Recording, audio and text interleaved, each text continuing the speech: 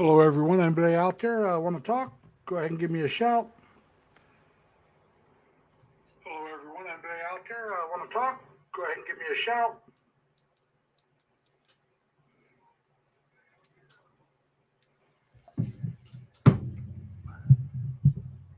Hello, Ann. How you doing? If you want to come up, Ann, just hit the link that's been pinned to the top. You can come up and we'll talk. I'm running just a couple of minutes late, but not that bad. Should be getting some people here soon. And we hope to have this going.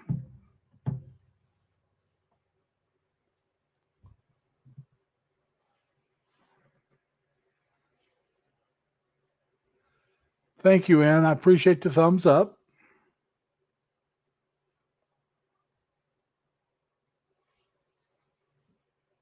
And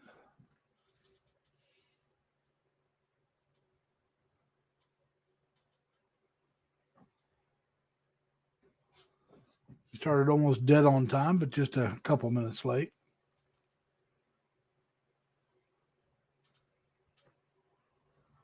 Hey, Robert Dot Mindendale, how you doing, buddy? If you want, come on up. Just click on that link, or otherwise, let's get some questions going. I don't know if you all saw my short, the one about the fall colors. I got over 1,600 views on that one. It shocked the heck out of me. I mean, the best I've had before on my any of my videos was just a little over 300. Oh, you lucky dog. Flying out tomorrow, huh? Well, like I said, come on up, introduce yourself, and when people get here, and we can talk about your channel. But are you heading back to Minden now? Or you just going to Cebu this time?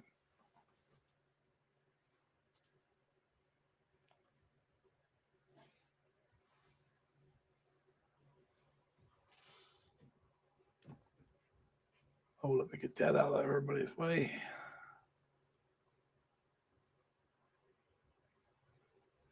I don't mind it being on, but let's. So, yeah. If you're going back, you're gonna have to change it. All right, Cebu, then Dumaguete, then Mindanao. Now remember, take videos and put them up. Hey, Jerry, I call South Texas home. Thank you, sir. Come on up if you like. I like to get some people up. You know me, I like to talk with other people. Now, I can talk by myself. I've done a couple hours on a live stream with just me and no one else in it. But it's a lot more fun if I got other people to talk to. But I don't know if you heard me, Jerry, but I got a short. I got over 1,600 views. It was on the fall colors. It shocked the heck out of me. It got that many views. So it must have been picked up by YouTube itself and put in their shorts, Facebook or something. Because I mean, I only have 289 followers. That's it, and that's as of today. I mean, So, hey, Cal King, how you doing, sir? Welcome.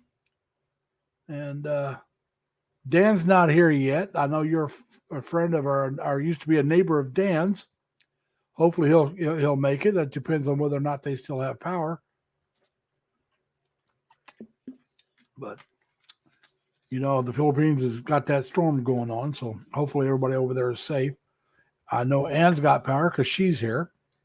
Now, Ann, if you want, you can come up and talk about your channel. Like I said, anybody that wants to can come on up. Yeah, it's just a very short thing about fall colors close to where I live. I just put it up to actually last night at midnight. Or no, so it's not even been up a full day yet. And like I said, it really surprised me. Went to 1,600 views because most of my shorts get around 100, somewhere around 100. My Hello, I'm Lazy Larry, that's got over 300. That was my largest. And now we got this short that's got the fall colors. It's that I filmed close to my home, video close to where I live.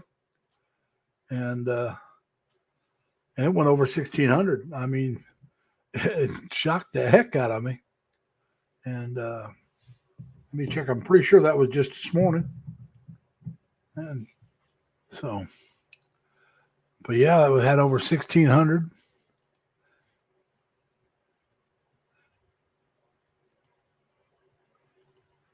And let's see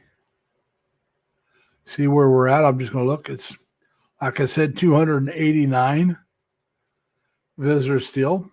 I mean, subscribers. And I'm looking for my short. It's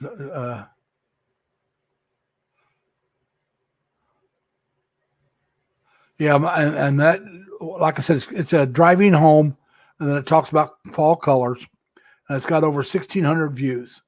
It's been up 19 hours and 7 minutes. I just went and checked it out, and so yeah, Jerry, it really shocked me. Robert, like I said, come on up and explain your channel. Maybe we can get you some more viewers and get you some more views. You know, I like to go to your channel when you have them. I've watched every one of yours. And like I said, so you got to, when you're over in the Philippines, please put up a lot of videos, show where you're staying at and the area around where you're staying.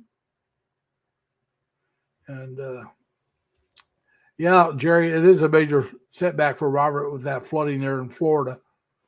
But 6 months to fix it, huh? I'm sorry to hear that, Robert. 6 months to fix your condo. I'm glad to hear your family's safe. I got a cousin and her husband and daughter. They all live down in Naples, Florida, and they're doing well. And so I was glad to hear that. She put up a thing on Facebook saying they were safe. Put out that notice. There you go. Go to the market and speak some Bisaya. Melanie, how you doing? Come on up, Melanie. I want to hear how you're doing there. But I'd like to, whoever wants to come up and join me, please come up. Y'all know I really do like to talk to other people. But yeah, it's good morning for you guys. It's Sunday morning, about 7 in the morning, just a little after 7 in the morning, Sunday morning. And those for us here in the U.S. on the East Coast, it's 7 in the evening. Jerry, I believe, is at 6 something in the evening. And if Dodger shows up, or the Cal King, they're out in California, so it's a little after 4 in the afternoon for them. Yeah, it's a lot of different time frames. So you're cleaning up after the typhoon, Melanie? Well, hopefully everybody's all right still. I came to your live stream earlier, and it was good to see that you were, videoing, doing a live stream. Oh, yeah, that's the problem with the first floor. I live in a first floor apartment, but I'm up on a hill. But if you're on the first floor, and especially if it's a lower area, that's what's going to get flooded. And yeah, 134 condos have all flooded. And yeah, that's a shame because all those people are hurting. Hopefully they have insurance or the money to pay for that, because you're not going to get it repaired for free, and that really hurts. Especially like I said, the working poor or the unemployed. I mean, because sometimes you buy something and you're doing well. I knew a guy that bought a house and he was working at a really good paying job, and they decided they were cutting out a lot of people, and he happened to be one of them. And so he was hurting for a while. As a matter of fact, I rented a room from the guy. That's how I met him, until he got a second job. Then I finally got another good, decent paying job. But that's what he had to do. He had to take in a tenant to make his bills meet. And that happens, like I said, especially when you lose your job unexpectedly. And but I lived with a guy for about 4 or 5 years, and it wasn't too bad. I was trying to get some bills paid off, so it helped me out and it helped him out. And when I left there, that's when I moved to Leroy, New York, and I finally got my bills straightened out enough that I could afford to have my own apartment. And that was about 17 years ago, maybe somewhere around there. And I've been living on my own since, and it's the way I prefer it. But like I said, I can't blame anybody. I'm the one that got myself in trouble, and I had to seek some help by having roommates. I did that for a few years. So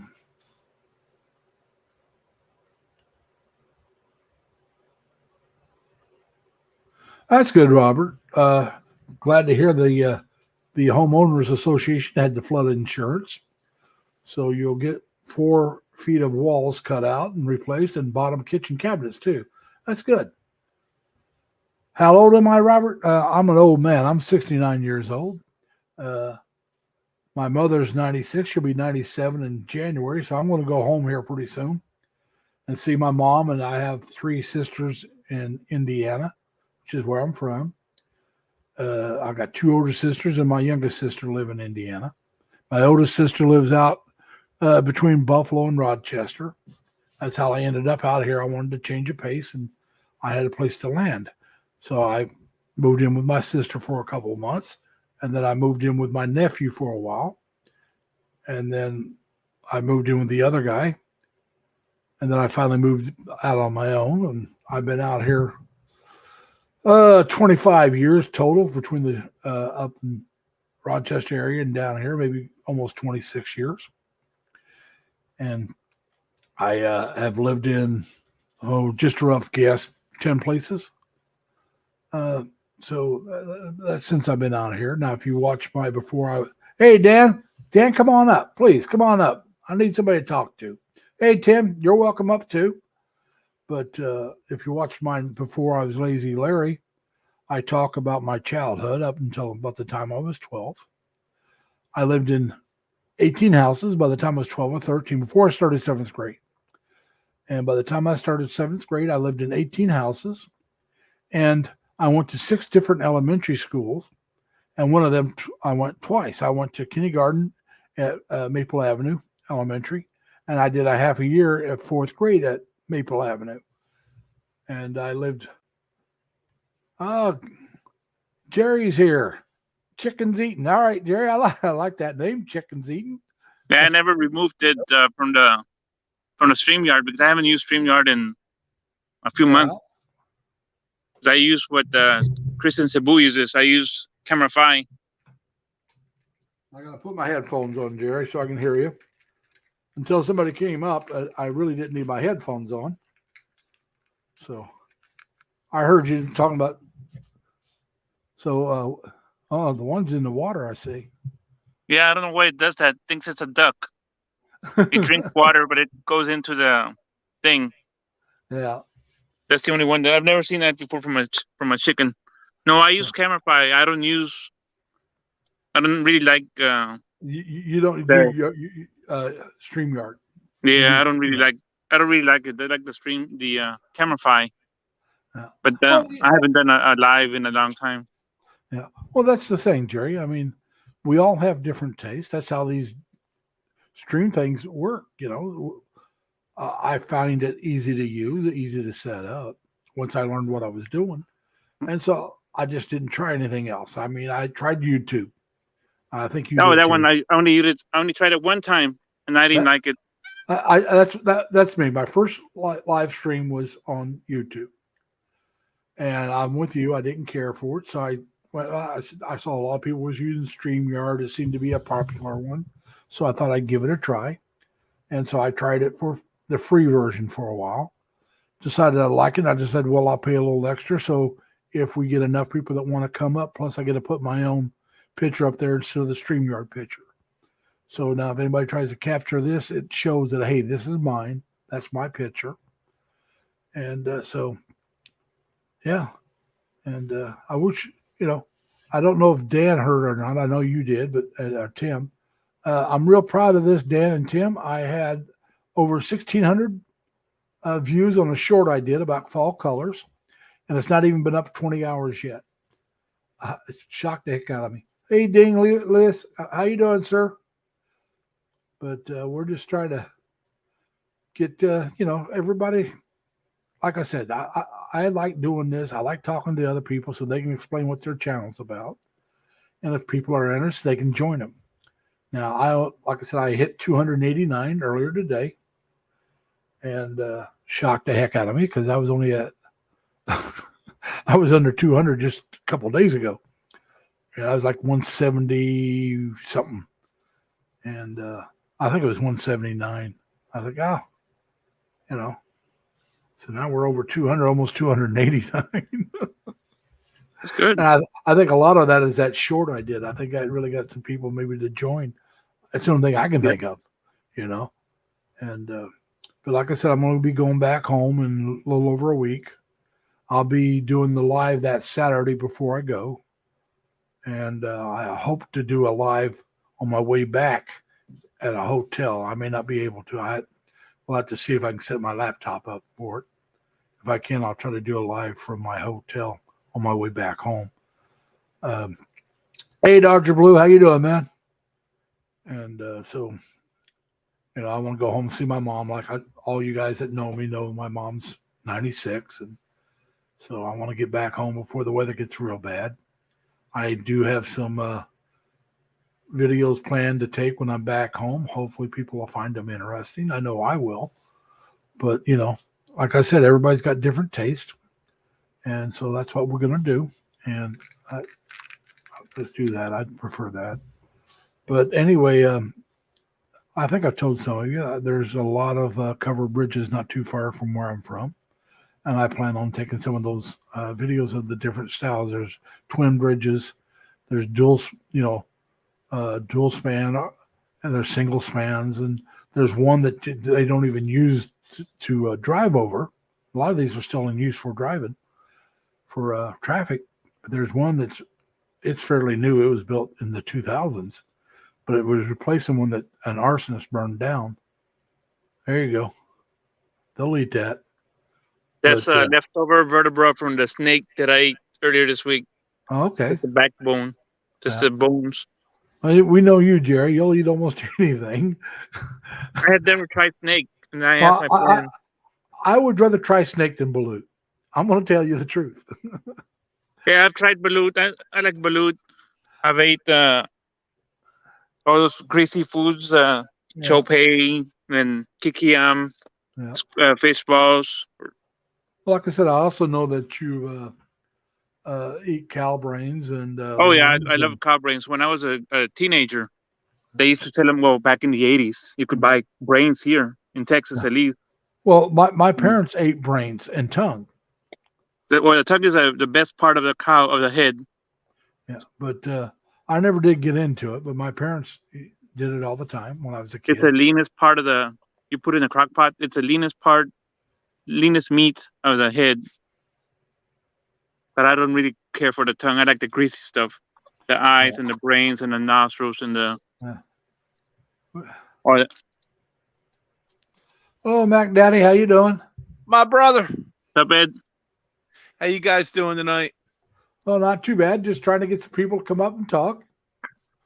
I'm having an unusual week here. Yeah, hold on. Dale Grady said, my daughter's had tasty brains, Larry. I don't know if you meant to say it that way or... but, yeah. Moved northwest. Sun is out now. Oh, that's good, Dan. The storm's moved off from me and the sun's come out. But Dan's over there in Bye-Bye. I want to pronounce it correct. He's over there in Bye-Bye, Philippines. Where's that at? Is that in Luzon or is that in Visayas? I think it's Visayas. Dan would have to tell you that for sure. But I think it's in the Visayas. And that's where his wife is from, and they just moved over there this year. They had a house built during the pandemic, believe it or not. Very nice. If you like watching homes built, the start of his video or vlogs really is about being prepared, and he would show updates on the house build, which I really like. I really do like updates and watching people build their homes. I have no desire to own one. I probably thought about it when I was younger. I really did, but it's not something I want to do, especially at my age now. I much prefer to live in an apartment, or if I was going to buy anything, it would be a condo because that's just an apartment you own. And but I like the ideal of an apartment because if you decide you don't like your neighbors, or you decide you want to go somewhere else, it's a lot easier to, say, hey, see y'all later and move. Now, if you own the house, well, now you got to set it up and either rent it or sell it. And if you rent it, you got to make sure you really want to make sure that you can find a decent renter, a decent tenant is the correct term, but because otherwise they may tear your property up. Some of them probably don't even pay you on time. I may not even pay you for a while. Do you see Dale Grady's comment about which comment? About the brain? It's a that's what I said. Terrible thing to waste. Like I said, that's what I don't know if you must not have heard me. I asked Dale if he meant to say it that way. Okay. Because it sounds like he was saying he ate their brains and they were tasty. Well, hopefully it's non-human. Yeah, but I just thought the way it was written, it made me think kind of yeah. funny. And so anyway, they taste pretty good. They taste pretty good. They're not greasy. Yeah, the eyes are greasy. Yeah, and the cow, what do you call it? The buffets, not the stomach, the lungs. They're pretty good. They're a little greasy though. Yeah. Well, like I said, my parents never ate the lungs, but they did eat the brains and the tongue. They tried to get us kids to eat them, but I couldn't get past the thought of what they were. Now I did try liver, and I did not like the taste of liver. Chicken or beef? I'm assuming beef. Beef, chicken is big. Yeah. It's a big piece of meat. The chicken liver would be. I think, don't they call them gizzards? No. Gizzards is a stomach something else. Okay, stomach part. Well, like I said, my mom would eat gizzards, but I tried because my mom and dad used to love liver and onions, and some of my siblings did. Oh, that's fantastic. That's popular down here. Yeah, we call it. I think it's the same thing in Tagalog. We call it hígado, which is a beef liver, and of course an onion. Yeah. Yeah, like I said, it could be. I don't know. It's just I when I was in the Navy, I'd gone almost 24 hours without eating, and they were having liver that day. And so I thought, well, I'm hungry enough. I want to try it again. I hadn't had it for years. I took the first bite, wasn't too bad, Took the second bite, spit it out, got up and left. I was like, that's it. I'll wait till tomorrow to eat because I was not going to eat the rest of that liver. I didn't like the taste of it. The nerve of them to serve it to you. Well, no, this is in the Navy. I didn't have to take it. I could have went somewhere else, but that's what they were serving that day. That was your choice. And if you didn't eat it, well, then you didn't have to eat it. You could go somewhere else. Yeah, but they should serve you something better than that. Well, this was they serve what they serve. I mean, there's times they serve stuff I really like, and there's times they serve stuff I don't. And if I don't, I didn't. I'll tell you what, on ship later on, they were a lot better about it. A lot of times they would have a main course, which could be liver, but then they would have something and you could choose besides that. Now, it might be a sandwich of some type, but it wouldn't be like, a steak. It wouldn't be anything like that. The liver was the main course, and then you could maybe get a hamburger or a hot dog instead, which was, like I said, if they had something I didn't like, that was more than good enough for me. And they did that even at lunchtime. They would offer, they'd have the main course that you can go through, and you don't know what it was going to be. I mean, it could be anything, And if you didn't like what they were having, they had another line you can go through, and it was sandwiches. They would have hot dogs and hamburgers and French fries and stuff like that. So you got to choose. So our galley was closed. Our ship's galley was closed. It was going through renovation. So we had to eat on base. And I got over there, it was towards the end of the service time, serving time. And all they had left was the liver. So, if I'd have gone earlier, I might have had a choice of something else. But late as I went, it was just before they closed. And I didn't have a choice of anything but the liver. And the side dishes, I eat the side dishes, but the liver, that was 2 bites. The second bite I spit out, and I wasn't eating more. But it's like I really don't care for fish, but I like tuna. How do you like your tuna? Well done. Come on. I like it grilled, preferably, but I'll take it. Oh yeah, I make a great grilled tuna. Like I said, grilled or even baked is good. I dip it in hot sauce, roll it in blackened fish spice, and then I smoke it. Yeah. Well, see, I had tuna the first time this year, and it was grilled. And no, it was baked, I think, and then I had it grilled. But I don't buy the fish because I'll try it when I'm somewhere. I'll think, well, I'll get a little, but I'm not going to buy it for the house. And they don't. Most of the places I go to don't have tuna. And so I've tried salmon. I've tried a lot of different types of fish, and I can eat it, but I don't like it. I'm not buying it. I like my salmon in a black bean sauce. Yeah, but I don't care for the taste of it, so I just don't eat it. I like grilled redfish too, red snapper. I've not had that yet, and I won't buy it because I don't know if I like it. Now, if You I'm gotta somewhere, like I said, if I'm somewhere and they have it, and not going to cost very much, or somebody says, "Here, try it," I'll try it. That's what happened with the tuna the first time. There's like, "Here, try this," and I tried it, and I liked it. I take red snapper and I put like 3 fillet cuts down the side, but I don't take them off the fish on each side. Then I flour them in like a seasoned flour, and I deep fry the whole fish. And it opens up and it looks like a dragon's head with wings. It's absolutely beautiful on the platter. Yeah. Red snapper is popular here. We got the Gulf right here, so it's during the season. Hey, Robert, how is Sammy doing? I know she was without power for a while because of that storm, and so hopefully she was even out her battery because the sun couldn't charge her solar panels. Hey, crazy kid, how you doing, man? I hadn't seen you in a long time. If you want to come up, crazy kid, come on up. That's what I do with my channel. I like to have people come up, tell us about your channel, and let other people see who you are and what you're doing.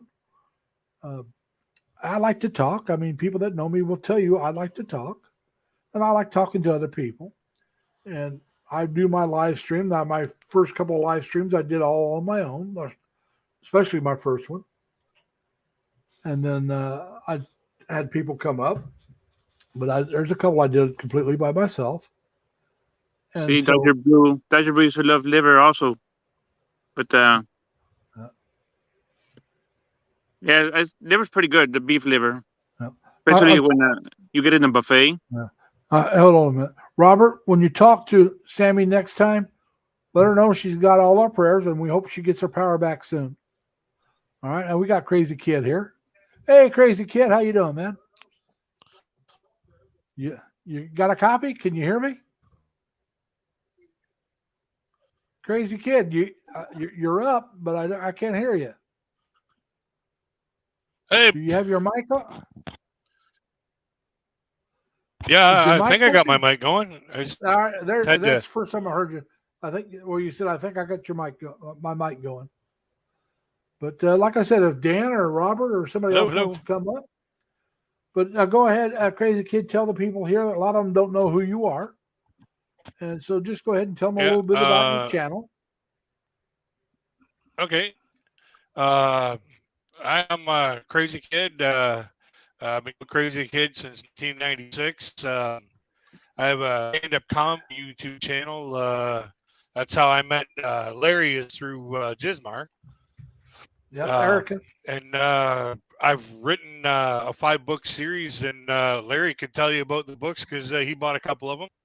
I'm still on the second one. I've been busy. I hadn't got to it yet. I've read a little bit. Yeah. And the name of the book is Chronicles of David Robinson. It's available on Amazon. Yeah, and it's for if you got kids. It's more geared towards kids. All right. Not really. Once you get into the third book, Well, there's a I'm still, scene. like I said, though, Yeah, I'm still on the second one. yeah. The first two Well, books is okay for kids, but in the third book, there's a scene that's I wouldn't go sideways saying that that's for kids. well, how about teenagers? And Teenagers, yeah, I'd say like middle school and up. Like I okay. don't know what year the middle school is, That's but like 6th or 7th grade. oh no, then you're looking high school only. Yeah, because middle school, from where I'm from, middle school is like 6th, 7th, and 8th. Then high school is 9th grade up. Okay, Now, junior high is 7th and 8th, or it could be 7th, 8th, and 9th. But if it's a middle school, usually it includes 6th grade. yeah. Well, you're looking high school and up. All right, Jared, come on back up. I'll get you back on. That's no problem. You clicked the wrong button. That happens. Yep. Dan, come on. You're not decent and tell bad jokes. Dan is a guy I met through Chris and Cebu. He's he hadn't been doing it here recently. He was a live streamer out of Cebu, Philippines, and we got in talking, in the chat like a lot of people do in chats. And I found out he was doing some vlogging, so I checked out his channel, and I got to know Dan that way. Like I said, he was having his house. He was still living in the States, and when he first started his channel, they were planning on their move to the Philippines, and it was showing updates on his house build. Well, I enjoy seeing those things, and like I said, I have no desire to buy a home, but I enjoy watching houses, from the ground up, which a lot of the Filipino vloggers that have homes built, a lot of times they do that. Yeah. And so I like watching it and see it come together, see what kind of, and so I've caught up. I've watched every vlog that Dan's done. And I go to he has a live stream on Friday night our time. It's Saturday morning their time. Same time as mine starts at 7:00 in the evening for us here in the East Coast. And then I do mine 24 hours later. He's doing live streams for a while before I did. And then I decided, let's give it a try and see if I like it. And I enjoy it. And like I said, I really like having people come up and talk. Yeah. And, see what, like if we see a question like somebody's, she's still out. I'm going to a Halloween party tonight as Bigfoot. That's Dodger. Now, Dodger's about 6'7". Dodger Blue. He lives out in California. I don't think Dodger vlogs, but he comes. I met Dodger through other people. Like I said, I think might have been Chris as well. And like now, Tim, he does some vlogging. Tim Dizek, or however you pronounce his name. Yeah. He's in the Philippines. I met him through Dan. And Sammy, who we were talking with, and Robert Simmons, I met through Dan's live stream and stuff. Now, Erica, I'm not sure if I met her through Sammy or who it was. And then there was God's Plan. I met him through Erica. Yeah. I don't think he's been to one of my live streams, but I follow him a little bit. He's out in Oakland, California. And that's what I said. I mean, that's how you meet people, through other people's, Yep. Yeah, usually through their chats. And that's why I thought, why not have one where the people can come up and talk a little bit and say hello.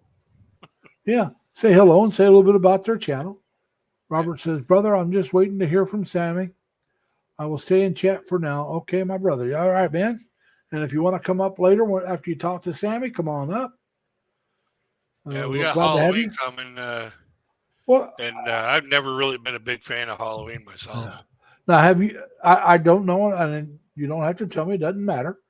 But I've done shorts and I've done some videos on the Halloween here in my apartment complex, showing some of the decorations. Yeah. And so I just crazy. This is crazy to me. I did a vlog on fall colors. It was just not a vlog, a short. less than a minute, you know.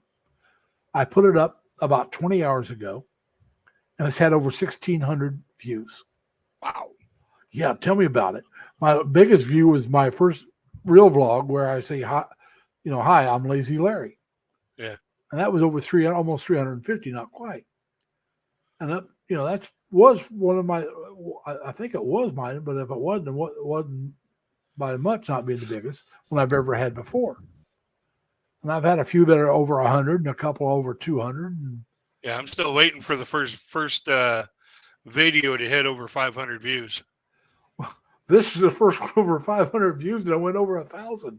And it was just on the fall. There's this one area close to where I live has these brilliant red trees, fall colors.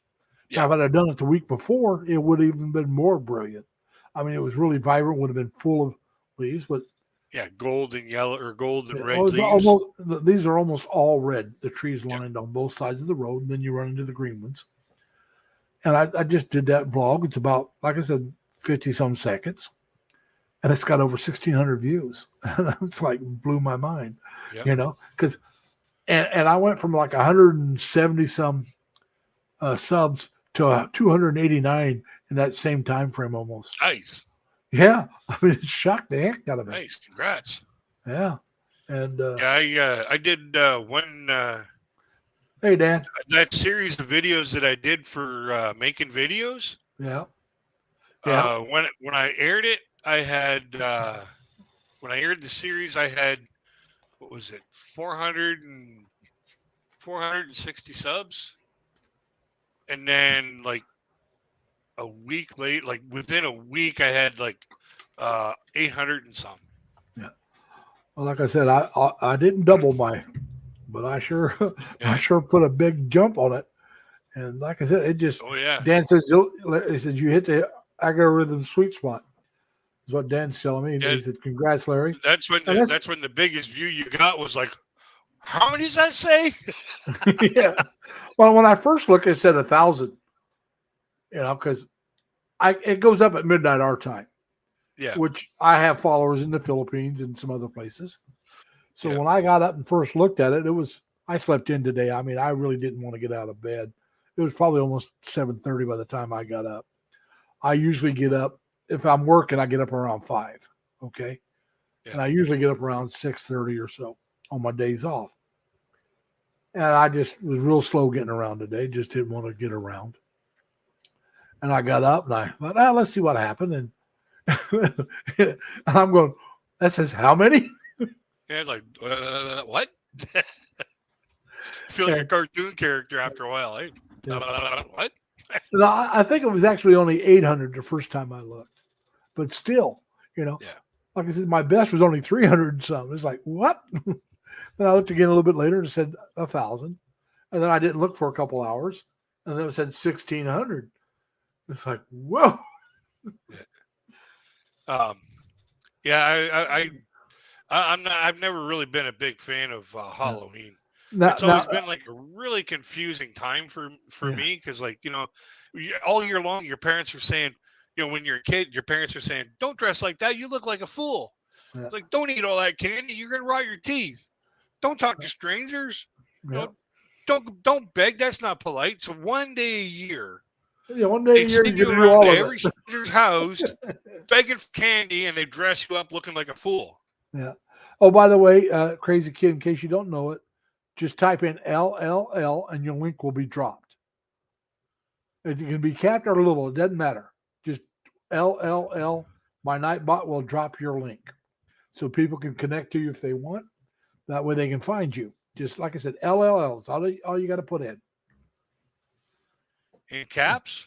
It doesn't matter. You can put it in caps or lowercase. It doesn't matter. There you go, lowercase. It'll kick up here in a minute. It'll kick you up here in a minute. Hey, Raquel, how you doing? See, like I said, now Raquel is in the Philippines. Like I said, Melanie, I was talking with earlier. She's in the Philippines. Sammy, who we were talking about, she's in the Philippines. Dan and his wife are in the Philippines. See, there it is. You should be able to see it now with it up. And you did it twice. You did lowercase and uppercase, and it kicked you in twice. Yeah, I did lowercase and uppercase, and it'll kick you in both times. Yeah, like I said, it doesn't matter as long as it's I thought about making it a little more difficult and say just type in triple L, but I was like, no, just make it LLL. It's a lot simpler. And you know, Lazy Larry's live stream, LLL. no, It it's fits. Lazy Larry Lee, LLL. Just type in my initials. That's it. Yeah, that's it. I don't have know. you started using some of those? What was it? I've watched a couple, but I haven't. I've been working 40 hours a week, and then I've been working on this channel. And right now, I'm still not doing any editing. I'm pretty much doing it off the cuff, and then if I don't like it, I redo it, and that's it. I really do need those to. Bitly links. It'll take that great big long HTTPS, and it'll shorten it down so that it'll fit like on less than one line. Yeah, but now, Raquel, I'm sorry to hear about your kitchen, your roof being run by the typhoon. Ooh. I hope everybody's all right. And now I know how to fix it for you, she's Raquel, in the Philippines, but I'm all the way over here in Canada. Yeah, I agree with Dan. That's terrible. Raquel. Yeah, it is. Sorry to hear about that. Depends on what area. I mean, almost all of the Philippines. I won't say all of it, but a lot of them got the rain from this typhoon. But not everybody got the terrible wind and all that. You know how that when they hit in the States or up around Canada, the rain will spread out way, Yep. But as soon as it hits land, it just goes, but starts dispersing. Yeah, it's kind of funny. Tornadoes are the absolute opposite. Yeah, because like we get tornadoes here where I live in Canada. Yeah, and a tornado will gain strength on the water, and then when it hits land, it'll get even bigger, and it'll start roping down the highway. Now, it'll actually rip the entire highway up. Now, where I used to live in New York, you'd get those water funnels that could come on land, because I used to live up close to Lake Ontario. Yep. But now where I lived back in Indiana, you never got those. None of the lakes were really around my area were really big enough to get the water spouts. Yeah. But we got tornadoes. We just got plain ass tornadoes. Yeah, you get them up from Canada. You get them from Texas all the way up through. Oh yeah. Ohio. It seems like there's a lot that spool up just from Kansas. It's like no wonder why they wrote Wizard of Oz in Kansas. Well, Tornado Alley is really considered like Texas, Oklahoma, Kansas. Yep. That area in there is considered Tornado Alley, and so yeah, I've been in a couple of tornadoes. Lucky enough, they never hit the house I was in, but they've hit like a block away or two, and I've had them where my neighborhood, the whole actually subdivision we lived in, it jumped the whole subdivision, so it tore up places on both sides of us, and it just jumped our whole subdivision. And nobody in our subdivision got hit, but like I said, on both sides of us, it got hit. That's back when I was Boy Scouts. When I was in Boy Scouts, we were at this camp, and all of a sudden the sirens started going off. There's a tornado warning and everything like that. So all the Boy Scouts, we jumped in this ditch. It's like, what are you going to do? Get in your car and try and outdrive it? That ain't going to happen. Well, the best thing to do with a tornado, if you can, get in the ditch. Low. Yeah, the ditch has got to be higher than you. Yep. When you're laying down, it's got to be, it's above you all the way. Yeah, it was an 8-foot ditch. Yeah, well, I'm just saying, you got a 4-foot ditch will do, but you got to get in the ditch.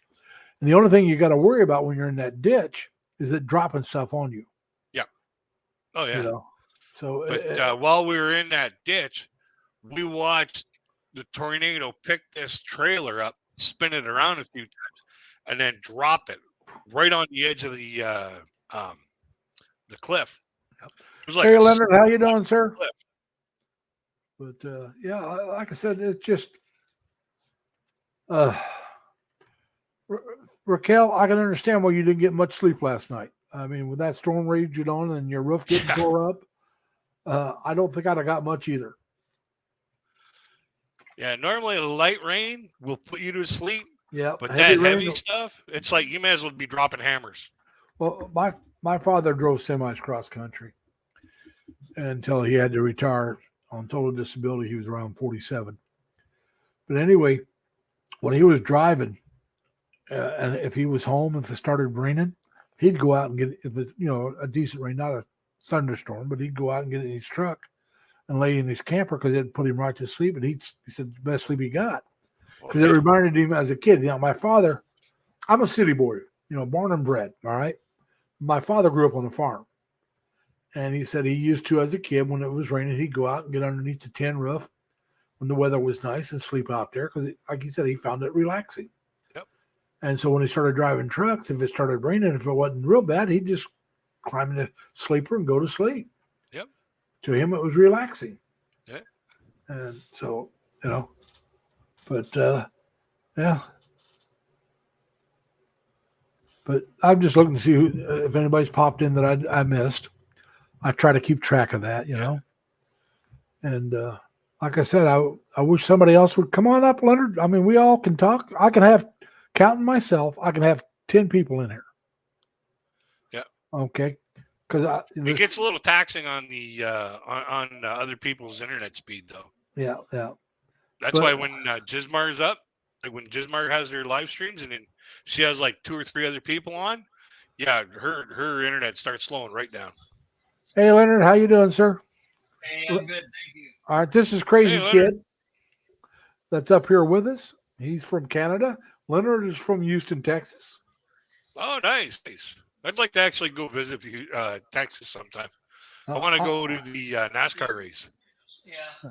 Now, I've never been to Houston, but I have been to Dallas, Fort Worth. I've been to Mundy, which is a real small place. I've also been to Lubbock. Now, see, Mundy, Lubbock, and Fort Worth, I have relatives living there, and I was there when I was a teenager. So I wouldn't, like I said, I'm 69 now, so they wouldn't recognize me, and I wouldn't recognize them because I hadn't been there since I was about 15 years old. Yeah, Yeah, that makes a difference. Yeah, yeah, it does. I mean, But if you want to visit Texas, you might want to decide which part. yeah, Oh yeah, big.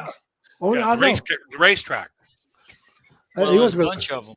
Yeah, Yeah, NASCAR track. Again, there's a bunch of them. There's Texas. I'll tell you how big Texas is, kid. You can start on one side of Texas, and by the end of the day, still be in Texas. Oh, it's just like Ontario. You could drive from here where I live. Yeah, but that's which is an hour from the border. Yeah, and it would take you 10 hours to get halfway through it. Yeah. You could put about 3 Ontarios in Texas, so Texas is huge. It's the only state bigger is Alaska. Yeah, the only state bigger than Texas is Alaska, and some Texans say it's not bigger because you don't count ice. I've heard that. Because the ice will melt when you stack it on top. Yeah. But so anyway, now Leonard, I can't remember. Do you have a channel? I've got like one picture, right? 1 or 2? Because I got one little video. I tried to. I made another one, but I lost it, so I couldn't upload it. I was going to say the one you had one that was telling that to expect more videos. If I remember right. Yep, I seen that. Yeah, and I have not fulfilled my my word on promise. That. Your obligation to fulfill what you claimed. Yep. Yeah, I got an entire I'm video just like a politician. series that's dedicated just for creating and up all the way from creating to uploading videos on YouTube.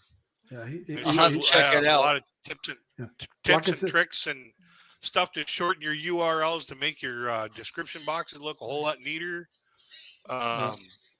How to make your thumbnails, how to do all kinds of stuff in there. I'll have to check it out. Thanks. Yeah, hey, Larry's actually the one who asked me to do it.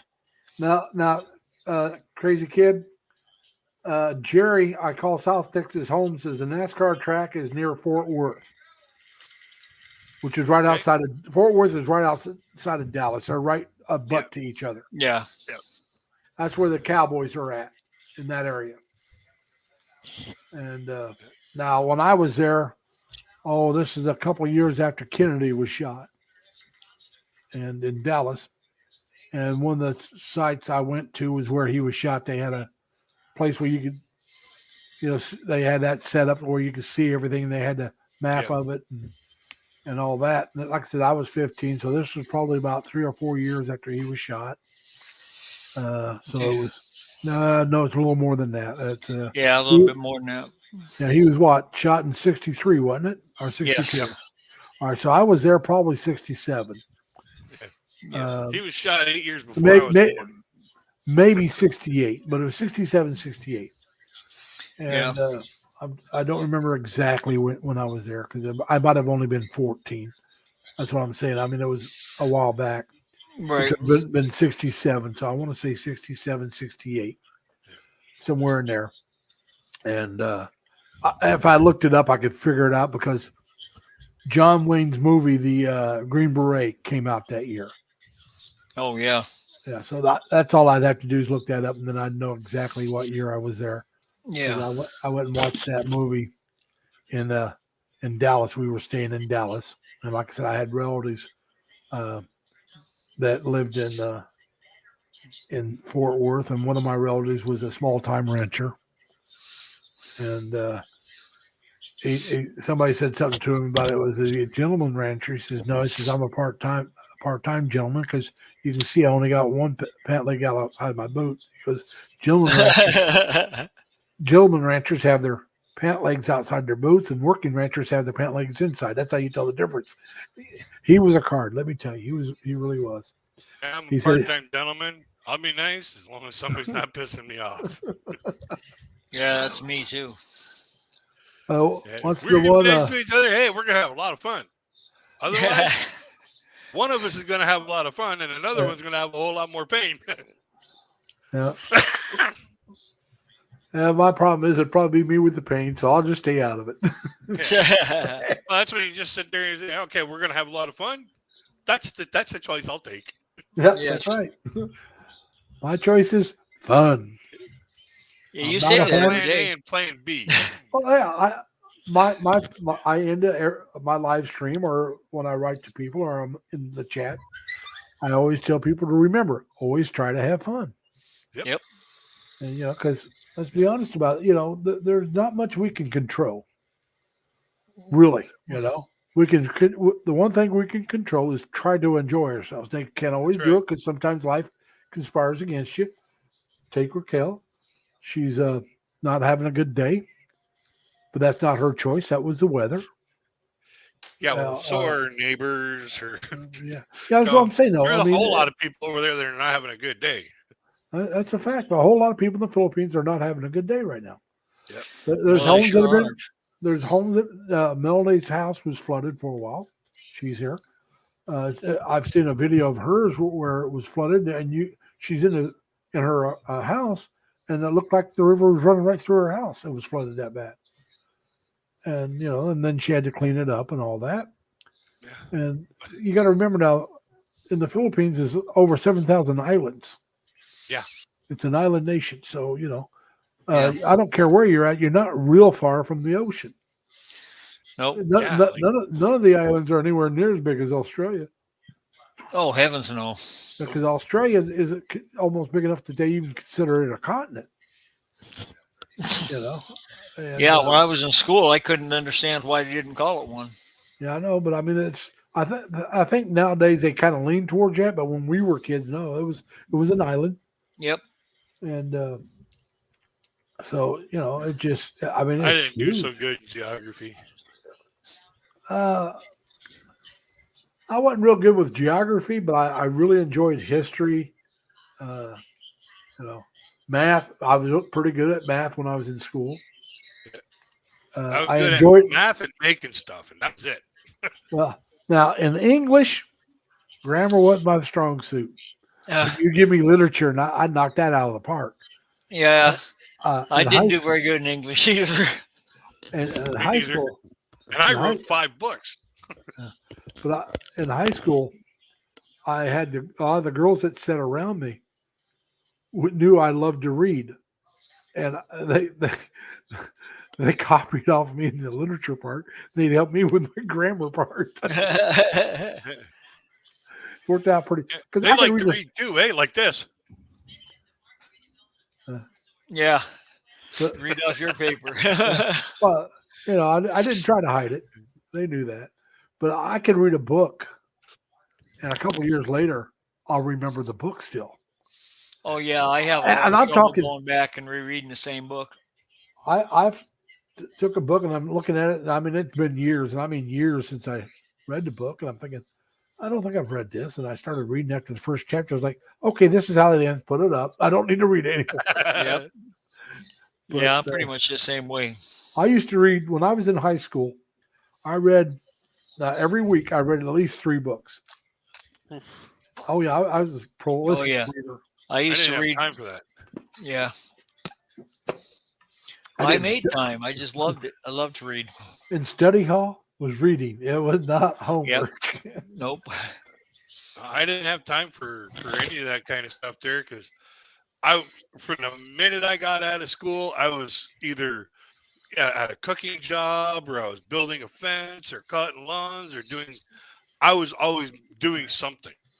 Well, and I didn't quit until like midnight or whatever like that. Or sometimes I'd have to just do one little job, and then I'd have to go to bed for a little while because I worked from the last 2 years of school. I worked midnights at a canning factory, Hunt Wesson. I worked midnights every day. And the teachers would bitch at me all the time for bringing in a thermos of coffee and set it up on my desk. Well, now in Indiana, you couldn't work, especially under 16, but even under 18. Now, under 16, you could only work like during the summer. And then from 16 to like 18, you couldn't work past that. It was like 10 or 11 o'clock at night. That was the latest you could work. Unless you could prove, you're graduating from high school. But if you were still considered school, you weren't working. Now, I just remembered this. I was 14 when I was in Texas because I remember just thought of it. My very first job, I was 15. I worked at an A&W root beer stand. Oh, yeah. And my parents went to Texas that year, too, but I didn't go. Me and my older brother and I both stayed home. And our grandparents lived right across the street from us, so they watched us, Yeah. Oh, yeah. This back Did they have the trays you put on the side of your car? The what? On the window? The trays that you put on the side of your car? Yes, they did. Yes, they did. But those it was the girls. The girls did that. The car hops. Yeah, and they roller skated. Yeah. We had one of those here in the city that I live in. Now later on, they got rid of the roller skating, but you had the little tray they bring out, put it on the windshield. Yeah. But I worked in the kitchen area, and I would also go out and sweep the lot before the start of the shift, make sure before they opened, make sure the lot was cleaned. Yeah, make sure rocks and stuff like that. The girls can't ski. Like I said, this was my first real job outside of paper routes and shoveling snow and raking leaves and stuff like that, cutting grass. It's also the first job I ever got fired from. I made it less, I think, maybe 2 weeks. And, I didn't make it very long. But I had a sunburn. I was in a bad mood. And the owner, there was a couple, a man and a woman. And the woman was in a bad mood because she'd been slaving over this hot stove all day at the time. And I accidentally broke a root beer mug, and she started complaining at me. And I just turned around and started telling her what I thought. It's not good for longevity on a job. No. And Dave and Virginia, their last name was Wolf. Nice, really, they were a nice couple. And Dave kept telling me to shut up or get out. So he was trying to get me to stop so he wouldn't have to fire me. So I turned around and looked at Dave and I said, I'll shut up when I'm damn good and ready. Well, later that night, my dad called to check up on his boys. My brother worked right across the street from it. It was an IGA grocery store. Oh, I remember them. Yeah, IGA stood for Independent Grocery Association. Yep. What it stood for. Yeah, we had here in Canada. We used to just call it the IGA. Yeah. But my brother, that was his first real job. That wasn't a summer job. He did tasseled corn the year before. But anyway, so my dad called and I told my dad, I was like, man, I really didn't want to tell him, but I had to tell him, hey, Dad, I got fired. And he said, what happened? I told him. He says, did you learn anything? I said, yeah, I got to learn to keep my mouth shut. He says, that's a good lesson. He says, but don't worry about it. He says, we've all been fired once. Oh yeah, I got fired from a job. I talked to my dad about it afterwards. He goes, "Did you learn anything?" I says, "Yeah. When you stop working, they stop paying." That's what I was basically saying. I mean, if you want to work. So my next job was at a. Now I don't know if you guys. Now Leonard probably knows about it from being from Texas. I worked at a Bonanza Steakhouse. It was a cafeteria. Yep, we used to have one of them here too. All right, I miss. I worked at that. I think they used to have one in Spokane, Washington. They could have. They were the main office was in Dallas, Texas, and that's where I worked at until I quit just before I went in the Navy. And they wanted me because Indiana, you could go half a day your senior year as long as you had the credits, work full time for that year. So they wanted me to go half a day, work the morning, go to school in the morning, work full time for them in the afternoon. And when I graduated, they wanted me to go to Dallas, Texas, and go to managerial school. Well, I told them no, thank you. Vietnam was going on still, but I told them no, thank you. My whole life, I've wanted to go in the military, and I decided I was going in, and I was not interested in not going in just to be a manager at a restaurant. So I graduated in January. I graduated a semester earlier than I had to. But by going the whole day, I was able to graduate in January. Yeah. And I went in the Navy in March. So I worked at Bonanza right up to December, end of December. And I quit then because it's like, why carry that over into the next year? That way the taxes will be all that 1 year and be that. And then next year will be my Navy. So I took a couple of months off. I graduated January 20th. Which happened to be my mother's birthday. And that was a Friday that year, that was, so the kids that were going to school the second semester, the first half of the day of that Friday was the semester that was just ending. You went to your classes, got your grades. Then the next half of the day, you went to your new classes, find out where you were at and got to, find out what books you had to have. And a lot of times it's the same damn class. But not always, because there's a couple classes that they had that were only one semester long. I took two of them that first semester because they were both required.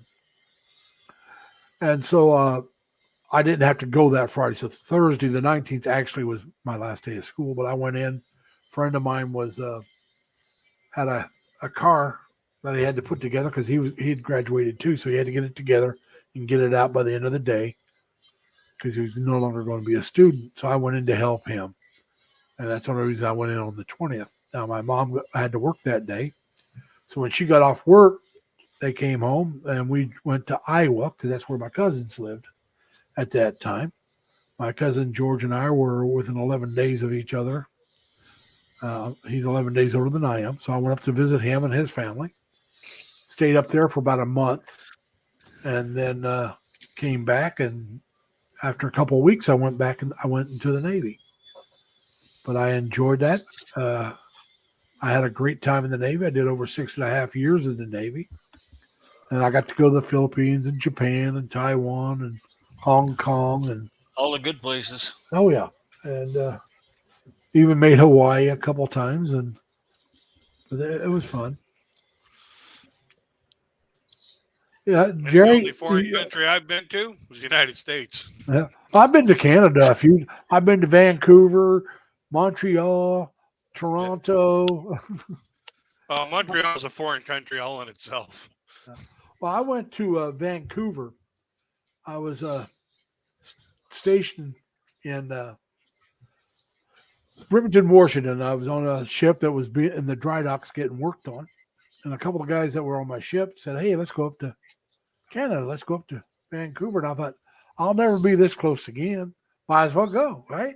Yep. I lived closer when I lived in Yeah. Rochester area. I lived closer to Canada, but that's not where I'm from. So we went up and spent the night, a couple of days up in Canada. We went up on a Saturday, came back on a Sunday. Had a great time. The next time I went, I went to Niagara Falls many a time, both sides, American and Canadian. Yeah. I'm going to tell you all the truth. The Canadian side is much better. I've heard that before. Canadian side is geared towards for the tourist. It really is. Where the American side wasn't. Plus, you get the better view of the falls from the Canadian side. Because the falls are actually on our side, but you get the better view from Canada. Now, on both sides, if you ever get a chance to go up to Niagara Falls, Leonard, check out. If your heart can take it, check out Madame Tussauds Wax Museum. Yeah, it is to die for to go in there. Oh, really? Oh, yeah. But now another thing about both sides, if you go up there, they both have what they call a Maid of the Mist. Mm-hmm. You can catch it on either side. The Maid of the Mist will take you right down on a little ferry-like boat, right down in front of the falls, and it gets you get up real close and personal. Now, the thing I like about the American side, the thing I like best, is what they call the Cave of the Winds. Now, hopefully next year I can get up there and vlog this, if somebody doesn't beat me to it. But it's the Cave of the Winds. Now, you go down and you get down, you walk around. They build this wooden deck right down at the bottom of the falls. And you can go up there, and you're going to get wet, or you can stay back farther. But they got what they call the hurricane deck, and you get up on the hurricane deck, and you get the water coming off the falls hitting you. And they rebuild it every year. They tear it down because you can't have that up during the winter with the ice and all that snow. So they rebuild it every year. And it's I love it, especially if you can go up there when it's hot, like 90 degrees or so. It's great. The Maid of the Mist. I hope you do vlog that. I'm going to next year. I'll wait till. It doesn't matter if somebody beats you to it. I don't care. Yeah, I'll do it again. Nobody's going to do it the way you're going to do it. Right. So you may as well do it. Yeah. I got. That's true, Larry. They give you, when you go, you pay the ticket. Now, I'm not going to guess the price now because it's been a couple of years since I've been there. But they give you a pair of slippers that are made for getting wet and giving you grip that you can walk around. And I say slippers are actually like a pair of thongs that they got their strap in the back and all that. They're not expensive. I'm going to tell you that right now. They're not expensive. But after you go see the Cave of the Winds, what I've done is I cut the back part off of the slippers and turned them into shower shoes. And they work great for that. And they'll last a long time if that's all you use them for. Yeah. And so I'll do that as well. I'll take one of those and show you how to do that. And then I'll probably do the Maid of the Mist again. Now I'll do that from the American side. But then I'll probably go up and try to spend a weekend on the Canadian side. They've got this floral. It's craps table, eh? Yeah. Well, no. They got this floral. They got a floral clock. Yeah. All right. When I say floral clock, there's a hill with flowers, and they got the numbers spelled out in flowers. That clock actually works. And then they got the Butterfly Museum. They got a lot of interesting stuff over there. Yep. You could probably spend a week up there, especially between the two places, and really do some vlogging. But I'm a poor boy. I'm not going to be able to spend a couple of weeks up there. Niagara Falls is on the Canadian side is actually one of the highest honeymoon spots in Canada. Yeah. Well, I'm going to tell you now. On the Canadian side, they got this. At least they used to. I like I said, I haven't been up to the Canadian side for a little while since before 9/11. They had this restaurant that you could go up to, and it rotated. It took almost an hour to go all the way around. So you can go up and sit in this restaurant, order something to eat, and I would do a 360, and just continuously did a 360. And in the middle is where the elevator was, so it didn't move. But I mean, everything moved around it, and you could sit there and get all the view of the falls and Niagara Falls, Canada. It was quite nice. I've only been up there once, but it was really nice. That sounds like the Space Needle in Seattle. Yeah. Does it rotate? Tower in Toronto. Yeah, there's a restaurant up there too. Yeah, but does it rotate? Yes. Oh, okay. I've been to Seattle when they had the Space Needle, but I've never went up it. I never went up. Yeah, there's a restaurant up at the top, and it does rotate. Yeah. Okay. Like I said, I can't remember if the one in Toronto does like rotates as well. You're talking about the there's a. What do they call that one? The elevator costs like $12 or something like that, just to take the elevator up, and you're like, way up there. It is. I'm trying to remember what they call that needle, that tower. The CN Tower in Toronto? CN Tower, yeah. I was trying to remember the CN part. I'll tell you something I like about Montreal. If you've never been to Montreal, they got underground shopping. Yep. There are certain hotels that connect to it. So during the winter, you can go stay at one of these hotels, go down and go shopping, and never have to put a winter coat on. Yeah, they got them in Toronto as well. I've not seen those in Toronto. Yeah, they've actually got a deal like that here in Houston. Well, like I said, I've never seen the one in Toronto, but I did go into the one in Montreal. Now, in Toronto, they got that. What's that called? Casa Loma. Yep. Yeah, it's just on the outskirts of Toronto. Yeah, the Casa Loma looks something like a castle, and the guy that built that was the guy that did the hydropower for Canada originally. Yeah, I think so. It's been like forever since I've been there. My parents used to take us up there when we had family reunions in that area. Yeah. We'd go to the family reunion, and the next day we'd go to the Casa Loma, and then we'd go to there's this other place that used to do a reenactment of a battle from the War of 1812. And like they do that, and it was all kinds of cool up there. Well, there's a lot of cool things in this area, and I'm talking about. Oh yeah. From where I'm at up to Canada, we have what I would call the Grand Canyon of the east, at least of New York. It's called Letchworth Park.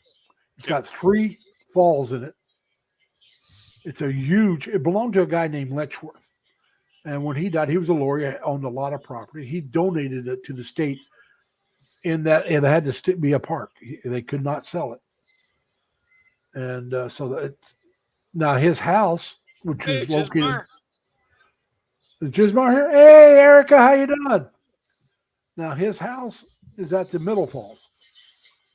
And it's been turned into a restaurant / hotel, like a small hotel. And they have what they call the honeymoon room, and they say you have to book that about a year in advance because it's so popular. Because from that room you can see, I guess, all 3 falls. And but they got a nice little restaurant. Room? The honeymoon. Oh, honeymoon room. Oh, okay. Yeah. And, I thought if it was called the honeydew room, it would be like, okay, honey, you do this. Honeydew, you do that. Honey, you do this. Hey, crazy kid, Jasmine says hi to you as well. Yep. And so anyway, but like I said, though, there's that. And one year I was not vlogging. If I was, I would have went and got this during the winter. They got this water fountain that shoots up. Okay. And it was freezing, and it kept getting larger because the water's shooting up, and when it's coming down, it was starting to freeze. And it was, there was a lot of pictures of that. And that was interesting. So that would have been fun to get something of.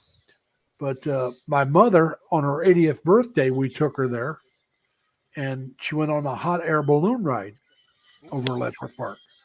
That'd be something fun. She always wanted to take a hot air balloon ride. So we bought that for her 80th birthday. And we gave her choice. She could do it at Letchworth. And there was a place in, I want to say, Evansville, Indiana, that did one over the Ohio River. But she picked Letchworth, which I don't blame her. I would have too. Like I said, I think it's much nicer. And so us, my sister's oldest sister's husband, he went on the hot air balloon ride with her. Now he didn't know he was going until his wife, my sister, told him because she'd paid for it for his birthday. And so the rest of us, we were what they call chasers. You chase after the balloons, so when they finally come down, the people that are in the balloon have a ride. And yeah, Raquel, you better take those glasses off if you're seeing me clearly. Yeah, I was going to say the same thing about me. I'm like, where I come from, I'm not really what they call the desirable type. How about this? I'll But, hide hey, myself a little bit. There you go, Larry. I don't have one of those.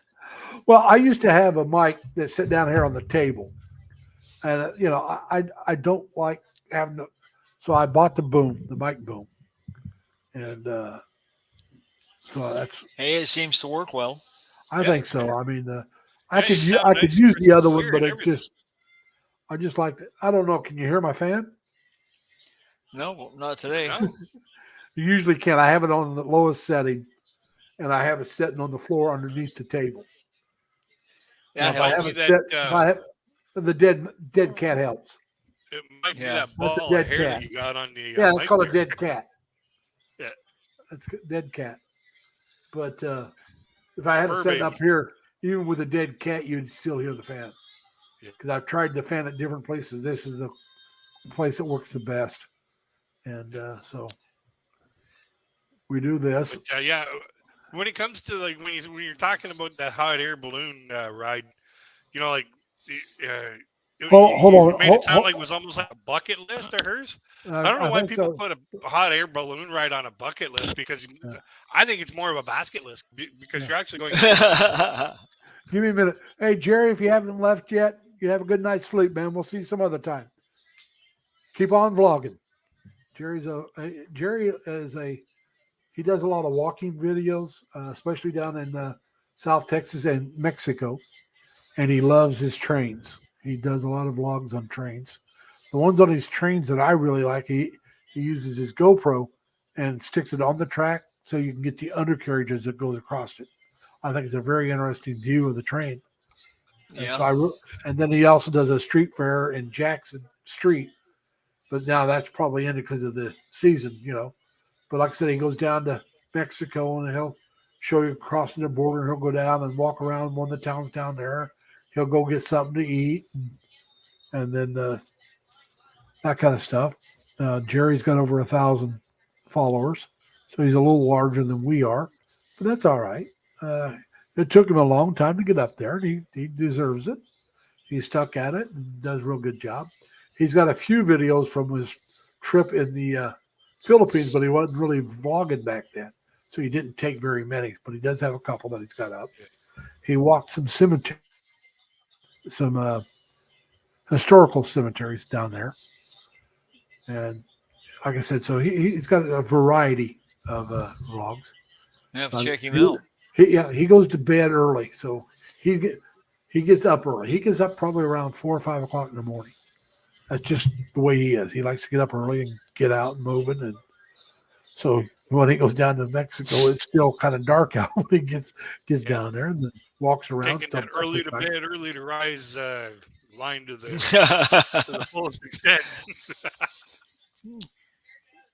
Well, proceed at your own risk then, Raquel. And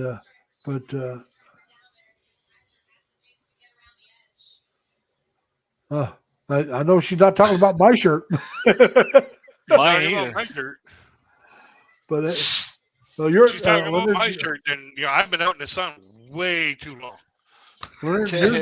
Yours is the closest one. And she says, I thought you were necking earlier, Leonard. That was bad without glasses. She goes, this is bad without glasses. Yeah. But he's got one that I really enjoyed. He was down in Mexico, and there's this guy painting, and he was using plastic bags to do some of the painting. Yeah, my brother did that. And it guy does great artwork. Yeah, and, you layer the paint on the bag, and you just keep layering it up, and as you build it up, it turns into all this stuff. and then you peel it off the plastic bag and you hang it in the middle of the frame, so it's like you got all this negative space, and then it's just this thing, this piece of artwork that you made, just like floating there.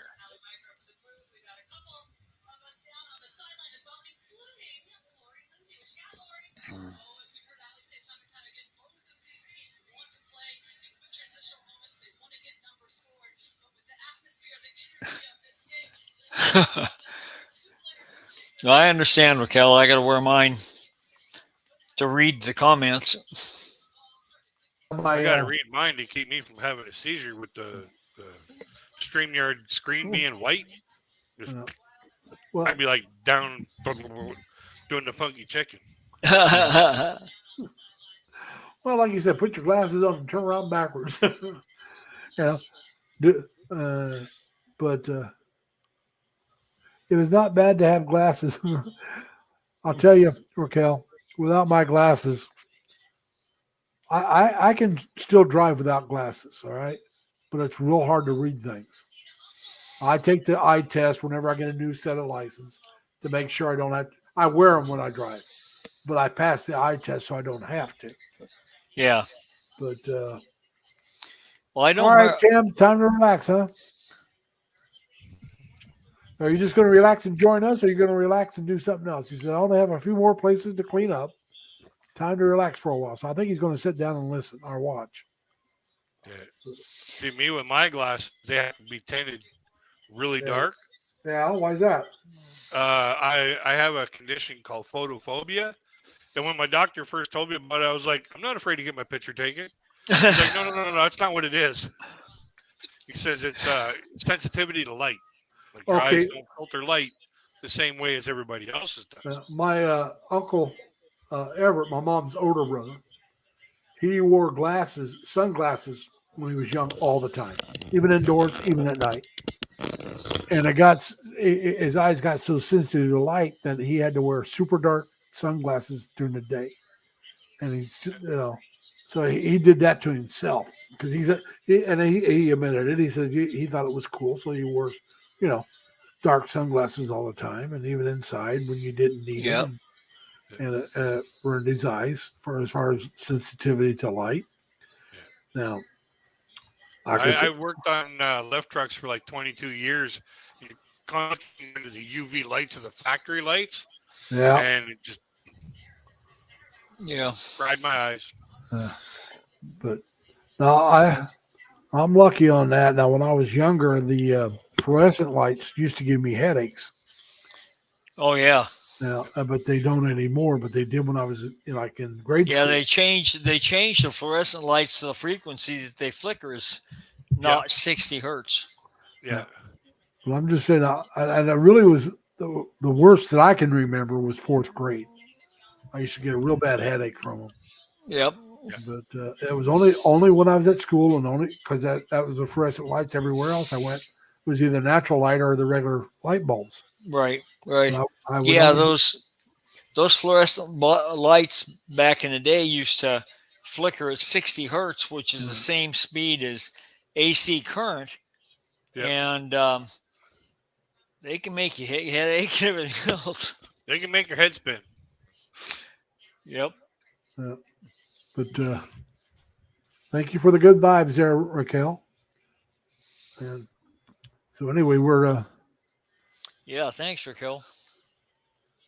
But only have a few. Hey, we're all here for happy times. That's like I said. I did my very first. I don't know if I ever told you, Crazy, but I did my very first video because I was in Chris and Sabu's live streams all the time, and I started off with my real name, Larry Lee. And he had 3 or 4 other Larrys in the group. There was Larry G, Larry B, myself, Larry Lee, and there was a guy named Larry. I think he went Larry Outdoors. There might have been another one. And I think Larry G was Larry George. Larry B, or was Larry G. No, there was a Larry G was actually spelled his G-E-E, and there was a Larry George that came in once in a while. And so it's like, if he was acting like you said something, he was going to answer a question or somebody else it would be like if you weren't listening and he said Larry Lee, it might have sounded like Larry G or Larry B. So I thought with all these Larrys in there, I'll just make myself Lazy Larry. It's a name I got in high school, my senior year only. So I thought that would help it stand out. And so then I did that, and I started vlogging. I started vlogging as Larry Lee, Lazy Larry. That's why my very first one is, "Hi, I'm Lazy Larry," because everybody in Chris's live stream would say, well, "How come Lazy Larry? You're always working, 40 hours a week or more." And so, they were always asking me how come I used the name. So I did a video to explain how I got the nickname back in high school and why I used it on live chat in the chat. Well, there's two ways of being lazy. Yeah. One, I'm not doing squat. That's being lazy. Yeah. And then there's also the ambitiously lazy. I'm gonna hurry up and get done what I need to get done, so I can sit down and do nothing later. Well, like I said, though, so I did that video, and like I said, that one, I only had maybe 30 or 40 followers, and I had them before I ever put up a vlog. Yeah. So that's all I had, and I got over 150 on that alone, almost 200. Like I said, I got about 350 or so on that now, but I mean it did pretty well. And I thought, well, let's do another one. I explained why I enjoy spending time doing as little as possible sometimes, or traveling, trying to enjoy my life. Yep. So I explained how before I was Lazy Larry, how by the time I was just before I went to 7th grade, I lived in 18 houses. I was about going on 12. Or I was 12 going on 13. I can't remember. But it was just before 7th grade. I lived in 18 houses. I went to 6 different elementary schools. And one of those I went to twice. I went to Maple Avenue for kindergarten. And then I went to Maple Avenue again for the second half of 4th grade, just before I moved over to Casey, Illinois, where I lived at for 2 years exactly. I moved there on my sister Ruth Ann's birthday. Moved back to Terre Haute on my sister's Ruth Ann's birthday 2 years later. We lived in 4 houses, and I went to the only 2 elementary schools they had. So one house we only lived in a month. We moved in. Dad looked around and said, "Don't bother unpacking. We're not staying." So like I said, I moved around a bit. And so you try to learn how to make friends, but you don't make close friends. You make where you can talk to people. But you always had your family. So I was always close to my family. And so I did a video on that. And then I decided, hey, I kind of like this. And I did another talking head video. And then I did some unboxing because I got this drone through work for being with the company as long as I've been with them. I wasn't going to get a drone. I wanted to get a TV. They had 32-inch TV I was going to get.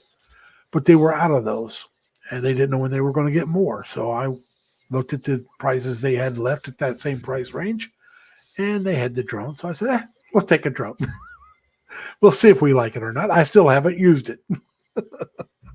I need to learn how to use it. I'm kind of lazy on that. They take a lot of practice. Yeah. And so anyway, I started doing that. And then I went out and did a couple walking videos because I thought, I kind of like this. And I really, when I do retire, I don't want to lay around the house or sit around the house and do nothing. I've been working since I was, a real job since I was about 15 and really got working steady at 16. I'm 69 years old. At the time, I was still 68. And I plan on working a few more years. I'll probably work till I'm around 73 to 75, somewhere in there. I'm going to quit. If I can have everything paid off. Which my plan is I'll have everything paid off in less than 2 years. And I want to work a couple more years just to save up some money and then decide where I want to live. But I do want to quit working. I don't want to be like some people I know that worked into their 80s and almost up to their 90s in my family. That's not me. So I decided I'm going to do some vlogging, and I started doing walking videos and, going to all these live streams. I thought, well, I like to talk. What do you think? And I put up a video. It's like, should I do a live stream or not? I didn't get very many hits on it, but everybody that did respond said, yeah, I should do one. And so I started doing live streams, and I started doing one every week. And I've been doing them since. And it's like the first one, I just talked. I mean, you know, and it was quite a bit. And I got to thinking, you know, is this what I want to do? Just be the head in front of the camera and just talk. Well, I enjoy interaction with people. So I decided my live stream, I'm going to try to get people to come up and we'll talk about their channel or we'll talk about them and, you know, try to connect with other people. That's why I said I got it there. You just type in LLL anytime you want. I don't care how many times you type it in. It's up to you. And that way people can maybe try to connect with you.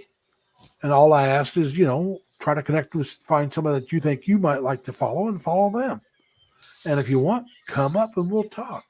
I've done, my longest video was almost 4.5 hours. I've done a couple over 4 hours already.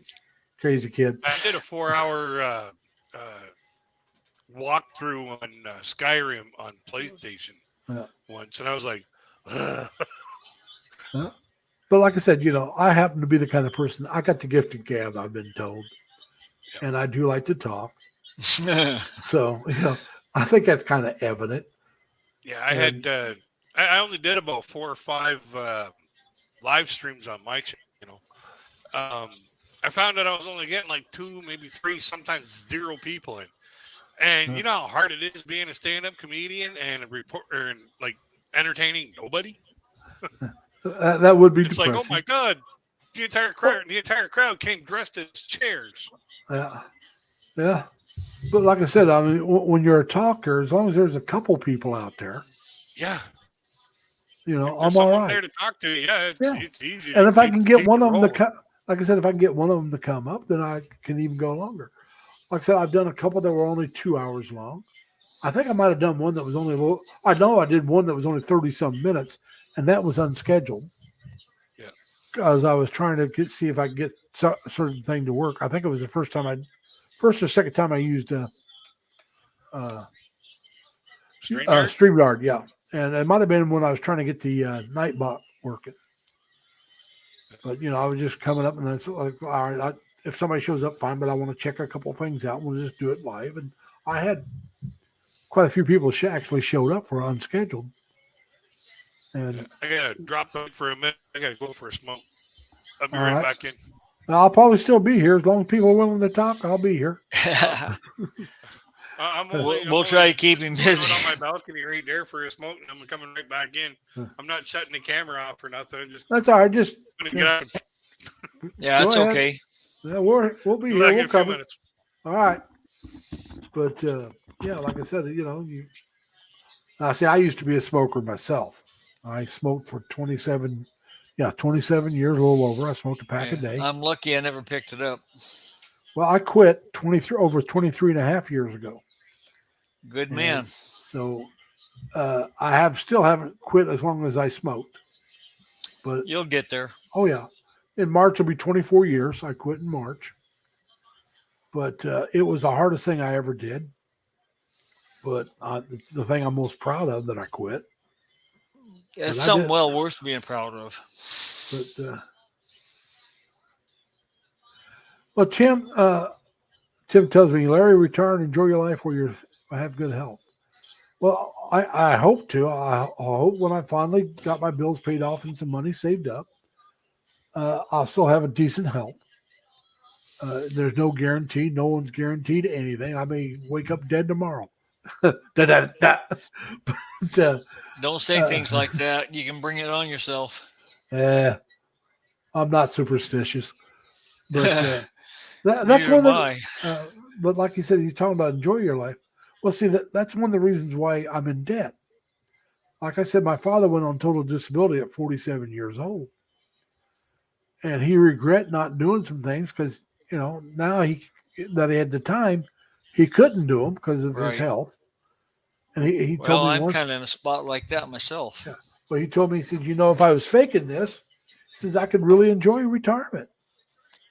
But, you know, I mean, now he did some things, but, you know, as a truck driver with 7 kids, And my mom didn't work at the time. No, she did work because taking care of the house and the kids, but I meant she wasn't working Right. outside the Didn't have house. a job outside. She didn't have an income coming in. So he had to pay all the bills. Well, she paid the bills, but he made the money. Everything was in my mom's name. So she had all the good credit and all that. But anyway, so he worked a lot. He took very little time off. And when he did, it was always, to do something with the family. So, and a lot of times all he took off was a couple of days at a time, Yep. So actually, to go, like when we went to St. Louis has got a real nice zoo. Now, when we went to that was over 3 hours from where I live, where I grew up. But we'd go to St. Louis every summer.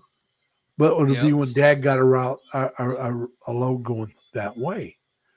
So Mom would load up the car with all of his kids. We'd follow Dad over.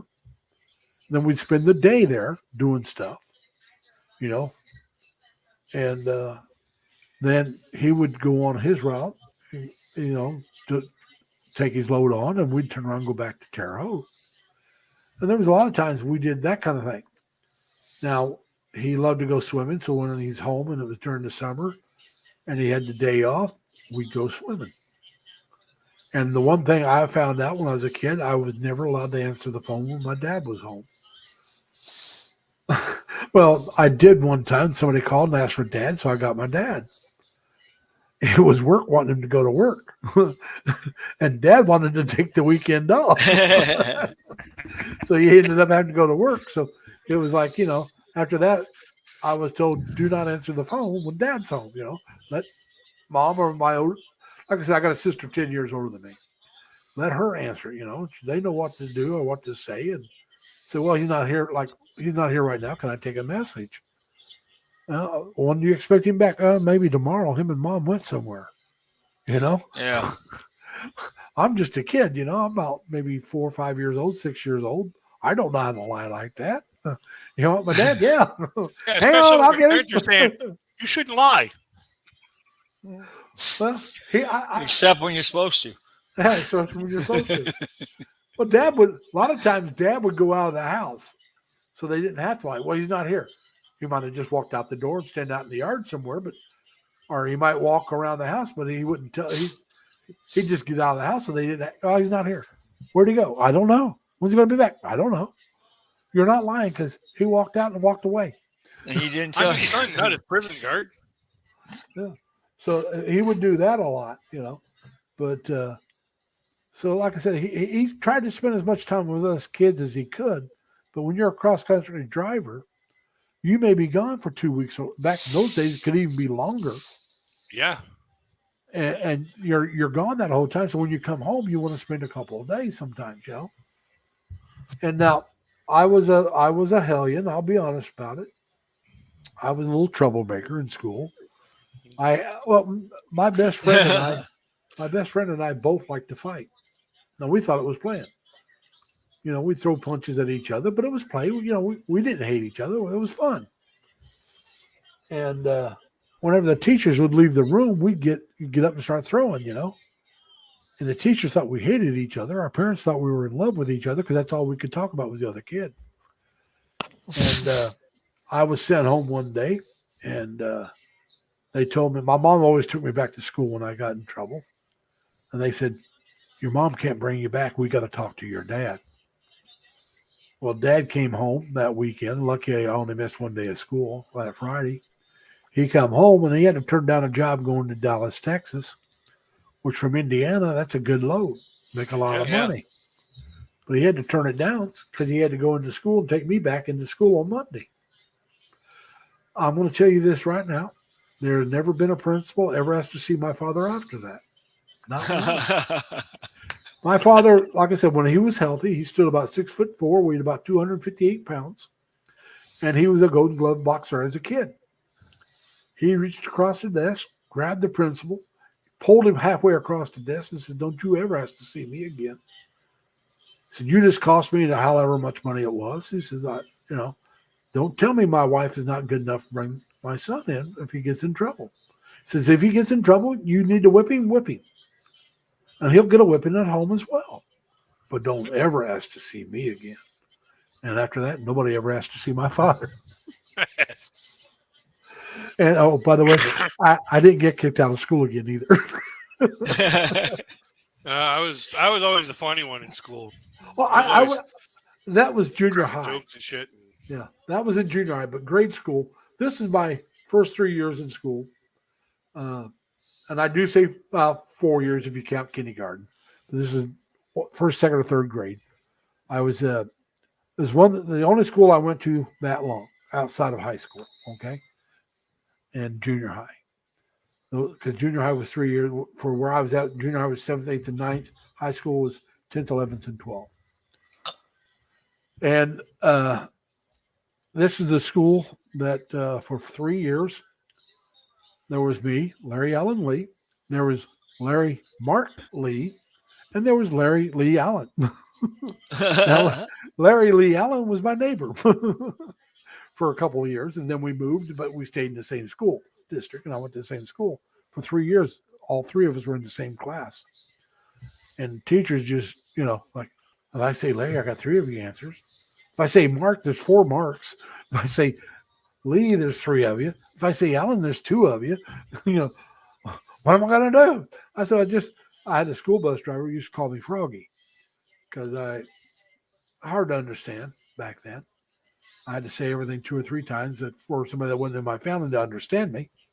So he just called me Froggy because that was a character in the, I think it was the Little Rascals. Yep. Yeah. So I told her, just call me Froggy. I mean, it didn't bother me any. She goes, oh, I don't know. Should I? I said, it's all right with me. So I was Froggy in that back then. But, Tim retired at My age teachers 51. never Okay, really do the called on medical. me for anything because they were afraid of what I might say. Yeah, well, like I said, this is grade school. Now, when I got to junior high, I was more of a class clown. There was a kid named Jerry Skelton, and we were in a class together, a couple different classes. And we sat in the back of the room, but we'd have the whole class cracking up. And we had a teacher, made him sit on one side of the room. I had to sit on the other side of the room. And by the end of the classroom, we'd be in the middle again, cracking everybody up. But yeah, like I said, 7th and 8th grade, I was pretty much a class clown myself. And I even was in class part, clown all the way right from kindergarten. Well, now in high school, my older brother and I went to same school, all of them, and even in junior high, but more in high school, because you might have the same teacher at the same time, okay, but in a different time period because they teach, different levels of the whatever subject it is. So if I go into a classroom that my older brother had earlier, or maybe the teacher the year before, they be reading the names off. Now, if they looked at the face, they'd never ask me this question because Jim and I looked absolutely nothing alike. Jim was tall, thin, dark hair, dark complected. I was short, stocky, reddish blonde hair, and light skin, real light skin. So, like I said, we looked nothing alike. So they read off the name Larry Lee, and I'd say here, and they go, any relation to Jim Lee? And I go, yeah, he's my brother. Where you at? And I'd be in the back of the room, back here. And, oh, good. Glad to have you in class. Now, Jim go into class, and I had the teacher first. And they read off, James Lee. Any relation? Yeah, here. Any relation to Larry Lee? Yeah, he's my brother. Where you at? He'd be in the back of the class. They'd tell him, right up here. He'd be right to the front. Because they knew, like I said, I was a clown. I mean, I was always joking around doing something. And now Jim did it too, but Jim was sly about it. He almost never got caught. And Jim had a bad habit of going to sleep with his eyes partly open if he's sitting up. So he'd have his book, right in front of him, looking down and sleeping. I wasn't that way. I got caught on it. I snore, you're not hiding that. Hey, Annie, how you doing? Leonard, Crystal Adventures telling you Crystal? hi. Yeah, I see that. Now, Crystal, don't forget, put down LLL, and your link will be dropped so people can see, maybe connect to your channel. If you want, come on up. Like I said, anybody wants to come up, come up. I'm an equal Yeah, opportunity person. you were talking about when you did roll call at the beginning of the class. Yeah. Most of the teachers, they'd sit there and they go through the list, and they get to my name, they call my name out, and I go, "Yep, I'm here." And they go, "Oh, damn." Yeah. Well, like I So said, I always thought that, and I always thought when I was a kid that the kid underneath me on the list was named Oh Damn. yeah. No, like I said, usually the first class or two, they'd take a roll call, and then your seats were assigned usually the first class. The teachers assigned you a seat. A lot of times it was right where you were sitting. Like I said, unless you were somebody like me, then they'd want you up front so they'd keep an eye on you. But we used to have to travel between each class, even in school where I'm from. We'd start off in homeroom, we'd do our first class there, and then you'd all walk to the next classroom, then you finish that classroom, then you walk to the next classroom. And they did roll call in every single classroom. So this way they'd find out if anybody got lost. well, see now, in 7th and 8th grade, the class, you were together the whole school day. I was 7G and 8G. Yeah. And then my homeroom would be a different group of kids. They went by your last name. Now, in 9th grade, you kept the same homeroom you had in 7th and 8th, because like I said, my junior high was 7th through 9th. But now your class is based on what you're taking, because you're no longer taking all the same subjects. Yeah.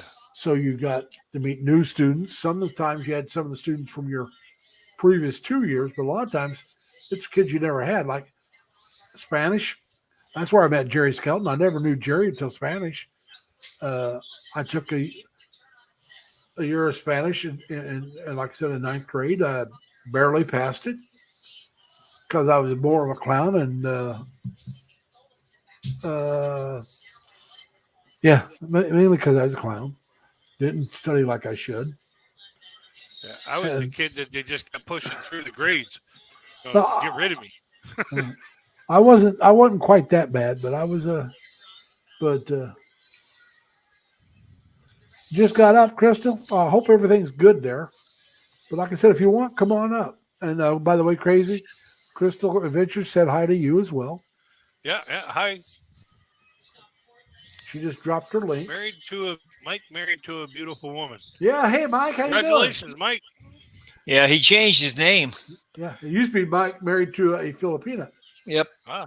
And then he changed to Mike married He just to a found beautiful out how beautiful they really are. No, he's been married for a while. Yeah, He he's known. Oh, okay. So in other words, his wife changed his name. I doubt it, but I think he changed his wife name because it made his wife happy. Yeah, because of that happy wife, happy life. I've heard that rumor. Yeah, but I've known Mike since, like I said, Chris and Sabu. And when I went to Lazy Larry, now see, they used to call me Double L because Lazy Larry. Now Mike's the one that calls me Triple L, and so does Jerry. I think I can't remember which one of them started it, but they call me Triple L. And anyway, now he puts it down, Larry Loves Ladies, and that's true, but it stands for Lazy Larry Lee. But yeah, and now Mike is from Canada as well, Crazy Kid. Oh, nice. Yeah, and I'm trying to remember. I think it's up in your neck of the woods too, I believe. Southern Ontario? I think he's in Ontario. Isn't that Mike? Aren't you in Ontario? Or are you over in the Philippines right now? But like I said, I got a few followers from Canada. I got quite a few actually. I don't know anymore. I'd have to look, but I used to have pretty almost even split from the United States and the Philippines, but I don't know anymore. Yeah, like I said, I made that big jump. Put a little flag down on your icon for your picture, like Crystal's got her picture there. Yeah, and they got the play button. Yeah. It's too bad they didn't put like a little flag down there to show you where you're from. Yeah. Well, some people do that. They do that on their own. they'll do that on their own. But see, even my Nightbot's got that YouTube symbol, the Yep. play button. But now my Nightbot, and a lot of people in the chat will tell you my Nightbot had a really bad attitude. When I first set it up, if you put more than 3 emojis, it would give you a timeout and tell you to Oh, be really? careful. Yeah. So I changed that. And then I had somebody wrote all in caps and they gave them a warning. So I took that away. So now you can, if you want to do all caps, go ahead. If you want to I don't do, even know how to use the Nightbot. well, you go to look it up online, and then they'll walk you through it. It's free. Nightbot's free. And I think you can use it with any, I believe you can use it with any streaming service. And then you go in there last year, like, it'll say like how, do you want to restrict emojis? Do you want to restrict capital letters? Do you want to restrict certain kinds of words and that kind of stuff? So you can go in there and then you can tell how long, if you give somebody a timeout, how long you give them a timeout. Like, how long do they have to wait before they can talk again? Now, at least I did one thing right. When they gave a timeout for too many emojis, it was only 5-second timeout. But it shouldn't give them any, So I got rid of that. All right, Annie, you're preparing breakfast. I see that. Hey, Sammy. Hey, Sammy. Hey, Sammy. If you got enough power, come on up. If not, maybe Robert can come up and relay things for us. But I'm glad to see you got some power. I see Sammy's got the Filipino flag right there. I think it's Filipino. I think so. No, that's the pride. That's the pride flag. Okay, that's pride flag. Well, she's proud. She, which is fine. Sammy, I've known for, like I said, I met through Dan. I don't know if Dan's still here or not, but I met Sammy through Dan, and I met Robert, I believe, through Sammy, and now Tim I met through. I want to say through Dan. I met you through Dan, didn't I, Leonard? I think so, unless you met me through Sammy. One of the I'm going to others. say it's one or the other because I know you're like me. You're at both of them. Yeah. And Sammy, I don't know if you know this or not, but I put up a short last night. Went up at midnight our time, noon your time, about fall colors. And, I saw that. That was a good one. It's got over 1,600 views. Can you believe that? Jesus, that shocked the heck out of me. I had that many views. I mean, like I said before that, the most I ever had was my "Hi, I'm Lazy Larry." That's 300 and some, and that took months to get to there because a lot of people will see that. Oh, let's check him out, see what he's about. And they may not watch the whole thing, but they check it out, so you get a count for a view. And like I said, 1,600 views in less than one day. I mean, it's been what about 21 hours now, and I haven't checked. I always thought it would be kind of funny to make a shorts video about making shorts by taking pants, just cutting the legs on them. Yeah. You're right, Sammy. My channel is growing. It was 170 some yesterday, and it's almost 300 today. It was 289 the last time I looked, and so yeah, it's growing. I'll tell you that much right now. Oh yeah, when my channel took that jump from like 400 to like 800, I was like, normally I go to bed, I lose about 60, 70 subscribers, and then I have to, go back and try to, like do whatever I can to get her spooled up again. Yeah. I went to bed on a Wednesday night, and I was sitting at about 460 something. And then I went to bed. I got up in the morning. I checked my YouTube channel. And I looked and went, huh? It was like 600 and some over, and like just a couple hundred overnight. And I was like, okay, this is different. Maybe I should go to bed more often, Well, like I said, when I first went over 100, I went up over 100, back under, over 100, back under. Yep. So I waited till I was a few over and I was there for a couple of days before I did a video on 100 subscribers. And it's funny how that happens, because like you get close to that milestone. Like once you hit the 500 milestone, you get the community tab. Yeah. And so I was like trying to, I was doing what I could to try to get over that 500 milestone just to get the community tab. Yeah. And I was sitting there like 463, and then I hit 550, and then back down to like 482, and then up to like 520, and then back down to 415, and I was just kind of bouncing like I was in a pinball game. Oh yeah, that's what. And then that day there, I was just like, when I went to bed, I was like 463, and then I wake up the next morning, it's like 613. I was like, whoa! Yeah. Well, like I said, I had 170 some, and I'm thinking, well, after I go over 200, how long am I going to wait before I do a 200 subscribers? Yeah. And then I get up today, and it was like 250 some or something like that. And then a little bit later, it was 289 since this early afternoon.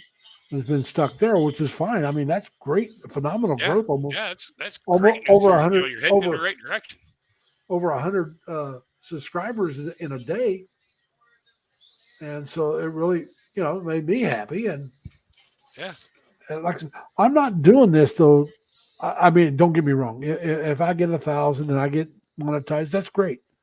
But like I told you earlier, I'm doing this so I can have something to do when this is my entertainment. Yep. Your hobby. My what? Your hobby. Yeah, basically, yeah. But it's something I can do that I enjoy, and not have to go out and spend an arm and a leg to do it. I mean, it takes some money to set it up, but after that, it's just you run it like it is. But I wanted something. What I did, like I said, I wanted something to do that I enjoy when I retire. And so, do you wait till you retire to set it up and start doing it, and then find out maybe you don't like it? So now you got to turn around and find something else. Well, I enjoy this. Well, at least doing it before you retire, like doing it and getting used to it, and getting used to actually talking to the camera. Yeah. And instead of talking to like you're talking to the camera, you're still talking to people, but in your apartment or in your house, you're talking to a camera. Like, that's the hardest thing a lot of people have to get over. Well, you'll notice I really don't look at my camera that much. I used to have it sitting in front of me here. I put it off to the edge because, I don't want to worry about the camera. I got to look at the camera. No, I want to look over here or down here where I got the chat. I want to pay attention to the chat more than I want to look at that bloody camera. All right. Because like I said, now, Filipino Raquel TV just told Mike hello.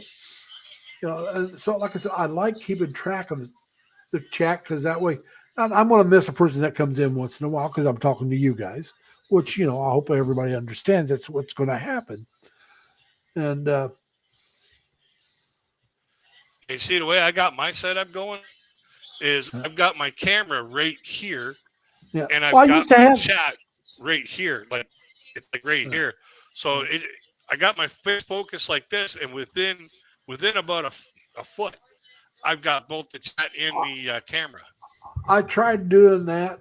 If you go back and look at some of mine, you'll see the camera's actually more right here in front of me. Yep. But I found it distracting because movement would catch my attention. That it was showing something that it's like, all right, what was that? And, hey, Mike, how are you? And I'm glad to hear that, Mike. Thank you. Mike just said they enjoy me on YouTube. But like I said, I wish some more people would come up, but we can hold this conversation as long as everybody wants. I wouldn't mind having another one or two join we us. get one more person come up. We have a game of cards. Yeah. As long as it's not strip poker. Oh no. Yeah. Nobody wants to see that. No. No. With our luck, if it was a woman, we'd all lose and she'd win. Yeah. She's doing pretty good, Mike. I'm going to go home here in a couple of weeks and visit my mother. I'm going to do my live stream that Saturday before I leave, which is is that next weekend? What day? Yeah, I'm taking off on the 7th. It's a Monday, so I believe that's the 7th. I'm going to take off on the 7th after I get off work, and then I got to take the 14th off, so that's why I'm going ahead and work that weekend. I'm hoping to be able to work both days on the weekend. If I can't, that's fine. I'm taking vacation and taking time off if I have to without some pay. But I'm going to go home and visit my mother. I got 3 sisters back in Indiana, and my 2 nieces, one niece and a great niece. I'll go home and see them, and plus my cousin. I got a lot of cousins on my mom's side back in Indiana, so I'll go see them. Then I'm coming back. I'm leaving Saturday night. I'm hoping to be at a hotel in time to do my live stream that Saturday. If not, sorry, folks, I'll see you the Saturday after. But then I plan on getting back on Sunday, relax a little bit after I get back Sunday. Then I have to go to the VA on Monday for my physical and all that stuff to see the doctor. Then I'll go back to work on that Tuesday, the 15th. So I was planning on taking off from Friday through the following, not that Sunday, but the following Sunday. But because I got the doctor's appointment, I'm going to work. I got to take that Monday off, and I would have to take off maybe 2 days without pay, and I didn't want to take that much off. So we're going to do it that way.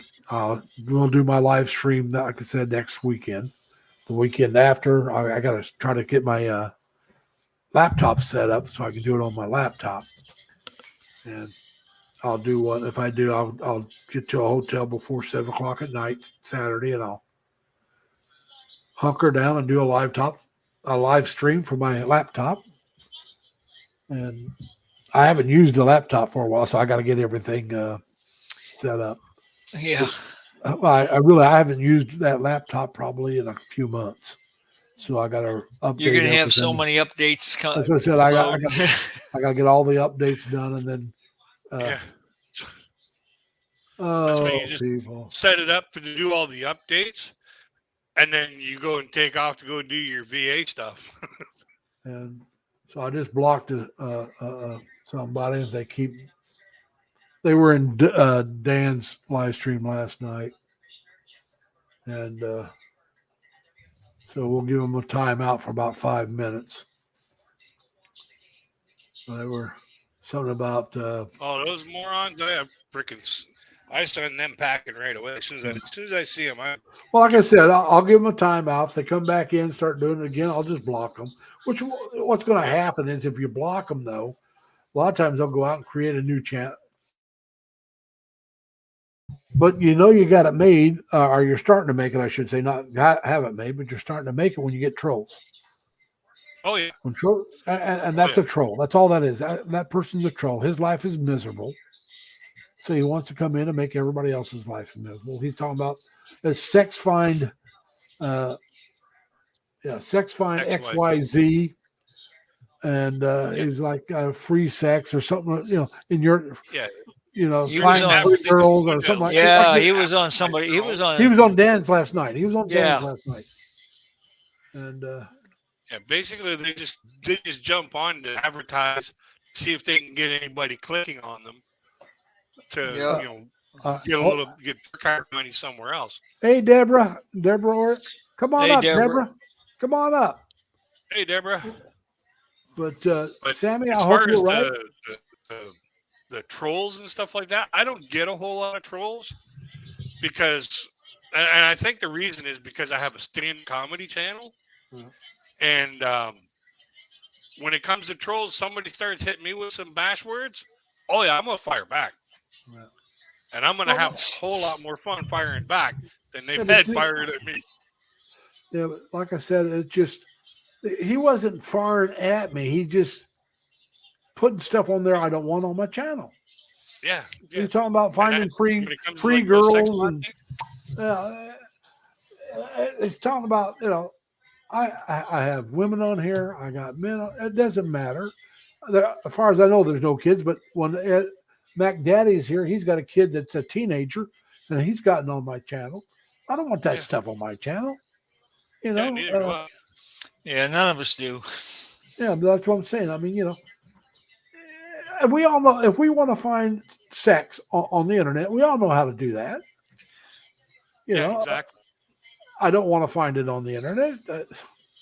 Personally, I've after a couple of minutes, what do you got? Nothing. It's the same old thing again. Where's that entertaining to me?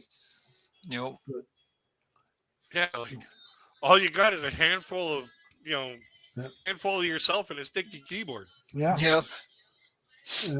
What good is that? Yeah. Not very. And where's? And I'm sorry. I'm sorry. Where's the enjoyment in it? Yeah. Yep. Yeah. When I was in the Navy out in San Diego, California. I even got in trouble with the law for this one, which is really stupid. But anyway, I was walking to my bar. I had a bar that was off the beaten path, but it was a military bar. A lot of guys from the military went in there, but it was a couple of blocks off of where all the big trouble bars were at. The strip joints and all that. It was a couple of blocks away from them. So I'm walking to my bar. I'm smoking a cigarette, and this girl asked me for a light, so I give her a light. And she's a hooker, all right? So she's trying to get me to agree to have sex with her, and I said, no, thanks. And she goes, can I ask you a serious question? I said, sure, go ahead. And she goes, how come you're willing to take a girl out and spend, I forget how much she said, 20, 30, 40 bucks, whatever, and not be guaranteed anything? But you can spend the same amount and be guaranteed to have, sexual satisfaction. I said, because if I take the girl out, we go on a date. If it ends up with sex, it's because she likes me. We had a good time. We enjoy each other's company. I said, I'm not. I don't consider it paying for it. We're taking a chance to see if we like each other. If we do, we do. If we don't, we don't. Yep. I had a cop. It was a Navy cop.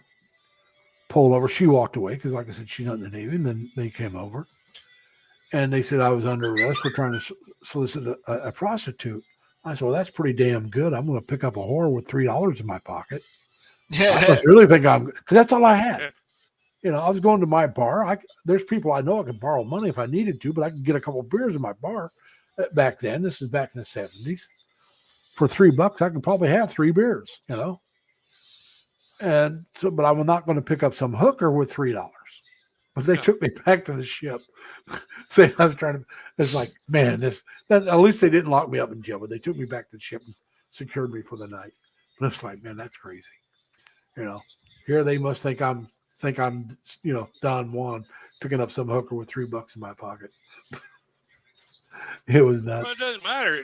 Like the art of just because you're talking to what they call a known solicitor for sex, just because you talk to them and light their cigarette for them, that doesn't institute the exchange of money for gratuity sex. money. Oh, yeah, that's what I said. That's what I said. They didn't arrest me, but they secured my liberty. You got to go back to ship and spend the night on the ship. And so, when they took me back, they took me up. No, Mike, you're not worth $3. Dan's retirement journey, Philip. How do I make money showing my body? Mike, Start a YouTube channel and do live streams. Dan, you won't. No. Let me tell Dan how to make money about showing his body. Okay. You go on live stream and you threaten to show your body if they don't pay you. Yeah. That's how I would make it. I mean, hey, that might all work. right, people, I'm going to start taking off unless I get money. Sammy says, "Hey, you Dan, show me, I'll pay." You don't start dropping tips, I'm taking this off. That's right. Mike was offering me $1.50 not to show. See, it works. But hey, Dan, how's Minnie doing today? I hope she's feeling well, and I hope you guys are high and dry still. Like I said, Dan's in the Philippines, I still think he needs to change his name. I'm sorry. This is Dan's Retirement Journey, Philippines Bound. I think he needs to change his name like I did, but he should change his to Dan's Retirement Journal. Yeah, there you go. I think that would be a great name for his new channel. Same channel, just change the name. That's what I did. I did not lose any of my content. I'll think of the term. I just went from Larry Lee to Lazy Larry to Lazy Larry Lee. Yeah. Changing hey, the Raquel, name why don't you do come up on the for panel? the content itself. Who's that, Leonard? Raquel. I wish she would. I asked her to come up. I know you did. I also asked Debbie to come up. Yep. Deborah, excuse me. Deborah. Dan, I asked to come up. Robert. Sammy, if she's got enough, I don't know if she's using her data or if she's finally got power. She said she didn't have enough bandwidth to do a live stream, so. That's what I'm saying. She may not, but Robert could come up.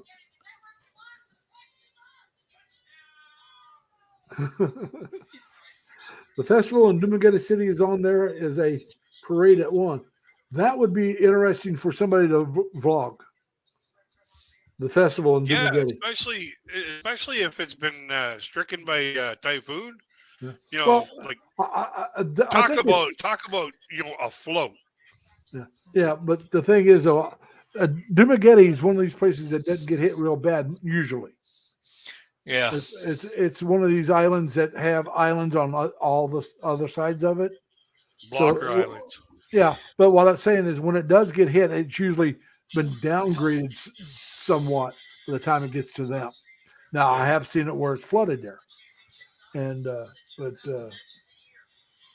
yeah, you see, here in Canada, when we have a parade, we have floats.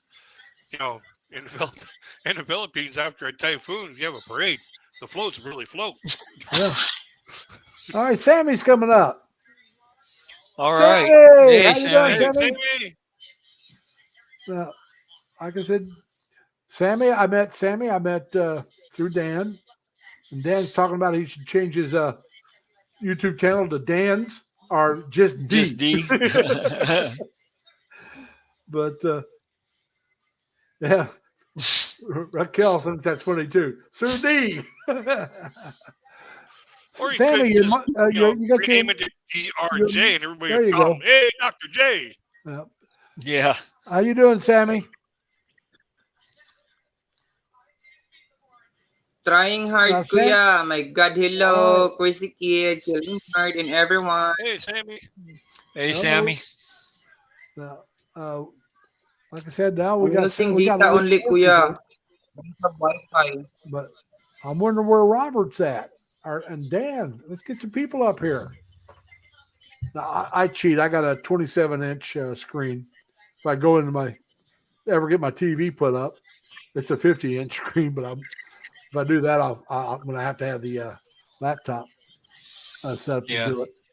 Because I got my desktop in my bedroom. And how's your fish doing, Sammy?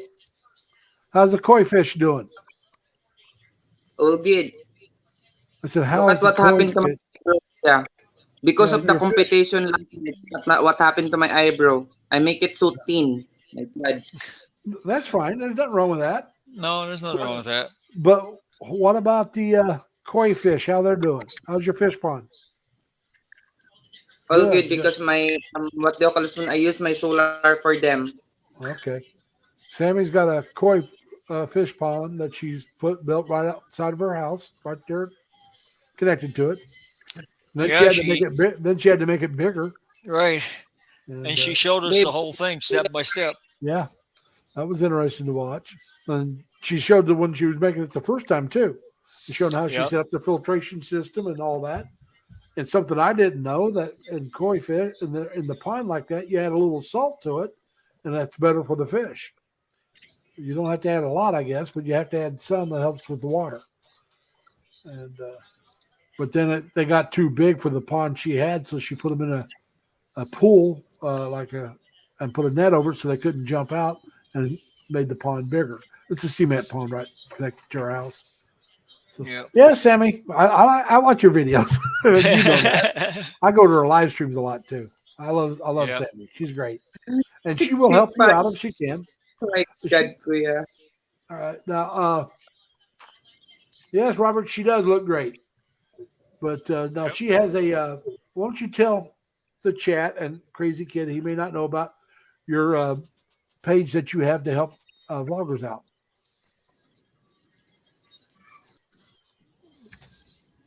You tired, Sammy? No, You feeling still okay? have headache. Still have headache because I have a terrible happened yesterday. Robert can explain that. Robert Okay. is coming up All right. Well, when Robert gets here, we'll get him up here. I'm because sorry to my hear that. connection is not so good. Yeah, even your voice it's chopping. Yeah, it's so choppy. Okay. Well, Robert knows about what I want explained, so he can explain it when he gets up here. I will stay in the chat, Kuya, because my I can't understand you well because my connection so slow. Okay. All right, Sammy, take care. All right. Nice seeing you. Yeah. Nice seeing you, Sammy. But Robert, come on up. There's Robert. Hey, Robert, how you doing, buddy? Hey, Robert. Hey, brother, how are you doing? How you guys doing tonight? Not Hey, bad. Robert. Now, why don't Good. you tell Crazy Kid about the Facebook page? Yeah, the Helping Hands. The Yeah, Helping Hand. Crazy Kid's under 1,000. He's a small time blogger like us. yeah. It's He's a little bigger than us. it's an awesome channel, brother. What it is that if you're on there, Sammy and others will, when you got a new video downloaded, they'll put the word out and try to get people to watch it. Oh, So sweet. it's another way of helping each other. Yeah, it's another way, another platform to get people's channel out there, and Yeah, it's just sorry, I'm trying to adjust the. I'm trying to adjust. Oh, what happened here? you're all I right. tried using the community tab to see when people wanted me to do my live streams. I had one person respond. Well, this is one that Sammy. 297 subscribers. I have one person respond. Yeah.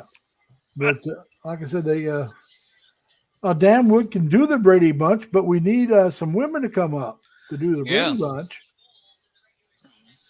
Dan's retirement journey says do Brady Bunch, guys. There's not enough of us. We need about 5 you don't more want people. me singing anything. If I The start Brady singing, Bunch. I'll get hate mail in my mailbox downstairs. The Brady Bunch. I don't sing very well either. So, I mean, you know. I sing just to have fun. I know I can't sing. Well, there's 2 videos of me singing. One's Happy Birthday to Sammy. And then Raymond, he's an early follower of mine, asked me to sing Happy Birthday to him. Now, I said, okay, I don't normally sing, but because you requested it and you're the first one to request it, I sing Happy Birthday to Raymond. Now, Raymond's also suggested a couple of videos that I've done. Mhm. He's the one that suggested that I show my car. And so I did that. And there was another one or two. And so, you know, if somebody suggests it and I do it, I'll give them credit. So-and-so asked me to do this. Like Dodger Blue, if he's still here, when it snows, he wants me to do some videos on the snow, which I will.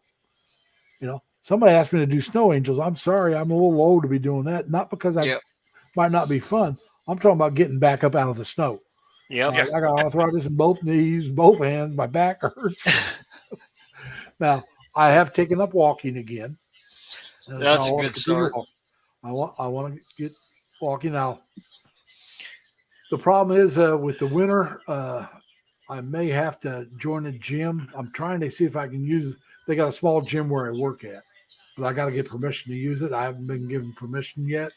If all else fails, Larry, all else fails, you might be able to walk around the malls. Hey guys, I just want to take this time if I can have a second. I just want to explain something why.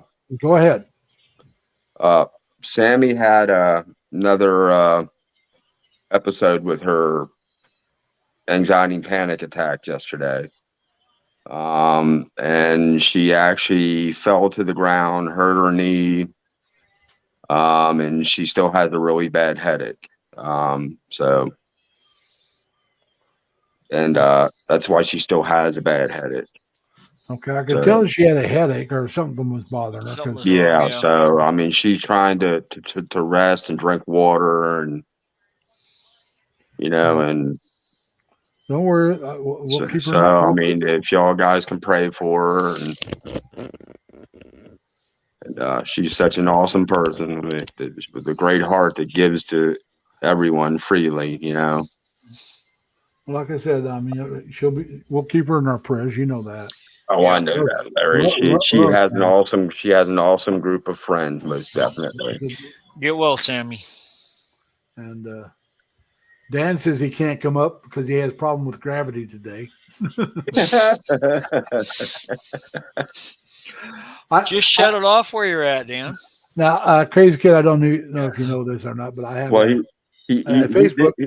He did say something, Larry, when I was chatting with him in Facebook earlier, that moat he's got going around the house wasn't covered in yet. He's glad it wasn't because it channeled the water away from the house.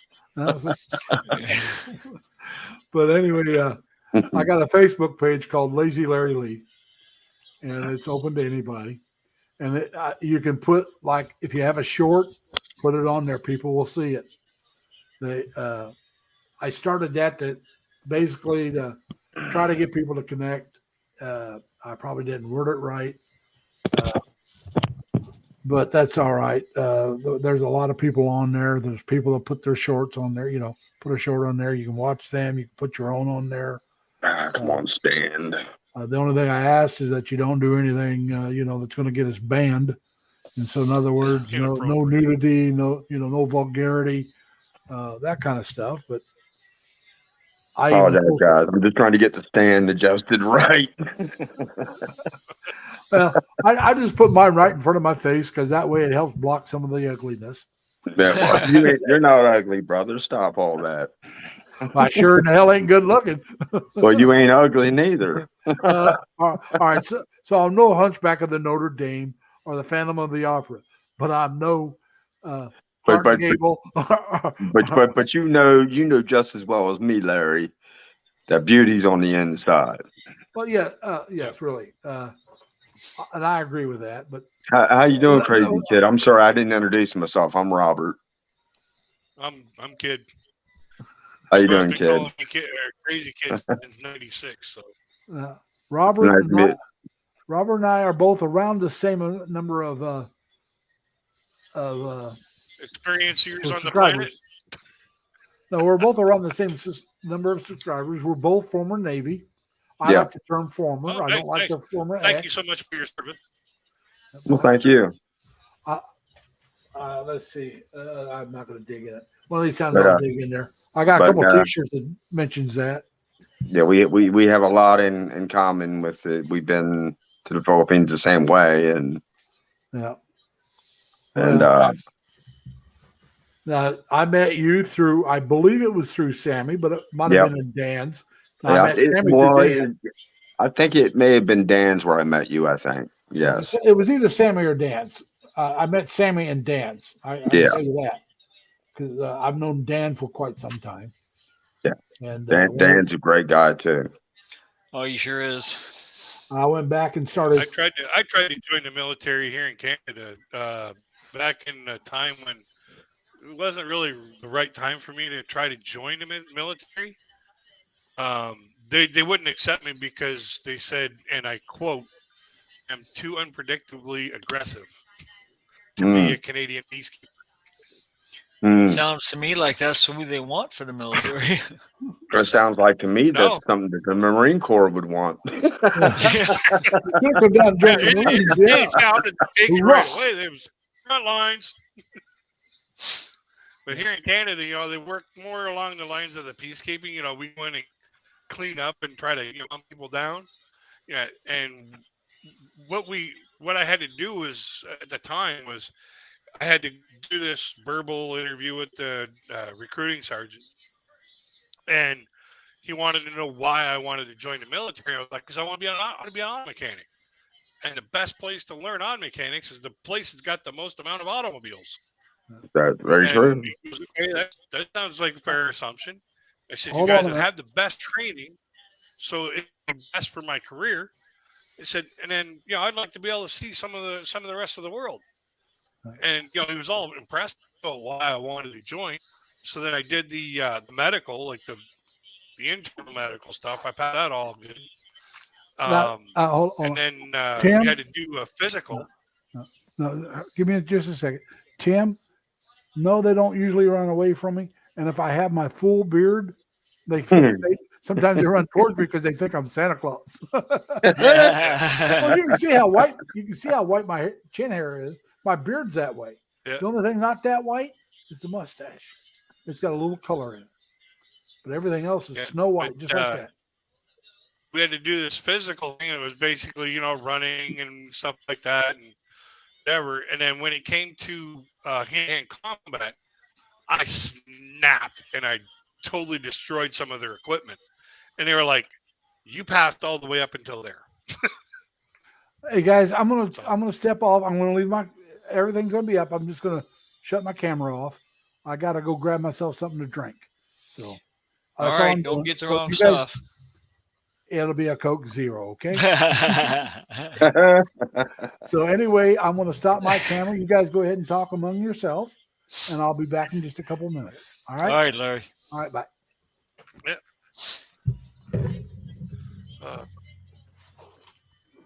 How you been doing, Leonard? Yeah, pretty good. And you, Robert? Doing pretty good. Yeah, my ankle has been kind of being funky today. I think it's because of the arthritis in the ankle. That's always fun. Nothing like the seasons changing, right? Yep. I'm surprised my knee doesn't howl, or my ankle, either one. Yeah, my knee. The seasons change, but mine Well, doesn't. see, but both of mine, Leonard, actually, is when rain, snow, anything like that's coming, I can feel it 2 or 3 days before it hits. Yeah, well, see, I expected that. Yeah. So I mean, nothing.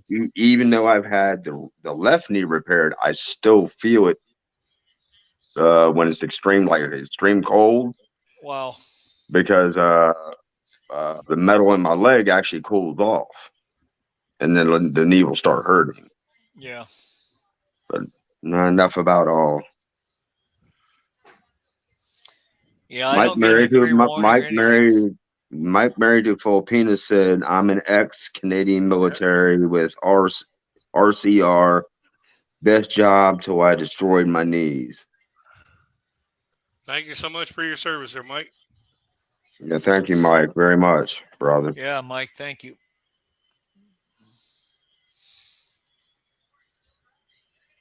Okay, Larry's gone. He wants to talk about him.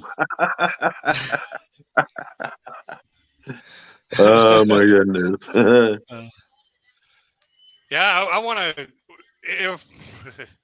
if I can ever get my stuff together properly, and if I get my books off the ground better, I'd like to head down and go visit Larry and go sign his books for him. There you go. That'd be great, brother. Yeah, Larry's a good guy, man. He really is. Yeah. Well, if you get that far down, might as well head to Texas. Yeah, because to be all honest, kid, I've met a lot of wonderful, wonderful people on YouTube that I've been introduced to. Oh yeah. And they're great, wonderful people. And Larry's one of them. Leonard's one of them. Dan. Mike Sammy. married to a beautiful woman, Sammy. Well, I mean, I'm in a wonderful relationship with Sammy, but she's introduced me to a lot of wonderful, great people. Yeah. And and I love all my YouTube friends. They're awesome. Yep. YouTube family. Nice to hear that, Robert. What's that, Leonard? I said, thanks. Nice to hear that. Yeah. Well, you're a good guy, Leonard. You are. And don't let it get out. Yeah, the YouTube family. Just don't ask me for money. Yeah, well, that's Exactly. the thing. I mean, and you've got it like any, I guess, social platform or media platform. You got people that are real, and you got people that try to put something out there that they're not. You know what I mean? Yeah.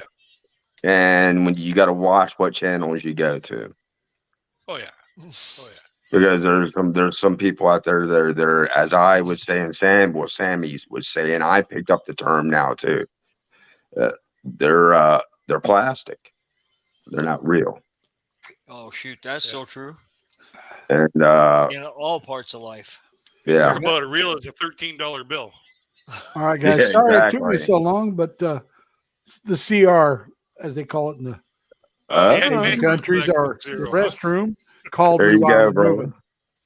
Well, Well, we all have I'm those. I'm gonna stones. do it in Dan's words here. I'm gonna go do the CR, the coffee room. Did you see this? Hey, Robert, Oh, yeah. you see this? That's nice. Can you hold Zoom on, in. get it closer a little bit, lift it up a little bit. Oh yeah, that's great, brother. I like that. I was wearing either this one. Let me see the other.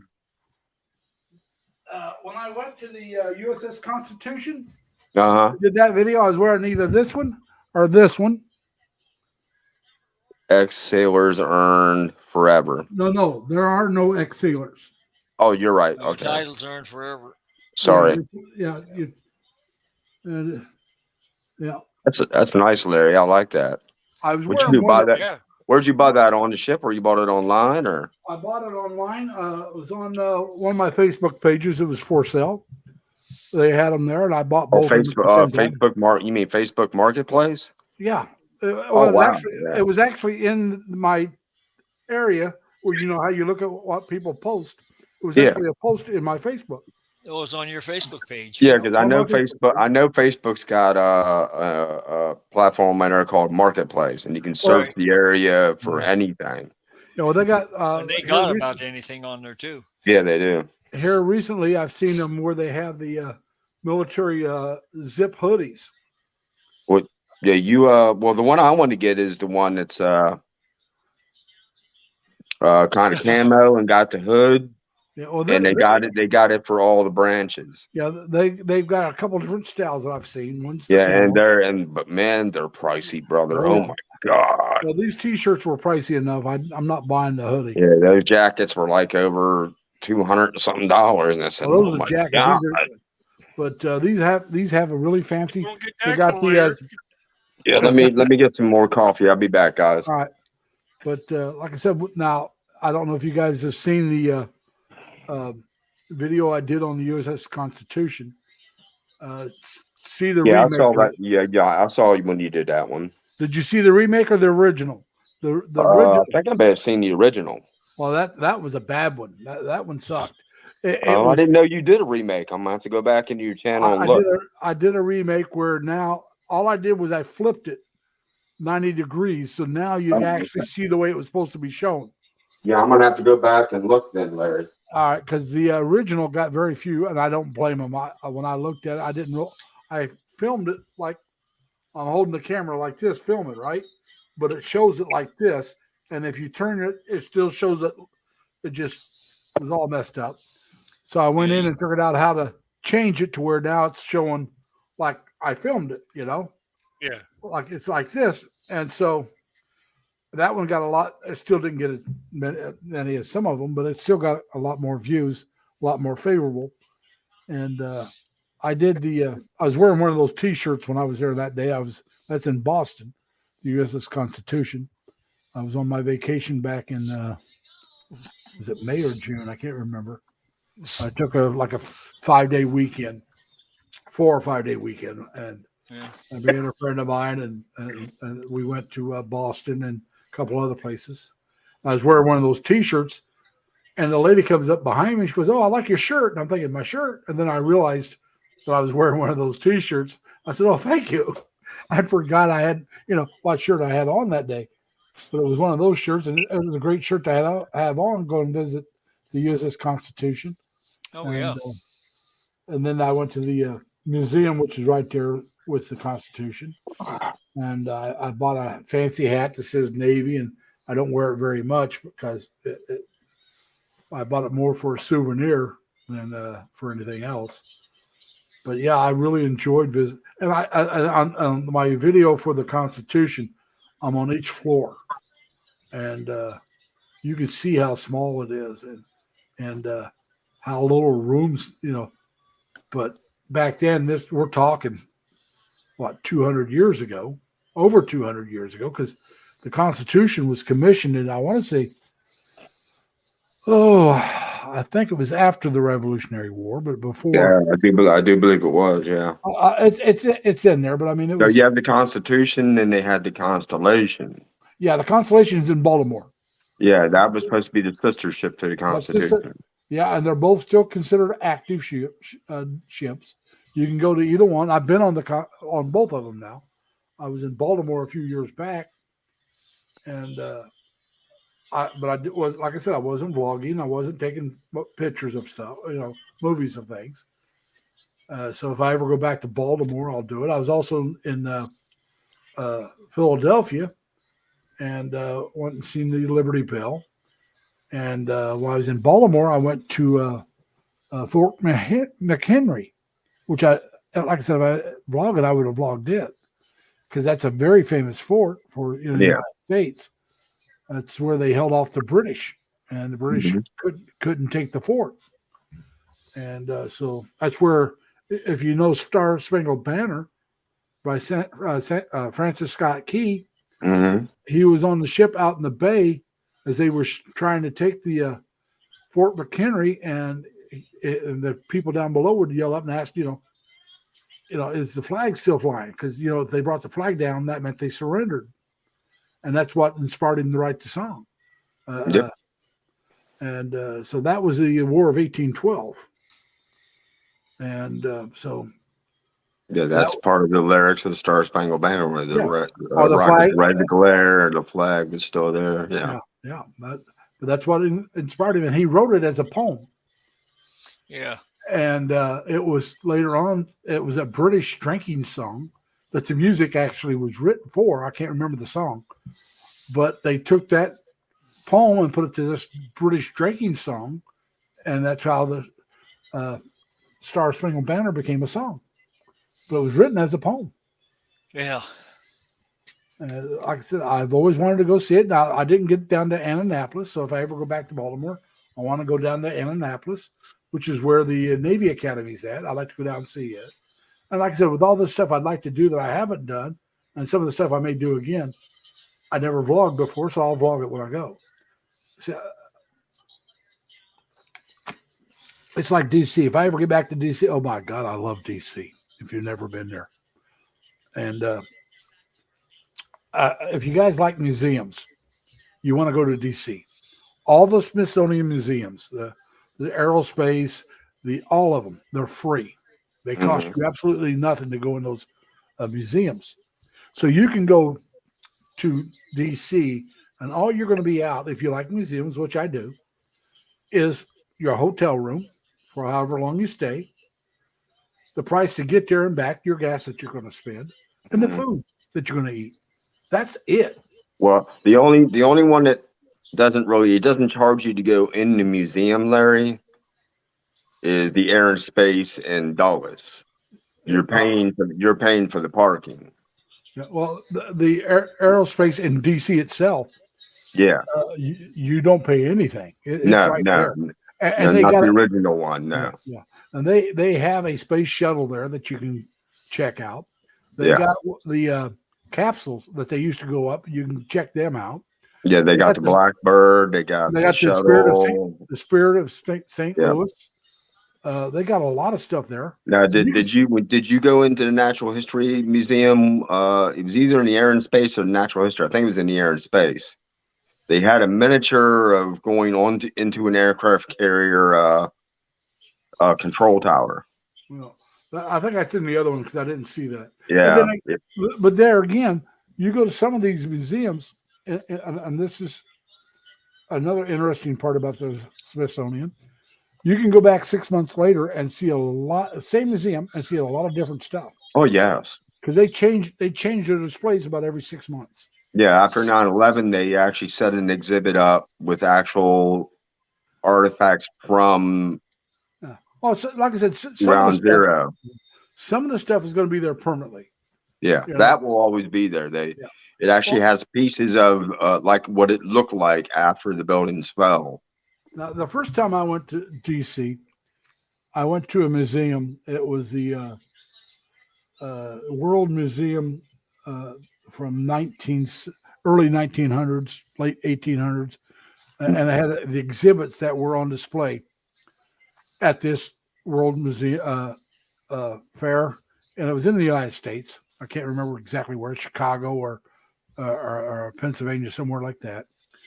And they had things that were either just out or hadn't come out yet, but been invented. Like they had one of the first typewriters. They had some other stuff that was stuff we take for granted. And you look back then, this was considered so high tech. It's actually at a World's Fair to impress people. Yeah, that was really cool. One of the museums, Larry, is they actually have they break it up in different categories. Yeah. Like industry, farming, agriculture. Well, like I said, they got Native American Museum. They opened up in the last few years. They got the Holocaust Museum. Yeah. I think it's called Candles. Yeah. And one of the ladies that spearheaded that was from my hometown. Now, she wasn't born there. I mean, she was one of the Jewish people that survived the Holocaust. Her and her twin sister. All right, she's one of the ones that was the twins that they wanted to experiment on and stuff. But her and her twin sister both survived it. She got married and lived in Terre Haute, and she and her sister and some others spearheaded getting the Holocaust Museum there in D.C. You also have the African American Museum. Yeah, like I said, they did have the Spy Museum, but that wasn't in D.C. That was in Roslyn. Like the CIA Spy Museum. Yeah. But I think they shut that one down. Yeah. But like I said, I love the museums, and like I said, all the Smithsonian's. If you can find one that you like, they're free. Oh yeah. And all the monuments in DC are free. You might have to wait in line to get to it, but a lot of them you can walk by and see it right without waiting in line. Well, I mean, everything once you get in that certain area, Larry. I mean, down like around the mall area where all the museums are. Yeah. You can walk everywhere you need to go. Well, I stayed at one of the places. I stayed at what was that spring? Something spring, Cold Spring, Silver Spring. Can't remember, but I stayed there one time. And matter of fact, I think it was the first time I went there. And then we drove to a place where you caught the train and took the train in. And we got off right down there around the Chinatown area. And that's the best place to eat if you like Chinese food, because it's you get really good Chinese food and it's cheaper than going to McDonald's, And now another time when I went there, I stayed at one end of the street and back around the other. You're hungry again, so you stop in again. Yeah, but you just stop at the other end. But another time coming and going. Yeah, another time we stayed at the presidential hotel or something like that. Don't remember the exact name. Presidential something. And they had underground parking, which if you had a room, it was included in your room. But it was close enough to walk downtown. I mean, it was a decent little walk, but it was close enough that I left my car in the garage, the underground garage, and I went with some friends of mine, a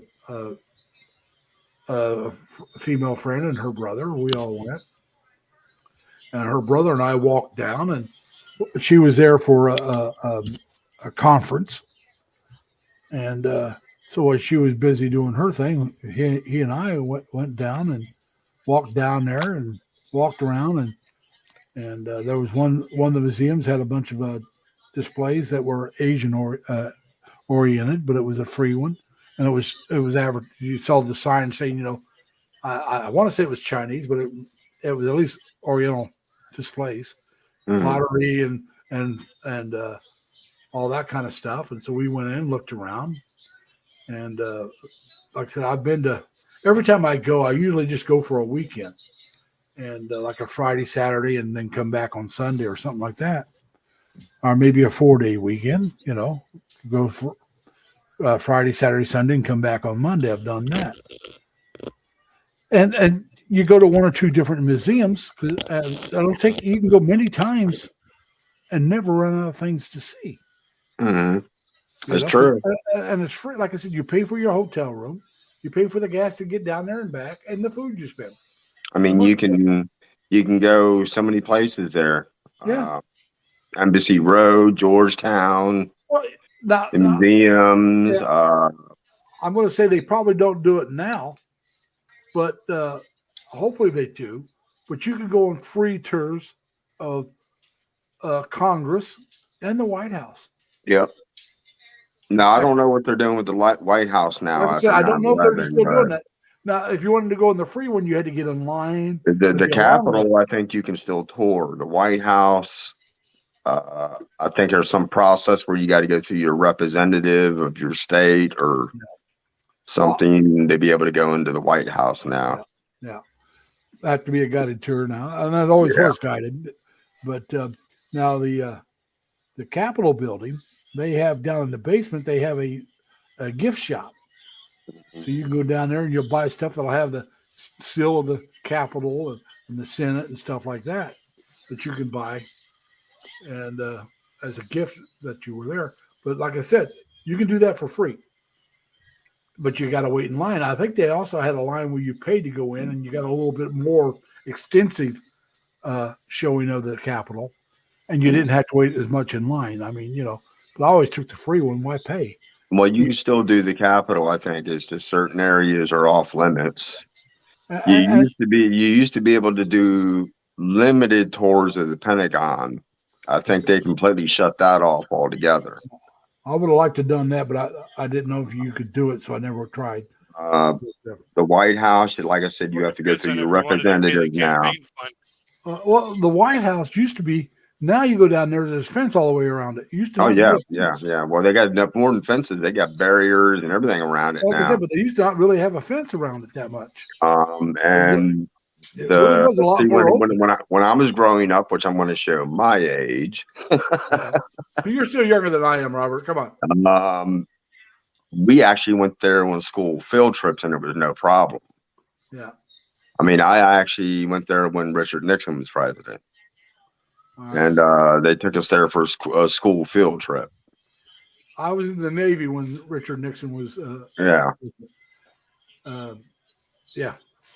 But it's That's an when awesome. I went in the Navy. It was an awesome place to visit, and it was. But like I said, how much was the paid tour of the White House or the Senate buildings? Larry? Well, you also have Ford's Theater and all that there, where Lincoln was assassinated. The house that he died in is a tour. Now the cost of things compared to today, I couldn't even begin to guess because it's crazy. Well, like I said, I haven't been down there since before 9/11. I mean, if you hit the street vendors, Larry. I've been to New York City, but not down to Manhattan since 9/11.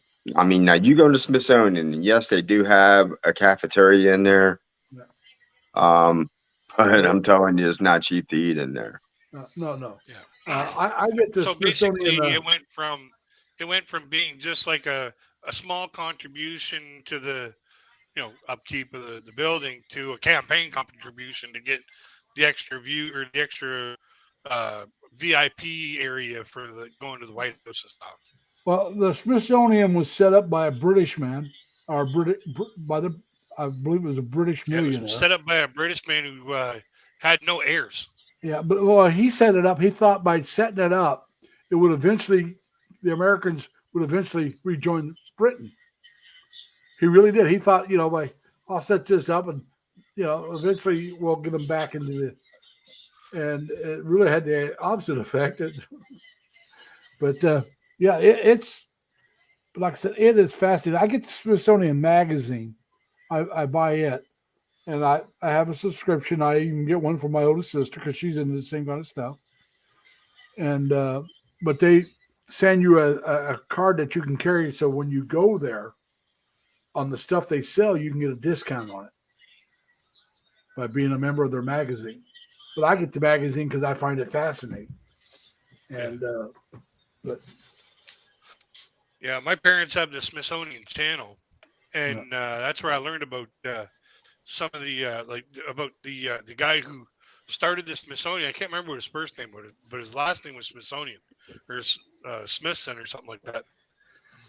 And he was a multi-millionaire in England, and he didn't have any heirs, so he donated his fortune to the American to bring together all the information about the United States, because he was fascinated with the United States, and he wanted to make sure that the histories of the United States were showcased and recorded properly. Yeah. That's why that's where the Smithsonian started. Yeah, but like I said, it was a British man that he also thought it might lead back to maybe just thought better relations, but he did think it would also help maybe rejoin the nations. But yeah, he really wanted to get everything into one area. Mhm. And but oh yeah, and I love. Have you ever seen the movies? What was that? Night at the Museum. Yeah, Oh, yeah, yeah. Then he's got the Night at the Smithsonian. yeah. I love those movies. Those were good. Well, see, They that were was good. not the castle, but it was the main one where you came in the entranceway when you first came in the building. Yeah. You saw the big African bull elephant, and that's the museum that they use to do those movies. Like I said, I still haven't seen all of them because it's Yeah. been a while since I've been back. That's to DC. that's the Natural History Museum, which has got all the animals, the Native American, the gems. It's got everything in there. Hey, Mike, didn't you partake in that tour of the Capitol building on January 6th? Yeah, I saw that in the chat. That's when I looked down, and Isn't January 6th usually the day that the new president takes over? yeah, that was the day No, that they January. had the riots and all that. Mike's joking. Yeah, January 6th is the day they ratify the vote. Yeah, that's the day. It's the radical, and then it's around I want to say around the 20th, isn't it? It was the 20th that because that's my mom's birthday, so I know it was around her birthday. I know that when that happened, this area went crazy, and police were scrambling everywhere. Oh yeah, you saw the airport police, the Capitol police. They were flying everywhere. Yeah, that was. Now, you guys, when it comes to politics, you guys have more exciting news about the individuals of the nation being disgruntled about their political representatives than here in Canada. Here in Canada, the most dangerous thing that's ever happened is it was John Kerry got a pie shoved in his face. Yeah, I don't even.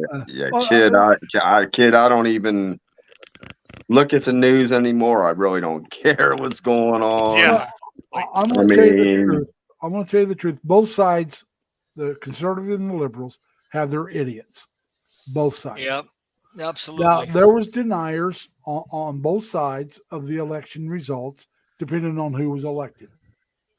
Now they say, well, and this is the real liberals would say, oh, well, we didn't deny Trump. Bullshit. They should have. No, they were denied. Hillary in 2016, Clinton said, they should have. Yeah, well, Hillary Clinton was saying Trump stole it, but she lost it. She lost it because she thought she had Michigan. She didn't even bother going there and and campaigning. Yeah. She Yeah, didn't go- that's true. that was her. She's She the one gave it that she up. gave it away. She gave away the election, and she's the one that started saying it came from her campaign about the Russian conspiracy. Guess when what? when They it made came that to up. those two, Larry, the lesser of two evils anyway. Yeah, it was. But I'm just saying though. So You the think left Trump was the can't tell lesser of me the two evils? of her and yet him. Yes. Yeah, Just like- between them just two, like- the lesser of two evils. I Just mean, like who are you going to pick? Biden was probably I'd the lesser definitely- two. I'd have Biden's definitely probably the rather lesser had of two Hillary. evils. No, I would not trust Mhm. her with my military at I wouldn't all. trust Hillary Clinton as far as I could throw her, which ain't very far. Do you remember Benghazi? Yeah. That's Hillary's fault. That ambassador Yes. All those died people and his died handlers because of died Hillary. for no That reason was- at all. That was a whole Hillary. bunch of misinformation given to That the was Hillary's government. fault. That was Hillary's fault. They asked for help and she didn't send it. I blame Hillary. That Well. does not go any farther than her. Oh, but brother Larry, not to cut you off, I'm gonna go ahead and step down, brother, because I still have to eat and Okay, well, Yeah, I and was everything thinking else. about But that. I wanted to Yeah. come up and say hey and hi and support your channel. And I'm going to say I have voted for Democratic presidents before, and I probably will again. I'm a moderate. have a But great night. Have a great night, guys. you too, Robert. too, we'll Robert. talk to you Be next safe. time, man. And tell Sam if she's not still in the chat, we're still praying for her. And but like I said, I voted for Clinton, her husband. But Hillary, I wouldn't give you a plug nickel for her. Well, She oh God, she's no. And I voted for Funniest Bush thing about over Kerry. politicians is campaigners will sit there and tell everybody that they're campaigning to that the other side is lying. right. Oh, So- they both do it. Both sides do it. Yeah. Of course. So the way I they look both at do. it, no matter what you're doing, you're going to be voting for a liar. Yeah, you got to vote for the one you trust the most. It's like with Kerry and Bush. Or vote against the Now, one you trust the but- least. Kerry, if you remember him when he was campaigning, he got up there and says, "Reporting for duty." Well, Kerry's the same one who took his medals, threw them over the fence at the White House, and protested the military.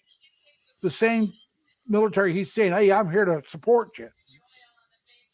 Now, Kerry was a riverboat commander, which means he was probably around an ensign or lieutenant, JG, maybe a lieutenant. That'd been the highest on a riverboat, okay?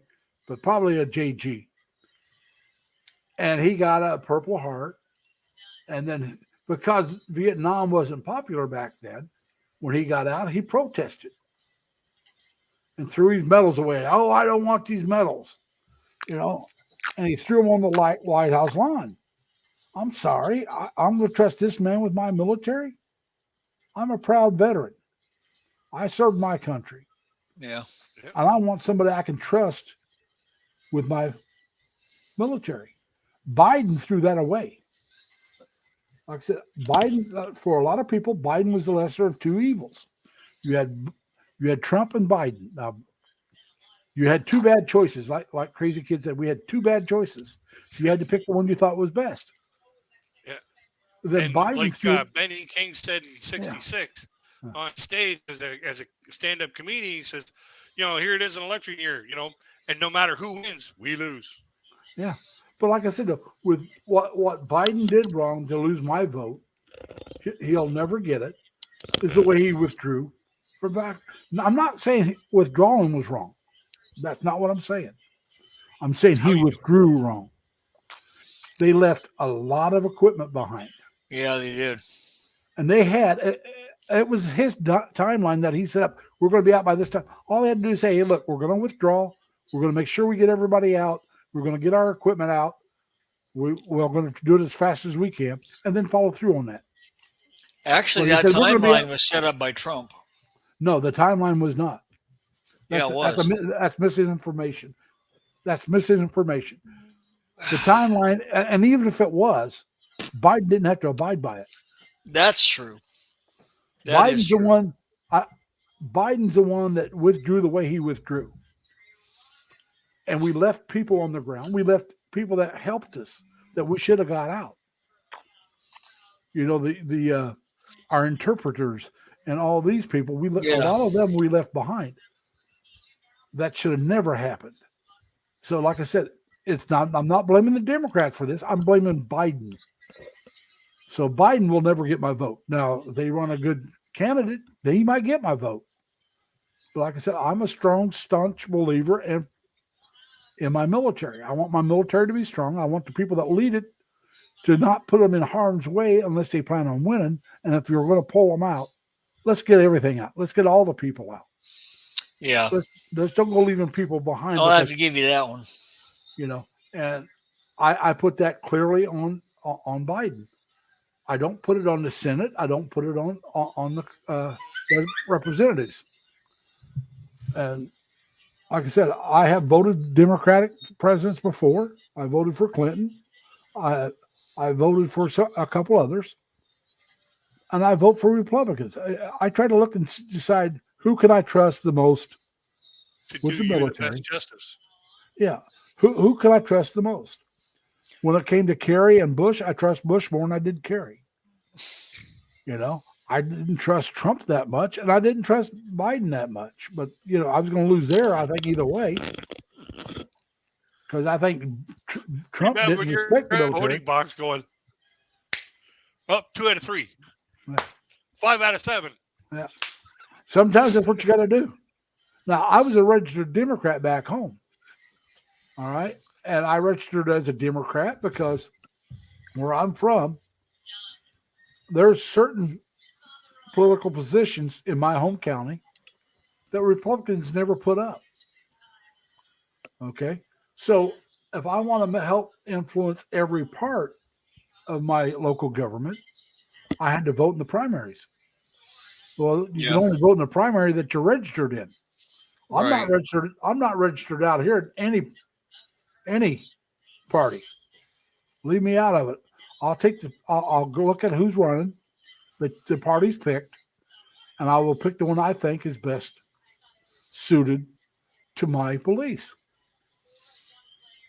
And that, like I said, that has been like I said, though, that has been Democrats in the past, and that has been Republicans in the past. Hey, Alex.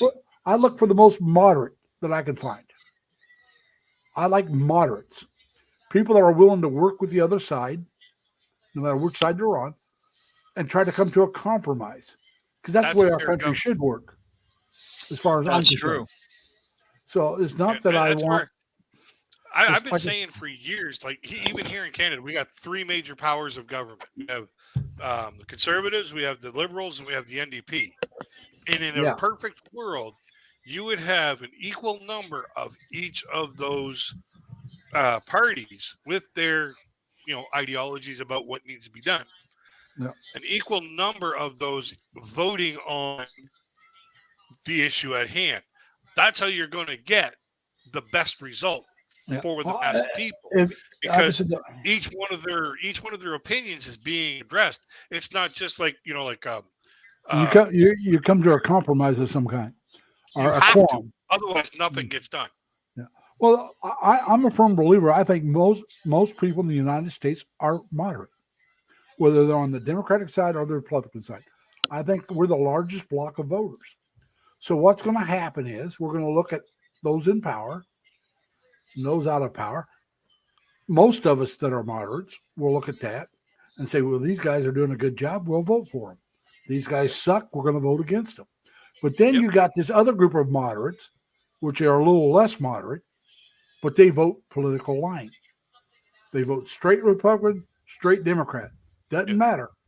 That's the only way they vote. And then you got the far left and the far right that if they got a choice between a moderate and some whack job, they vote for the whack job because that's where they feel. Like AOC, she's a whack job. And when you take a look at it, most of the people that are card-carrying members of a certain political party, like whatever political party they are in, 99% or 90% of those, major card-carrying political activists are also the ones funding the campaigns of the political party member. Yeah.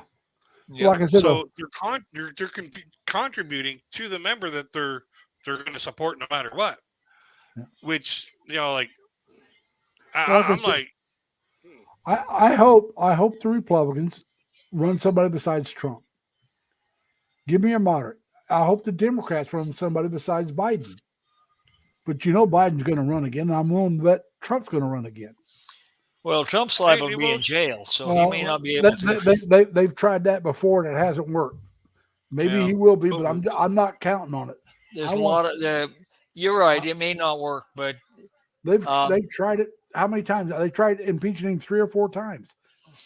They've not got anything done yet. I mean, call him the Teflon Don, or the Teflon president. I'm not counting on them to get anything done. And then if the Republicans take over, they couldn't impeach him because no Republican would vote to convict. Yeah, but they mainly control the because they party. didn't want to tarnish their own state, like stain their own carpet. Well, like you know, you had to have so many votes in the Senate to convict him. Yep. That the Democrats only had 50.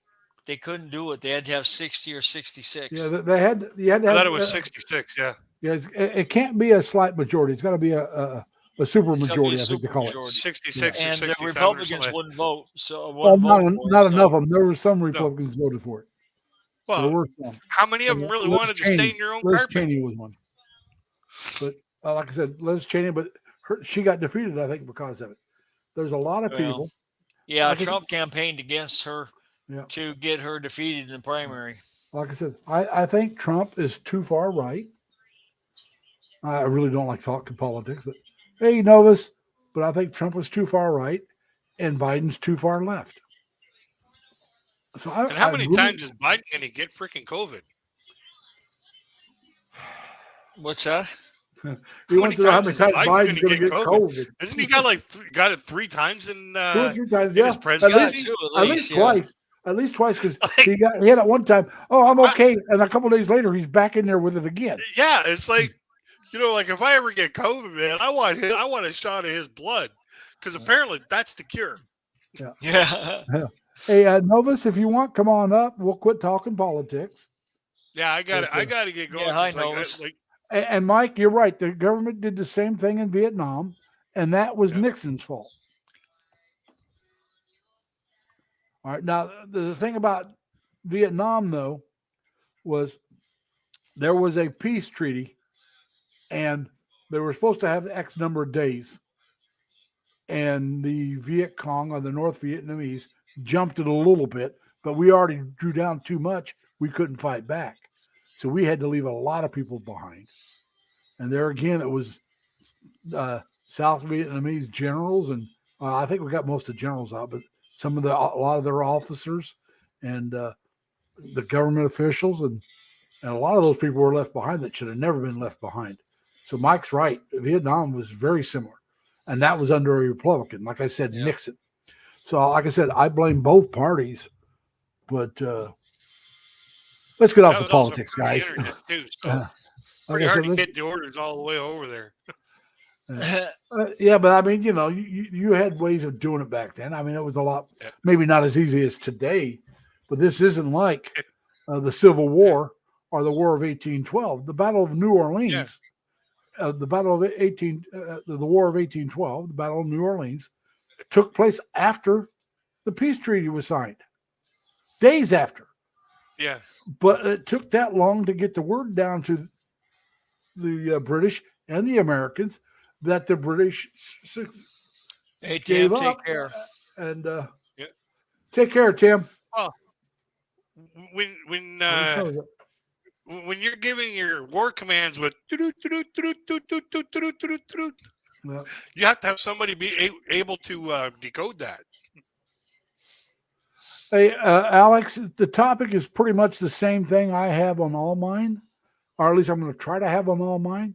We're going to talk to each other. You want to come up and introduce yourself? Go ahead and click on the link. Because I got a crab bite to eat. Now go ahead. Thanks for coming up. Talk to you guys later. It's good seeing you again. All right, Crazy kid. Nice to meet you, Leonard.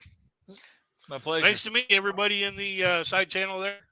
Yeah, but what I try to do, Alex, is I have some of the vloggers come up, and you don't have to be a vlogger. If you want, you can just come up, and we'll get you into the channel. And you can, if you are, if I remember right, you're definitely a vlogger, so you can tell people about your channel. And if you don't want to come up, just type in LLL, and your link will be dropped into my chat. And so people can check you out if they like. But like I said, if you come up,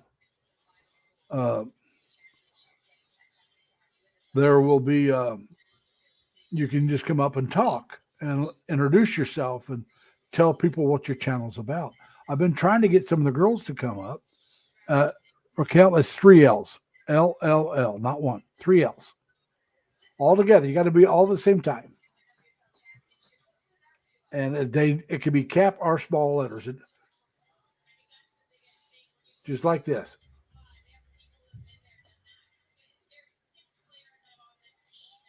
And it should drop your channel. Just 3 L's. Or did I do one? I did once. No, 3 L's, Larry. I should drop my own channel. But that's just what, like I said, it could be small, not ones. I'm sorry, Raquel, L's. That was there you go. That's right, right there. It should get your job, Raquel. link. They'll get your link up there. See, there's me. You'll be next. Come up on the panel, Raquel. Yeah, come on up on the panel, Raquel. I wish Deborah would come up. I got a couple questions I want to ask her. And Novus also. Yeah, Novus would love to have him up. And but the reason for that is I know Deborah's in a long distance relationship. She's in the Philippines, and unless they broke up since I've heard, she's with dating a guy in, I want to say, Illinois. So I'd love to have both of them come up and talk about their relationship. I think that would be interesting topic. That would be. And I think it would interest the chat. And they could explain if they, I know she has a channel. I'm not sure if he does. I know he sends, or he did, like I said, if they're still together, he'd send videos to her that she'd put up on her chat or on her screen about certain areas where he was at. And it's quite nice. And no, Filipina, Raquel, you don't have to talk about your private life, okay? Just talk about your channel. Yeah, just tell us about your channel. Tell us we're ugly, whatever, you know? Yeah. You do not have to, I do not require you to talk about your private life. I don't require you to talk about anything. But I'd like, if you come up, all I really want you to talk about is what you feel comfortable talking about. Now, if that's just your channel, that's fine. This way people can hear about your channel, like what kind of information you put up, how often do you do live streams, and that kind of stuff. But if you're not comfortable doing that, that's fine. You're more than welcome to stay down in the chat. But that's what I'm saying. And if somebody says, I don't feel comfortable speaking in English, well, let me put it to you this way. If you can speak English, you speak my language better than I speak yours. And if anybody's rude to you, we will block them. It's that simple. This channel is about acceptance. You know, I want people to accept other people from different lifestyle, different places of life. I happen to be a straight white male, and but not everybody in this channel is straight white males. Some are straight females and some aren't. But I don't care. In this channel, they are accepted. All right, you're shy. You don't want to be on camera. That's fine, Rochelle. I still love going to your channel and watching. Okay, you know that I like your channel, and but like I said, I'd love to, if Deborah's still here, I'd love her to come up and or try to set something up with her boyfriend to come here sometime and come up and talk. But like I said, you know, well, we've had some lady boys come in.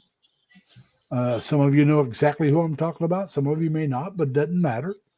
I love them. I love their channels. Good content, good people. Yep. And if anybody insults them, like I said, they're blocked. You know, that's not what my channel's about. My channel is about acceptance. Henry, come on up, buddy. Come on up.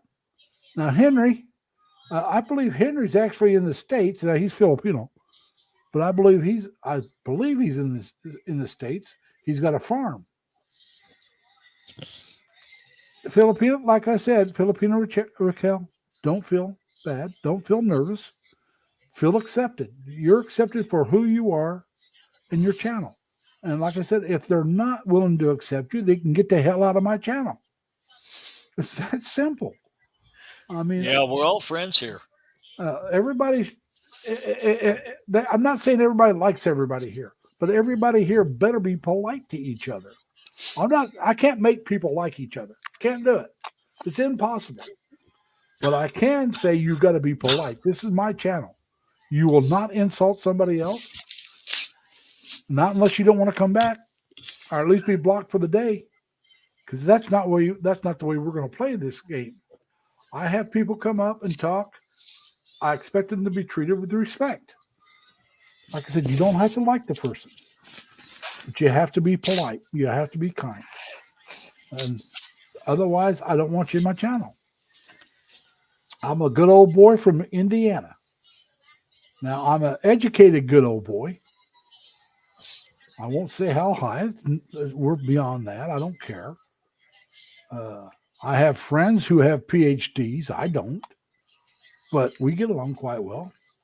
My younger brother, one of his best friends, was a college professor. He may be retired by now. He's in his mid-60s now. Partied like a crazy son of a buck, and I partied with him. But he had one of these photographic memories. He gets straight A's in high school, college, and master's and PhD, probably. Great guy. We got along great. Like I said, I'm nowhere near his educational level. But that doesn't matter. He's a good guy. We got along. We respected each other. Now, he knew it and I know it. He's smarter than I am. I don't hold that against him. And he didn't hold the fact that I wasn't as smart as him against me. That's respect. You don't have to be equals to respect each other. You just got to respect each other's feelings and attitudes. You don't have to always agree with them. Like we were disagreeing on some of the politics here, me and Leonard. But I respect Leonard's opinion, and I state what mine was. You don't have to agree. Yours. Yeah, like I said, you don't have to agree with it. You know, you can say, I'm coming from left field. Well, actually, you'd probably say right field because I come from more of the conservative side of moderates. But I'm not one of these far right ones. Like I said, I'm more of a centrist, which I think that's where most of us are at. At least I hope so. Yeah. I like to see us get back to where You're too cold? I'm sorry to hear that. I knew you were outside grilling fish this morning. I was at your live stream. And he's sitting out there with a winter coat on. I think he's in Washington State, if I remember right. I could be wrong. And because most of the time he's inside and he plays music. But I've seen him out there. They're picking apples and stuff. So that's why I'm thinking Washington State. Yeah, it could be New York State. We grow a lot of apples here too. And it was cold this morning. When I got up this morning around 7:30, it was -1 Celsius, 29 degrees Fahrenheit. That's cold. It's getting there. Yeah. Well, I looked on my phone to see it, and what it was telling me was freezing fog. Frost on the pumpkin. Yeah. Oh, yeah. You looked out on your cars, back windows and front windows all had frost on them. And it's like, man, am I glad I didn't have to go to work today. Yeah. But yeah, that's coming. Let me hang on. I'll give you one. I don't normally give out too many, but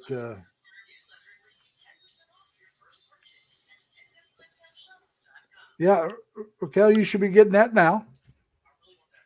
I ought to give you one, Leonard. Let me find where you're at. You come in here enough. I should give you a jacket, they call it.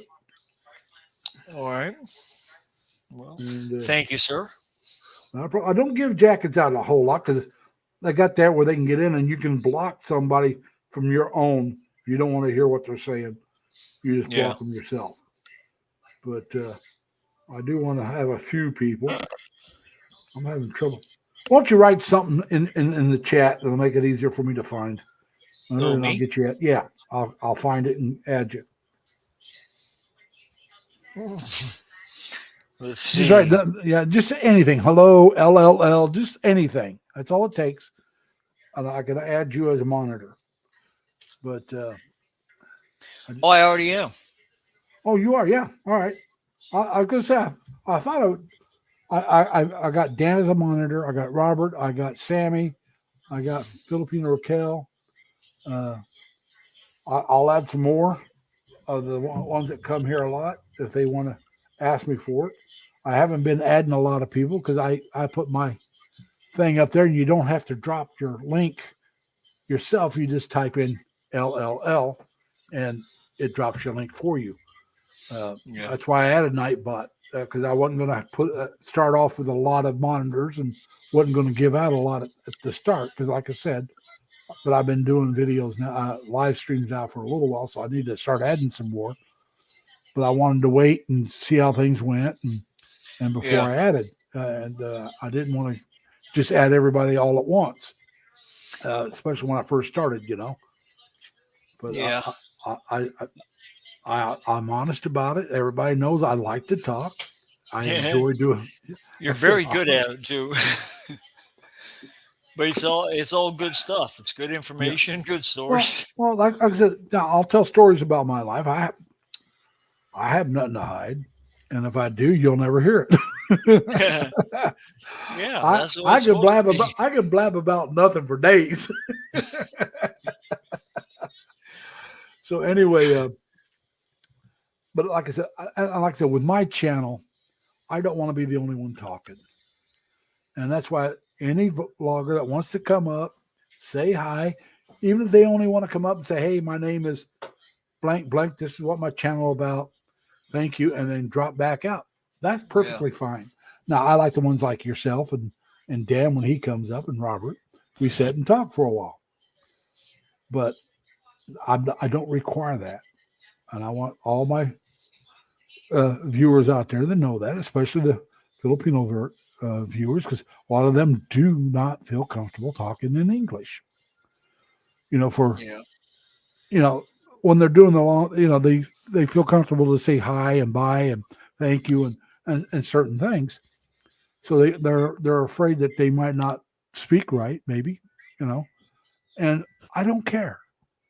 I love them just the same. Come up, like I said, just say hi. This is my channel. This is what my channel's about. And if you guys would like, please subscribe to it. Drop your link and then boom, back out. If that's the way you feel about it. I'm good, Henry. How are you?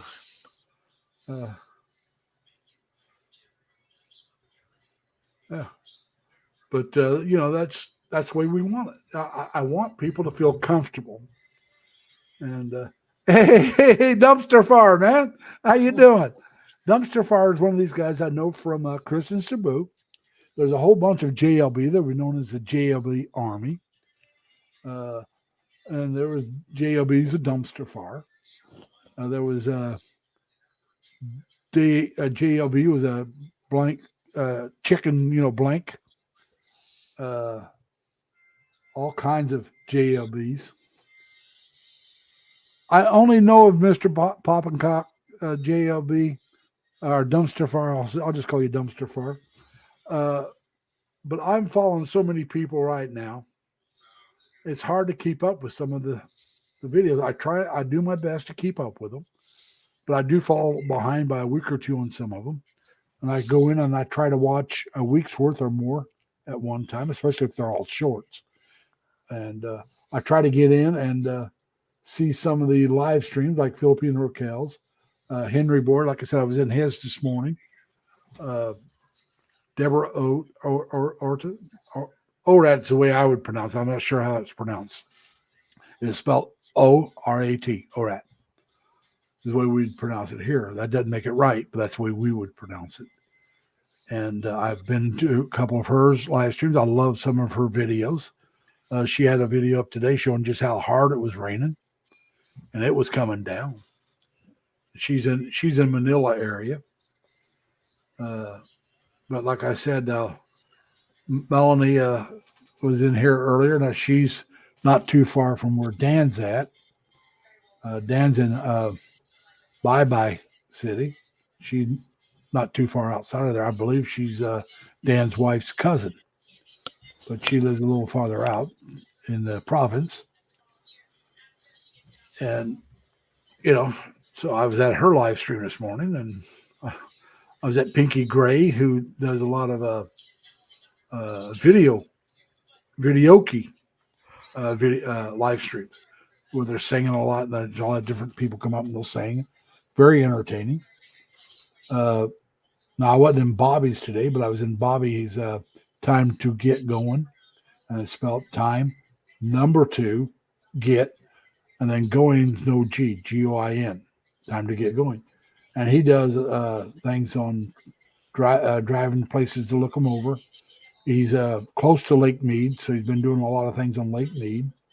And on Friday, he does a karaoke live stream as well, where a lot of people do singing. And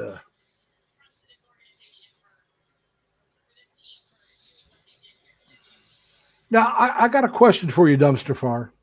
I used to watch a guy over in Thailand. I can't remember what his name was, and he was hilarious. And he had the old like handlebar mustache, but the thin one. Now, is this the same guy or is this a different guy? I mean, he was British, and he was absolutely hilarious. But I quit watching videos about Thailand, because I decided if I'm going to go somewhere, it's probably be the Philippines. I know Thailand's got better infrastructure, but it's a different guy. Okay, I thought it might be, but anyway, but the requirement, Thailand has just made it so difficult for expats, if you ask me. And because it's like some of the other countries, Thailand, I think you got to leave almost every other month or every month. You got to do it like a 24-hour run out of the country and back in. That I'm not doing. The Philippines, if you don't get the special retirement, you can stay there for 3 years, then go out and come back in. Yeah. I'm former military, United States military. If it was me, I'd get the SS. Yeah, that's what I'm SRV. saying. If I decided to move over there, that's what I would get, the military SSRV. And that's a lot cheaper. It's like $10 a year once you pay the upfront money and stuff. Yeah, and the upfront money's not that much. Not really, not for the military SSRV. Now, for the civilian For one, the civilian one, I think it's a little more. It's either 10 grand you got to put in the bank or 20 grand you got to put in the bank based on your income or something. No, that's I think it's based on what else you invest in. Okay, there is the 2 tiers where you got to put in 10 grand and you get some certain things, but if you put in 20, you got a little more. But for the SSRV for the military, it's 14 grand.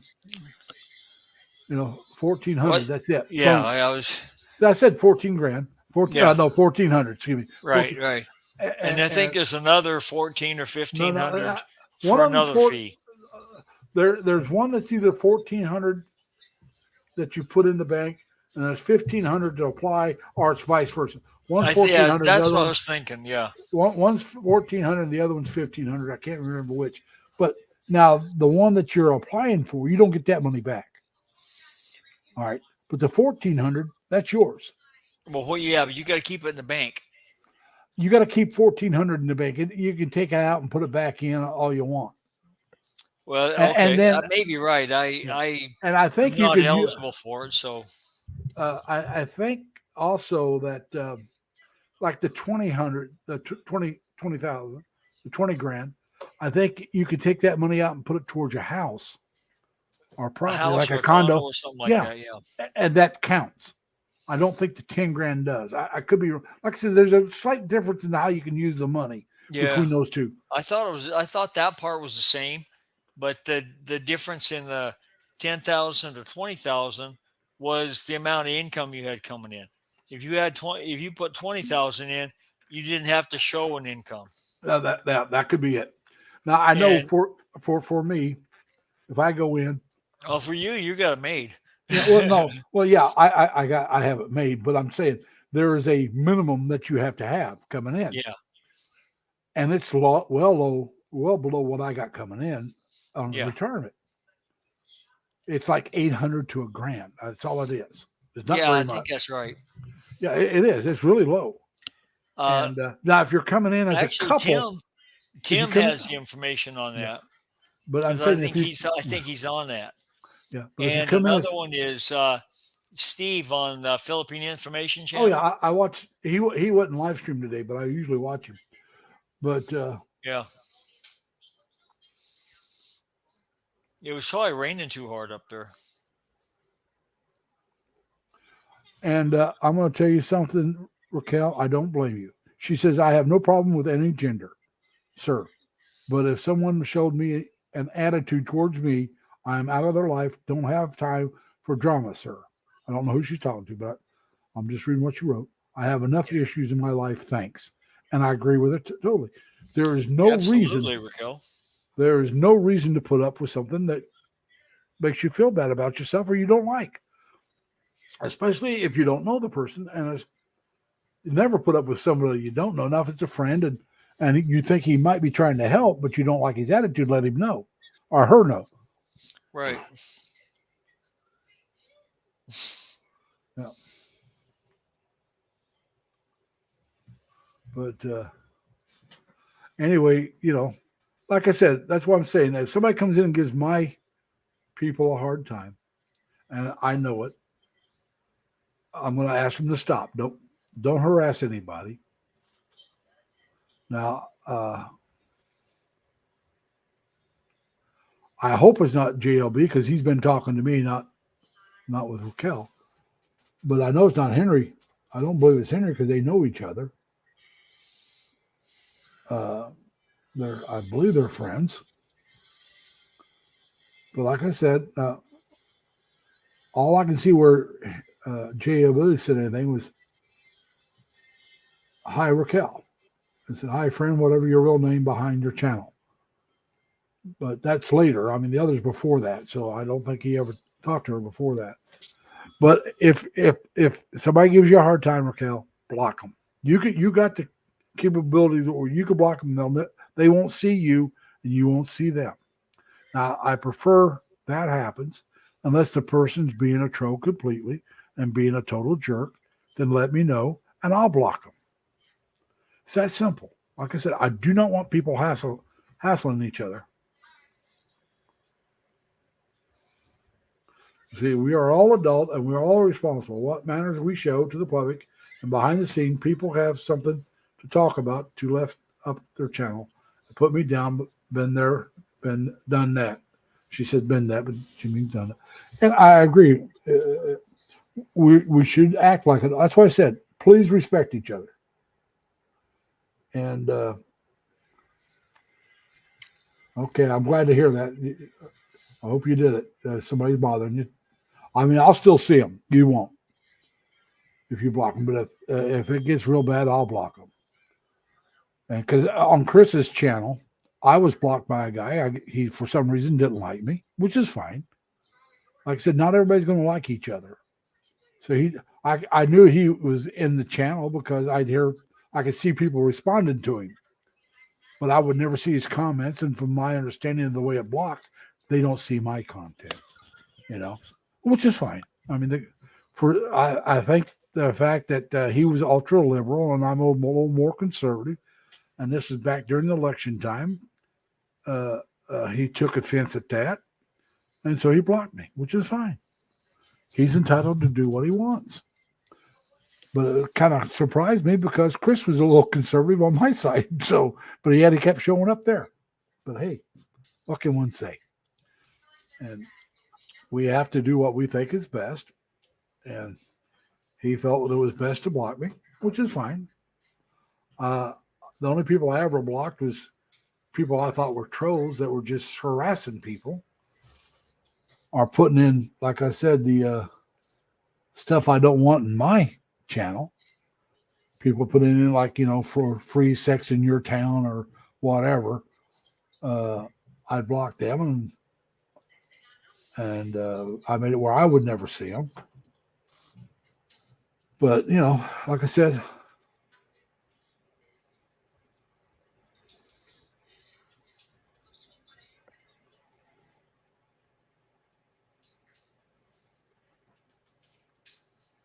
I agree with you. Filipino Raquel just wrote, I cannot please everyone, but I am not happy or glad with the person I don't get connected with them to have my peace.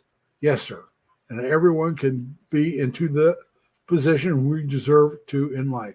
And she's right. If you don't like somebody, don't connect with them. If you don't like me, you don't have to come to my channel. It's that simple. That's the great thing about the internet or the TV. If you don't like something, turn it off or change the channel. If you don't like what I'm doing, go somewhere else. There's somebody else out there, I guarantee you right now, doing a live stream. There's somebody else out there putting up content. Go find somebody you do like if you don't like me. I'm not going to change to make you like me. I mean, I am who I am. And if I change, then I make myself miserable.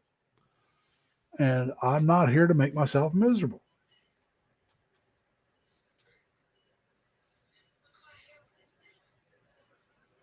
I don't hate nobody, but only stay to people that I don't like to hang around with.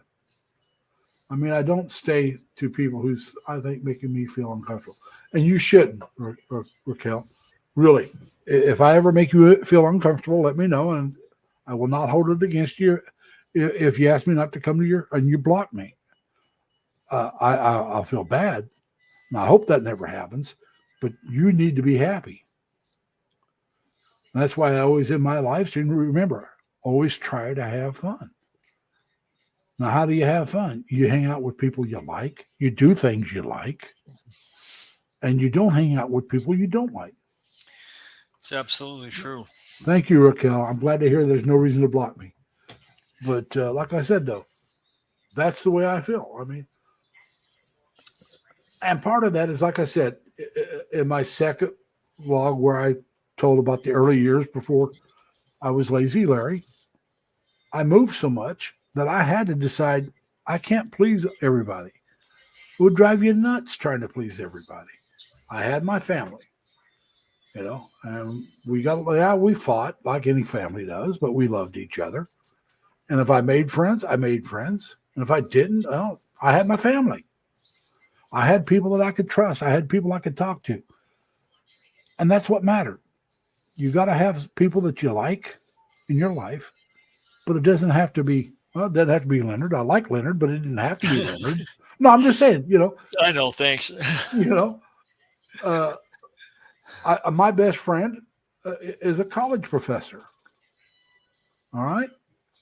We didn't have to be best friends. Like I said, I'm not that well educated, but we met many years ago and we became friends. And we're still friends to this day. But that's fine. I mean, they didn't have to like me. Like I said, my educational level is nowhere near theirs. I mean, they got 2 masters and a PhD. I'm sorry, I don't. But, I just happen to get along with people. A lot of people I can get along with. But there's always going to be that one person or that 2 people or whatever number of people that's not going to like you for whatever reason. Just for whatever reason, your personality clashes with theirs. And sometimes it's because they think you're too much alike. And people can't handle somebody like themselves. That can be true. Yeah. But, I've always tried to get along with people. I've never tried to say, well, I don't like to. I mean, I've had people I met that I really wasn't that crazy about. But as I got to know them, I felt more comfortable around them. Some of them I didn't, and I got rid of them as soon as I could. But I wasn't rude about it. I just tried to avoid them as much as possible. So finally they, went their way. But I always seemed to be the kind of person that people that had a hard time getting good friends would come and talk to. And I've never minded that. And like I said, anybody that knows me and people in the chat, most of them know me. I like to talk. I'm not, that's who I am. I like to talk. And I like talking with people I don't know. I like talking with people I do know. I like talking to people who have a totally different background than myself. I did go to college for a while. I'm not going to say how long I was in there, but I did go to college. And the best thing I loved about it was there was people from all different kinds of background. There was people from overseas. There was people from the Middle East I got to know. There was people from Asia I got to know. There was people that were black. There was people that were white. I was in my 20s and 30s. I went late because, like I said, I went to the military. And there was teenagers and people even older than myself going to school. And so I got to meet a lot of different people with a lot of different background. And I enjoyed that immensely. If I could have figured out a way to retire from college, I'd have never got out. I mean, it was a blast. The work was studying for tests. Everything else was fun. To me, at least, that was the only hard part, was studying for your test to make sure you knew the material so you could pass. Outside of that, it was just a complete blast for me. I loved it. But if you knew me in high school, you'd have never thought that about me. But there again, the studying was a hard part even in high school. So, but yeah, it was. Hey, Chicken, how you doing? First time I've seen you here, man. How you been?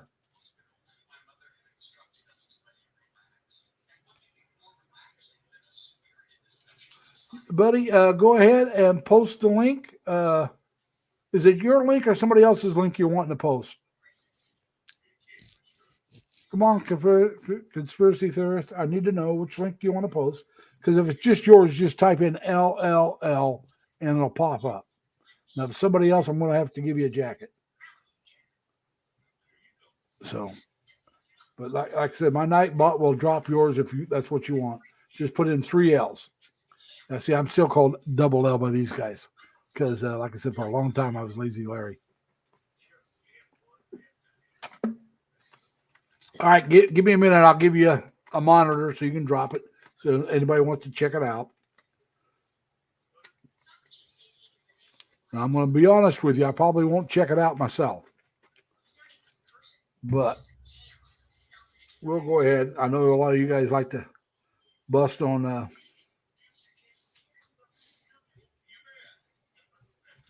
JLB. So there you go. You got your monitor. You can go. Hey, Eddie, how you doing, man? Haven't seen you in a while.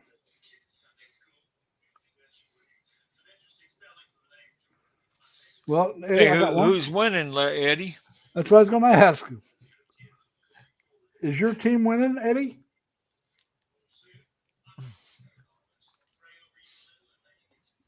And,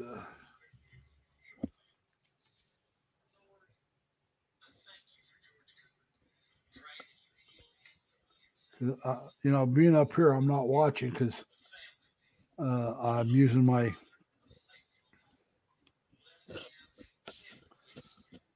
cell phone for the chat so I can add people as monitors and put my link up like I did earlier.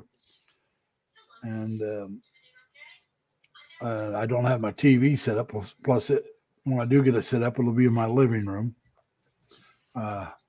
And I'm not going to put my computer in there, but I want to get my laptop set up. And I might set it in there sometimes once I do that.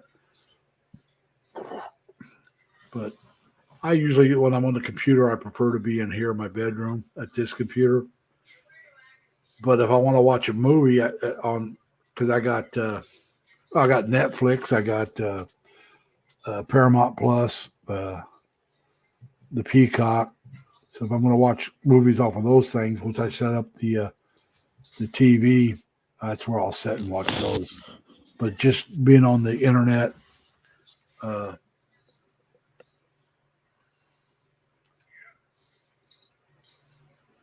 yeah, that's good, Henry. Like I said, anytime you want to come up, Henry, if you want to come up, come on up. And like I said, I've watched Henry, a few of Henry's. I've been to a couple of his live streams. And they were out, like I said, today they were outside grilling fish, him and his wife. I believe it's his wife.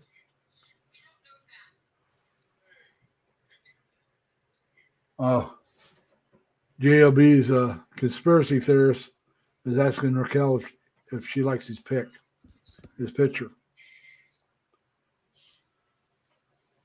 Now, JLB, conspiracy theorist, do you follow Filipino Raquel? Have you watched her channel? I see you always liked it. So hopefully you're subscribed to her. Guys, I know it's been a while since any of you dropped your links. So go ahead and put in Triple L again. Let's get your links dropped. And we'll get some things going. That includes you. Come on, Henry, put in LLL. We'll get your link dropped. You too, Filipino. Been a while since you've done it. Eddie, Yeah, if you got a I channel, subscribe to Raquel, so yeah, I am too. I'm subscribed to Raquel. Been to a few of hers. I'm gonna have to check some out. Yeah, but now Raquel, you'll probably come up twice because you dropped it twice. But that's all right. Now, Henry, go ahead and do the same thing. LLL. It can be capital or lowercase, doesn't matter. And your channel link will be dropped. That's all it takes. And as you can see, that's what Raquel just did. And it'll drop your channel link so people, if they want, can check out your channel. I do my live streams. I decided I really want to gear it towards YouTubers and my chat itself to come up and talk and let people get to know who they are what their channel's about. Now, Leonard's done one video or one vlog, or however you want to say it. Well, that's all it was. I mean, I want you to do more. I'm already subscribed. I'm subscribed to you. Yeah, I saw that. Thank you. Yeah, no problem. I've got to come up with some content. Well, like I said, if you got fall color around where you're at, video it. Yeah. That short I did on fall color, I got over 1,600 hits. I got over 1,600. I can't believe it. I got over 1,600 hits on that. Yeah, my problem is I can't get around very well. So, well, I did that driving. I wasn't walking. That was a drive. Well, I don't drive anymore. So okay. I probably could, but I chose not to. Yeah. Well, because if I'm going to work, I have to drive. I mean, Yeah, either that definitely. either that or I got to get up real early and take a couple different buses and. Yeah, I could just see me getting in some kind of a deal where the cops had to come by, and I get out with a walker. Yeah. Well, my uncle Paul, my mom's younger brother, was in a wheelchair. And I am most of the time. He drove all the time. He had hand controls on everything. He drove until his shoulder went bad. Yeah. His shoulder finally went bad on him, and he had to go in the nursing home. And he died. He was younger than he was only in his 80s when he died. I want to say early to mid 80s. Young squirt, huh? Yeah, well, my mom's 96. Her older brother lived to be 92. Her dad lived to be 92. Her granddad, who I'm named after, lived to be about 92, 93. She's got an uncle on her mother's side lived to be 98. Now, my mom's younger sister, she was almost 90 when she passed away. She was like 88, 89. Yeah. And he was younger than her, and he passed away before her. My mom's dad, my grandpa on that side was 96. Yeah. And my dad's dad was 91. Yeah. Well, my dad's dad, my dad's dad died when my dad was about 10 or 11. Oh, wow. Yeah. This is back in around 1930, somewhere around there. He came down with pneumonia. And back then, there was no treatment for it. You either lived or you died. That's simple. Well, he died. Like I said, my dad was around 10 or 11. He had a brother. He had 2 sisters and 5 brothers. There was 8 kids. And his older sister, she died as a teenager, a car wreck. And one of the, so, but the others all lived pretty good. I mean, Aunt Goldie, she was in her 60s. She was diabetic, but she diabetic for years and years. I didn't become diabetic till I was in my late 50s. Yeah. And she was a lot younger than that. But his other brothers all lived to be in their 70s and 80s, but Dad only made it to 61. So he was the young, outside of his sisters, he was the youngest one to die. Yeah. And, his mom lived to be about 88. So there's longevity on both sides, just more so on my mom's. Yeah. And I've got good longevity on both sides also.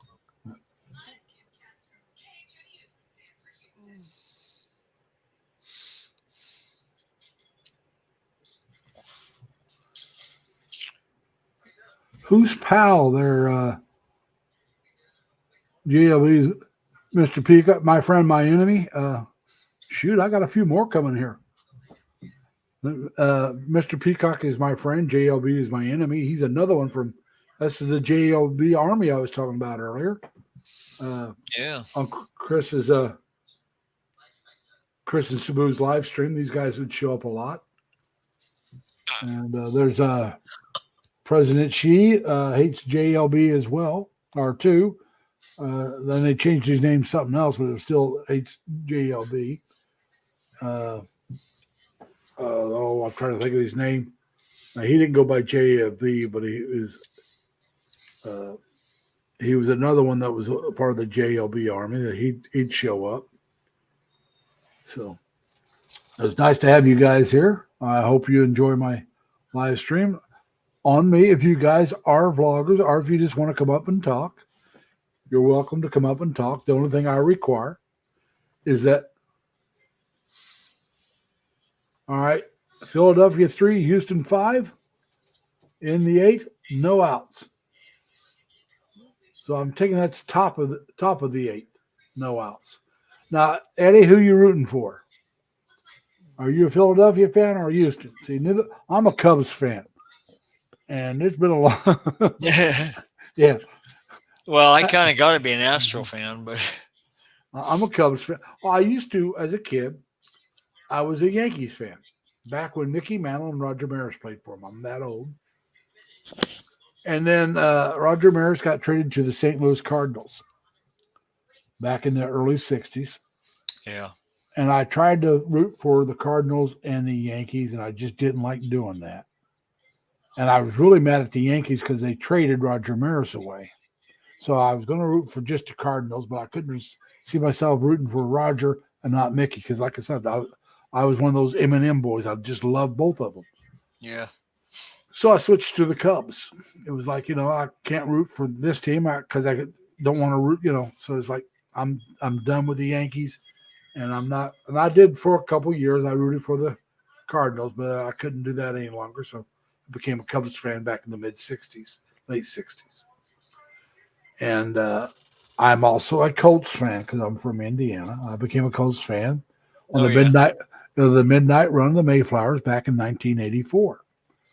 And the reason why I say the midnight run of the Mayflowers, because it was at midnight in March of 1984 that they loaded up the Mayflower vans and moved out of Baltimore and went to Indianapolis.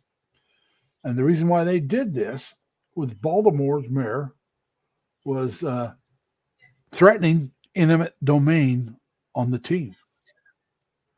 And Robert Ursay, who was the owner, Jim Ursay, who's the owner now, his dad, said, well, you're going to try to take my team away before, right as their lease expired on that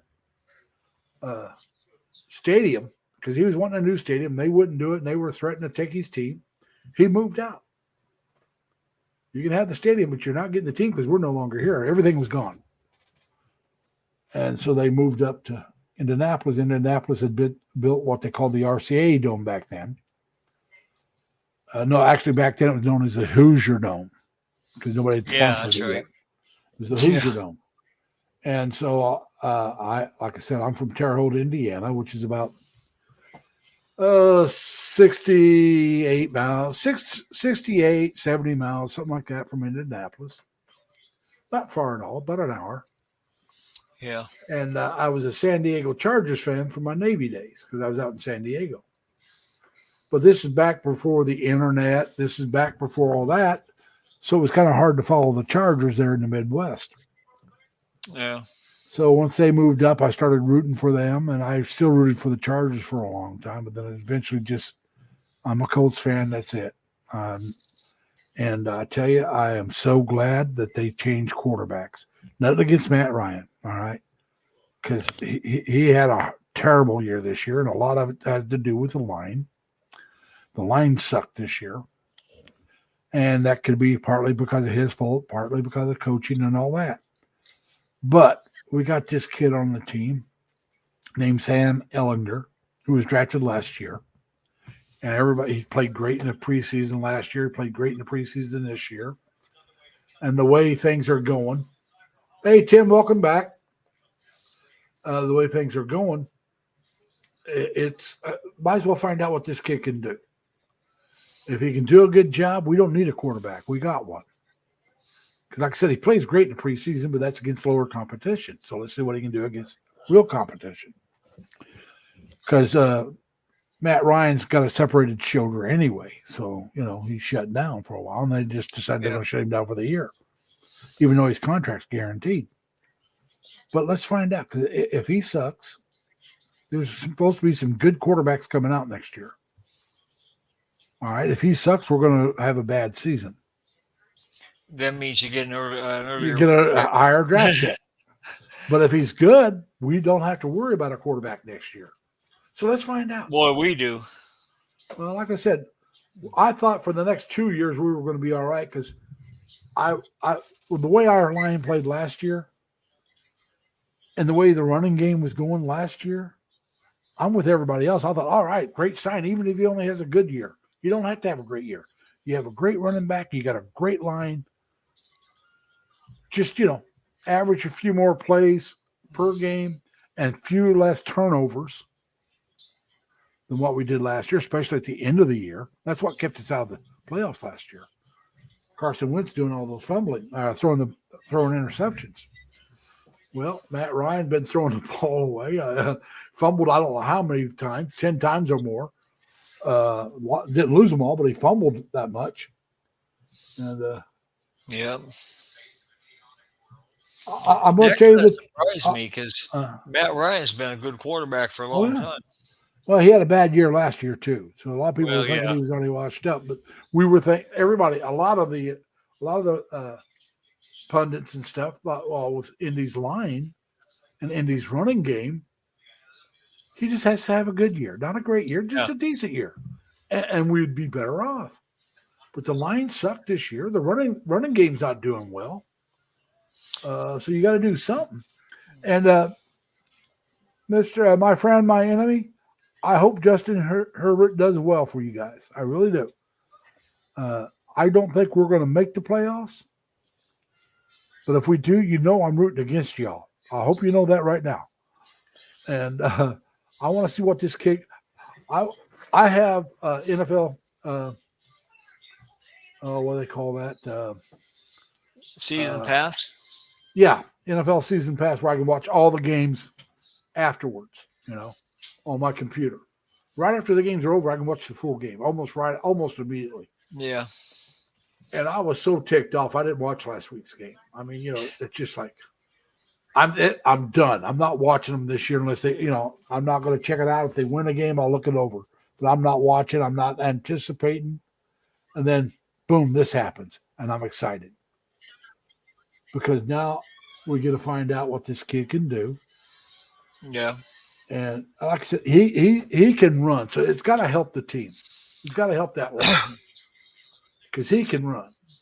Matt Ryan couldn't. He was a statue. Which, like I said, if you got the right line, which we did, if it was last year, we had the right line. I mean, he could have carved people up with that line the way they were playing last year. But we Yeah. lost 2 guys off the line, and they've been That's enough to kill you.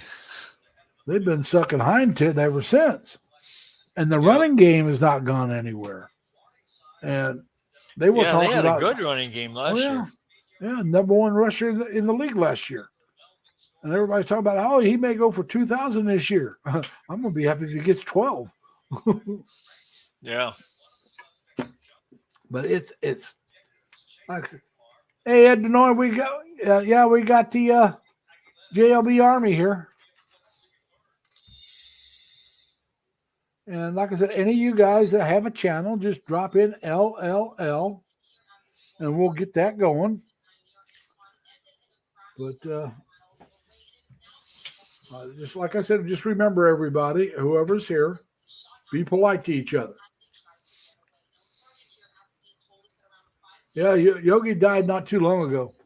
And there was all those yogiisms. It ain't over till it's over. Yep. There's all kinds of things. Deja vu all over again. Yep. he said a lot of things that. You know, He had a lot of things. Oh yeah, loved Yogi. Yep. But I also like Don Matherly, Mr. Baseball. Like I said, these guys came around. Now, Mr. Baseball was from Evansville, Indiana, which is south of me. So that's one of the reasons I liked him.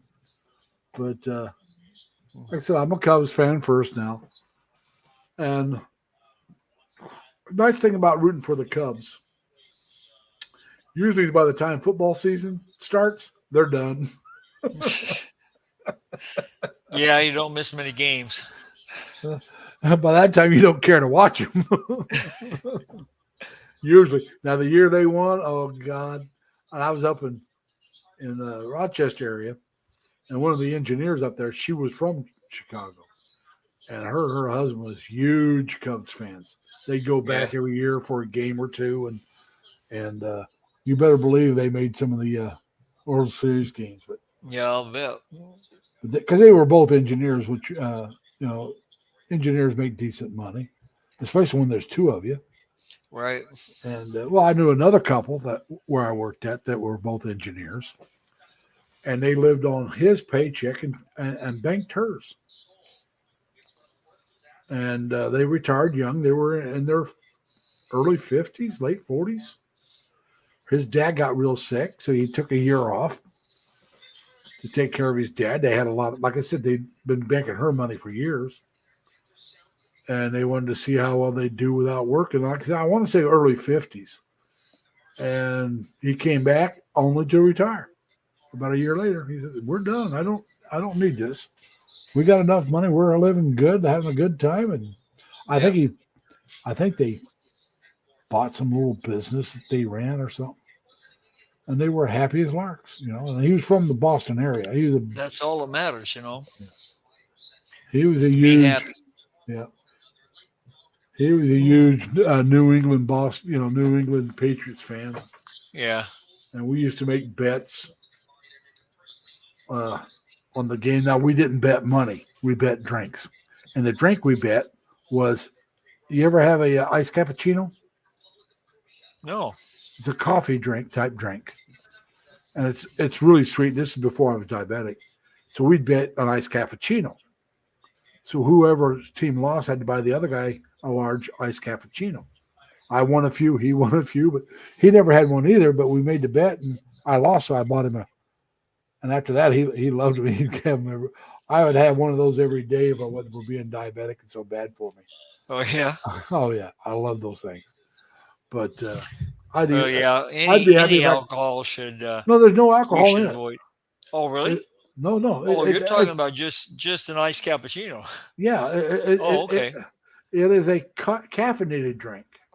Yeah. Okay, I've had one of those, but I thought you were talking about an alcohol drink. No, a cocktail. I haven't had I will drink, but I haven't had a drink in about 3-4 years. Yeah. I don't drink by myself. I don't drink and drive.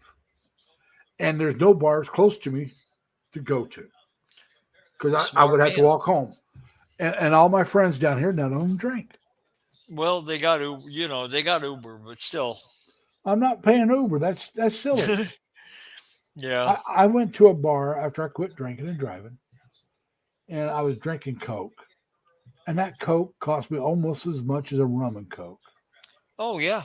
And it's like, I'm not going to a bar again unless somebody else is driving or I'm staying where I'm at. Because I'm not paying that kind of money for a Coke. So I quit going to bars. Unless like I said, unless I can walk home. And I try not to get drunk, but it's like, I'm not taking that chance. Right. I'm not going to have it. And the only way to guarantee you don't drive drunk is not to have the first drink. That's true. And the last time I drove, I was drunk. And I didn't hit anybody, didn't hit anything, but it was like, no, that's it. I'm done. I got caught. I got it as as an infraction.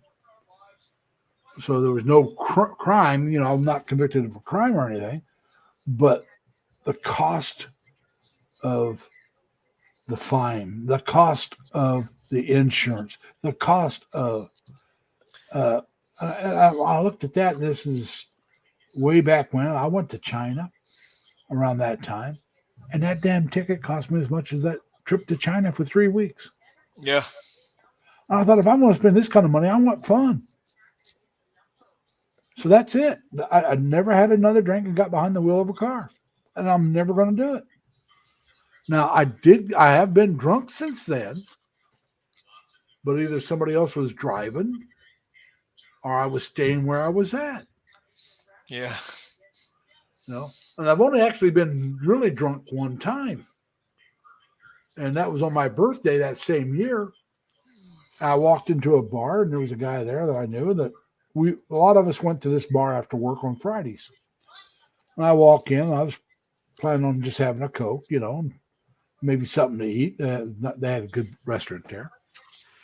And the guy said, let me buy you a beer. And I said, well, no. I said, if I have a drink, I can't drive. And he says, well, everybody knows it's your birthday. So there's no way. Hey, Dale Grady, how you doing, sir? But anyway, he said, everybody's going to want to buy you a drink. Yeah. So I turned around and walked out. I hadn't even ordered a drink or anything yet. Walked out. It was a old motel, a Days Inn, like a motel. Yeah. And they had the rooms off around the corner, like the old motels. I've seen those. Yeah. And so I walked into the office, which, and I got our room, paid for the room. And I went out, got in my car and drove my car over to where the room was at, opened up the room, walked in and put my keys on the desk. Because I knew if I walked in there to get the keys, I was going to bed. I wasn't going to get in that car. No matter how drunk I got, if I had to go in and get the keys out of that room, I'm going to look at that bed and say, let's get to sleep. I paid for it already. So that's what happened. And that's the last time I got drunk when I had my car with me. But I did get drunk because everybody was buying me drinks all night long. But like I said, outside of that, I've either stayed at a friend's house. My little sister and her husband drank. I've stayed at their house and had drinks. Or I was able to walk home. Leave the car at home, walk over to a bar, and then walk back home. But like I said, there's no bar anywhere near me that I like. And as a matter of fact, there's no bar near me that I would want to walk to even if I did like it. And so, like I said, I don't drink and drive, so I haven't had a drink in over 3 years. Yeah. And it's not that I'm against it. It's just like I said, I will not. And all the bars I liked where I was at before was a good 20 miles away. You know what that would cost you in a Uber? Yeah. And then you'd have to take a Uber back to get your car. Yep. It'd be cheaper just to get the hotel room, or at least more absolutely. convenient. So it just wasn't worth it to me. And like I said, if somebody would come by, I don't even keep booze in the house because last time I bought beer, I was still living up there drinking occasionally. It took me almost a year to go through it because most of my family don't drink. And so unless one nephew came over or a friend came over, Nobody was drinking.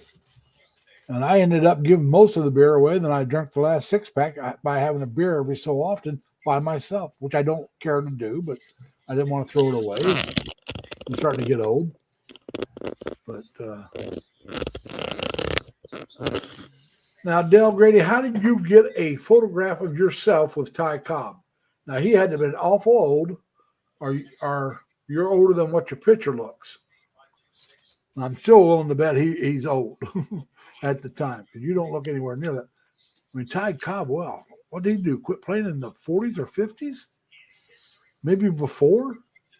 I mean, he's a long time ago. Yeah. I think he played in the 50s, but don't quote me on that. I think he was before Babe Ruth, and Babe Ruth was 50s. No, he wasn't. No, he wasn't before Babe Ruth. Babe Ruth was in the 30s. Babe Ruth was 40s and 50s, if I remember right. I could be wrong, but that's what I'm thinking. Yeah, I'm gonna have to look that up because Babe Ruth was old. Oh yeah, he played a long time. Babe Ruth did. Yeah, he did. That's true. But I think he played into the 50s. But yeah, Tim, that's another thing, Tim. The older I get, the quieter I like the ambiance. I follow this one vlogger. He's up in Manila area, and he goes by Makati Maz, but he's living in BGC, I believe. And he likes the bars. He's an older guy. He's a retired teacher. And all right, Dale Grady said, yeah, he was old then. He said he met Ty in 1960, a few months before he passed. Okay. Yeah, Babe Ruth died in 1948. Was it 48? Okay. Yeah. So yeah, that's right. I think he was traded to the Yankees in 1919. I think something like that, because he started playing in 1914. Yeah, but now when he played for the Boston Red Sox, he was a utility. He was an outfielder, and he pitched both. Yeah, and he was a hell of a pitcher. All right, Del, then your pitcher, you don't look that old. Del says he's in his 90s now. So in 1960, I was 7 years old. Well, either 7, depends on when, or 6 going on 7. I turned 7 in 1960, towards the end of the year. And my birthday's in September. But, yeah. Let's see, he's close to my mom's age. My mom is 96. She'll be 97 in January. You must have his grandson's picture up there. Oh, that's probably just his picture. Now, my grandfather, my mother's dad, at 80 looked like he was about 60. Yes, that happens to some guys. And now he had snow white hair. He didn't have a beard or anything. He had snow white hair. And I can never remember him not having snow white hair. Now, I'm sure when I was born and little, he didn't, but he was like a corn silk blonde. So it's always been light. But see, me, this was a dark red. Mine was never red, but it was dark. It was almost red. My beard was a dark red. My hair was almost red. If it was wet, it looked red. During the summer, because of the chlorine in the swimming pools, it looked blonde. It'd be darker during the winter. Yeah. But it was nowhere near as dark as my beard. My beard was a dark red. And I've told this story, I think, before on here, but I'll tell it again.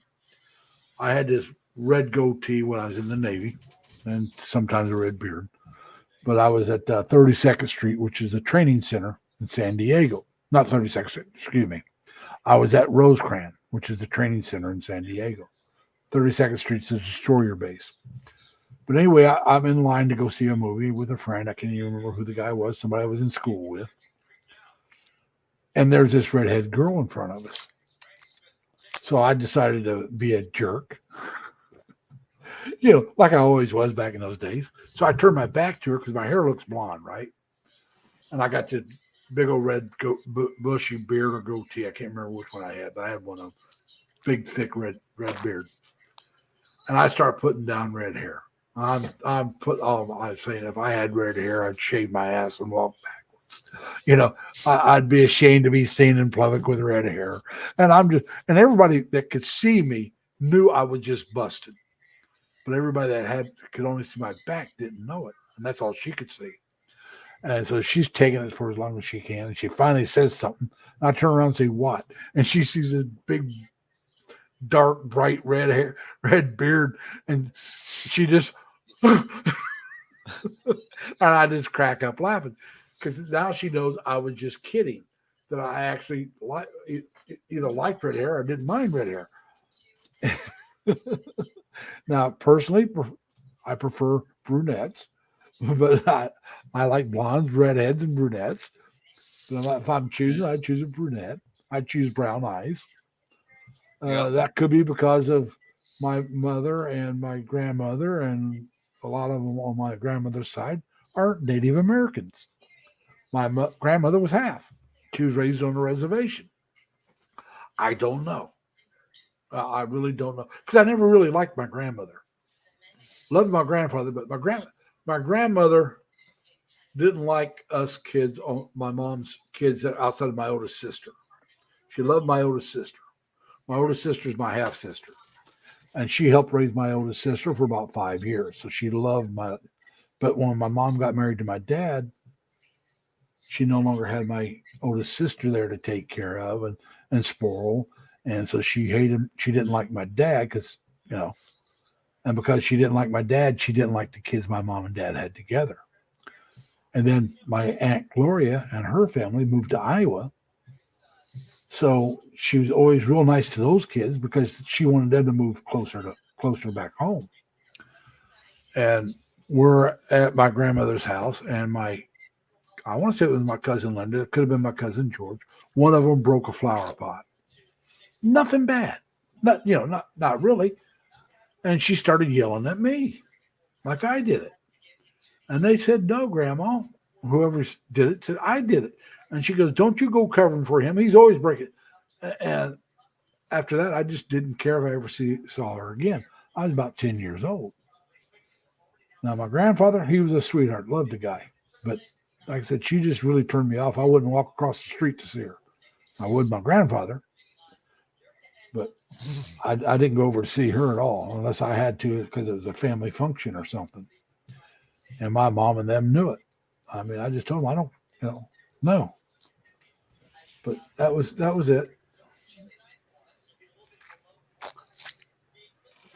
But, well, thank you, Dumpster Fire. I'm glad I have a live stream too. Something I decided to try out about a month or so ago. And I've enjoyed doing it. And like I said, I like having other people come up and we talk. And if there are vloggers, that's fine. Leonard here, I don't need to put up one vlog, but he comes up and we talk. And when he gets more up, we'll talk about his content. His one vlog up is telling you about this is his vlog channel, and he's going to be putting up more content, and he just hadn't done it yet. But I do have others come up, and I want you all to know, if you can't treat the people that's on here, whether they're in the up here on panel or in the channel, I don't want you coming here, okay? You don't have to like the people that are here. I'm not asking you to like them. I'm asking you to be polite and not troll anybody. I do have a couple lady boys that come on here. Love them to death. They've been nothing but polite and helpful to me. In case you're wondering, I am a straight male. But that doesn't mean I can't have friends that are other things. And I do. That's just that simple. And I want my friends and my chat to be treated and be kind. Like I said, none of us are going to like everybody. That just isn't going to happen. There's going to be a conflict of personalities. You're not going to like something they do or say. I happen to be a moderate conservative. Some people won't like that. They extreme left won't like it. The extreme right will think I'm too moderate. I'm too liberal for them. So both sides are not going to like. Now the moderate conservative, liberal, will like me. They'll say, all right, we don't agree on everything, but we can work things out. But the two extremes are not going to like the moderates at all. I don't care if you're on the same side of the divide, supposedly, as they are. They're not going to like you. You're not either liberal enough or conservative enough. And that's what's wrong with this country. People want to divide things too much. We need to find a way to work things out and get along with each other. And like I said, with my channel, I don't care what country you're in. I don't care what language you speak. You're more than welcome here. And if you come up and your language is a different language than mine, but you can speak some English, people better treat you with respect, even if you misspeak something. Because I'm going to tell you, most of us can't speak another language. And so they're a lot better than we are. I mean, I don't know about you, but I can't say a single damn word in Visaya or Tagalog outside of Salamat. And maybe Pole, which is just, say a thing of respect. KU is respect for somebody, a male that's older. ATE, I think they pronounce it at. It might be aunt, but it's a respect for a woman who's older. Pose for somebody close to your own age that's a friend. They say brother and sister. But those are English words, brother and sister. But that's the way they, But like I said, if they're speaking in Tagalog or Visaya or Cebuano, whatever dialect they're talking, I can't speak it. They can speak English better than I can speak any of their languages. That's the same thing for the Chinese. I've been to China before. Spent 3 weeks in China as a civilian, and I enjoyed the hell out of it. I would never want to retire in China. It's not the Chinese people. We'll leave it at that. The Chinese people I get along with quite well. And like I said, we'll leave it at that. I think you can figure out what I'm talking about. I'm not going to live in certain countries because it's not the people. Now, there's always people in every country you go to that could cause you trouble. I mean, let's be honest about it. We got the right wingers and the left wingers here, are the right nuts and the left nuts, and they can cause. Look at that right winger or right nut that broke into Nancy Pelosi's place and beat up her husband Paul, 80-some years old, cracked his skull. Now, I don't agree with Nancy Pelosi. I do not. She is way too liberal for me. But anybody that does something like that needs to be locked up. The key needs to be thrown away. Don't let that son of a bitch back on the streets. Absolutely. And I'll say the same thing about people that attack the right. If they're doing it because of politics, no, that's not a Democrat. That is a far left liberal or a far right conservative. They are not nice people. They're idiots.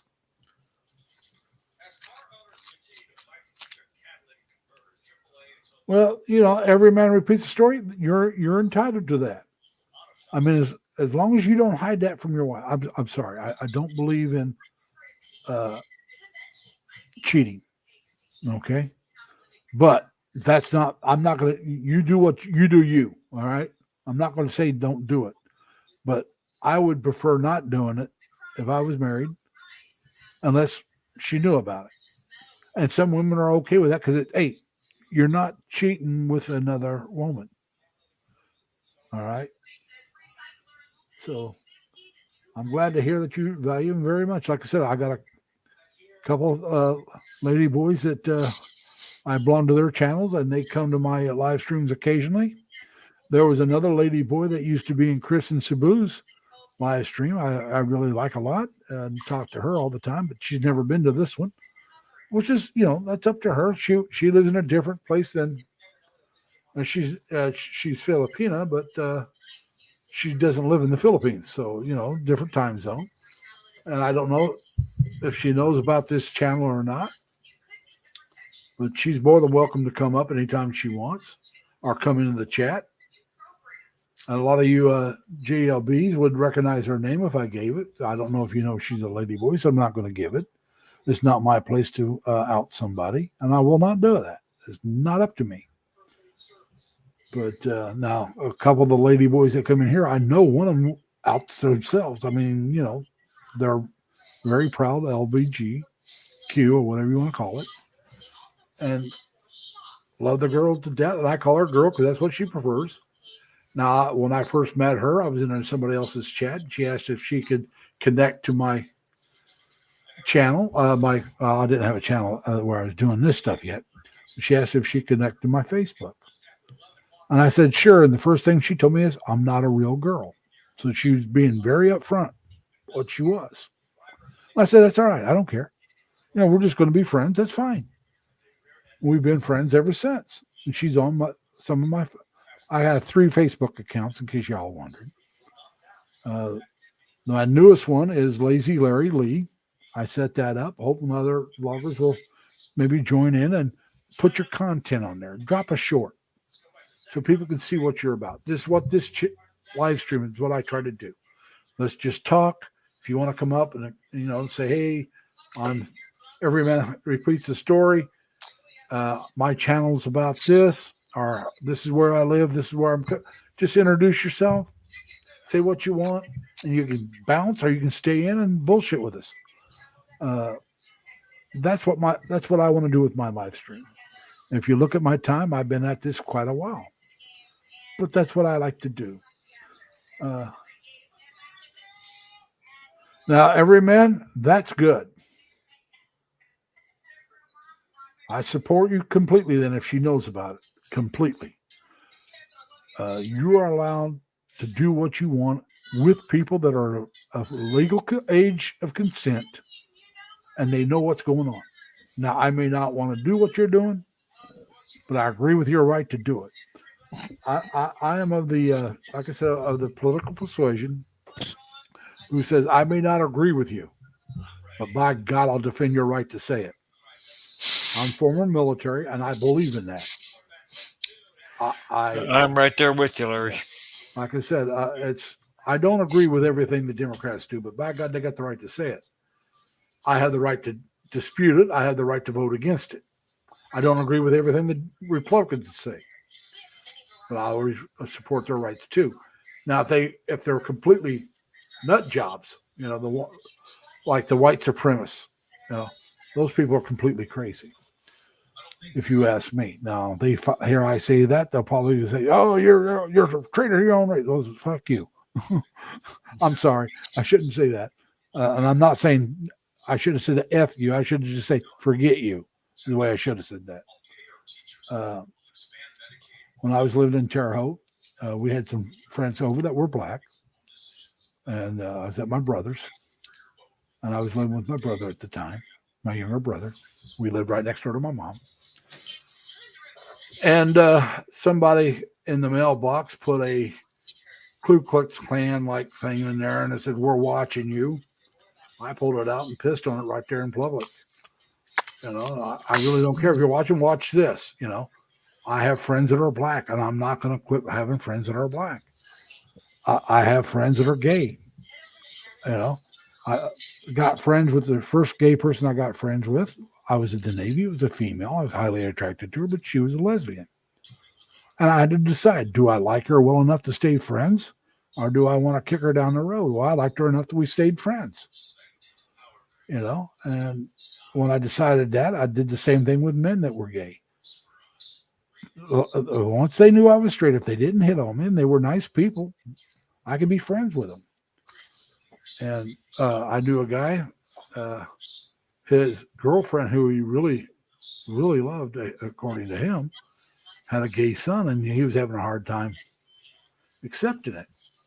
I said, what if it's a gay woman? What if it's a lesbian? And he said, well, that wouldn't be so bad. And I said, why? I mean, it's the same thing. As long as they know you're straight, if they don't hit on you, what's your problem? He said he'd talked to some psychiatrist about this. And the guy says, you're never going to accept it. Move on.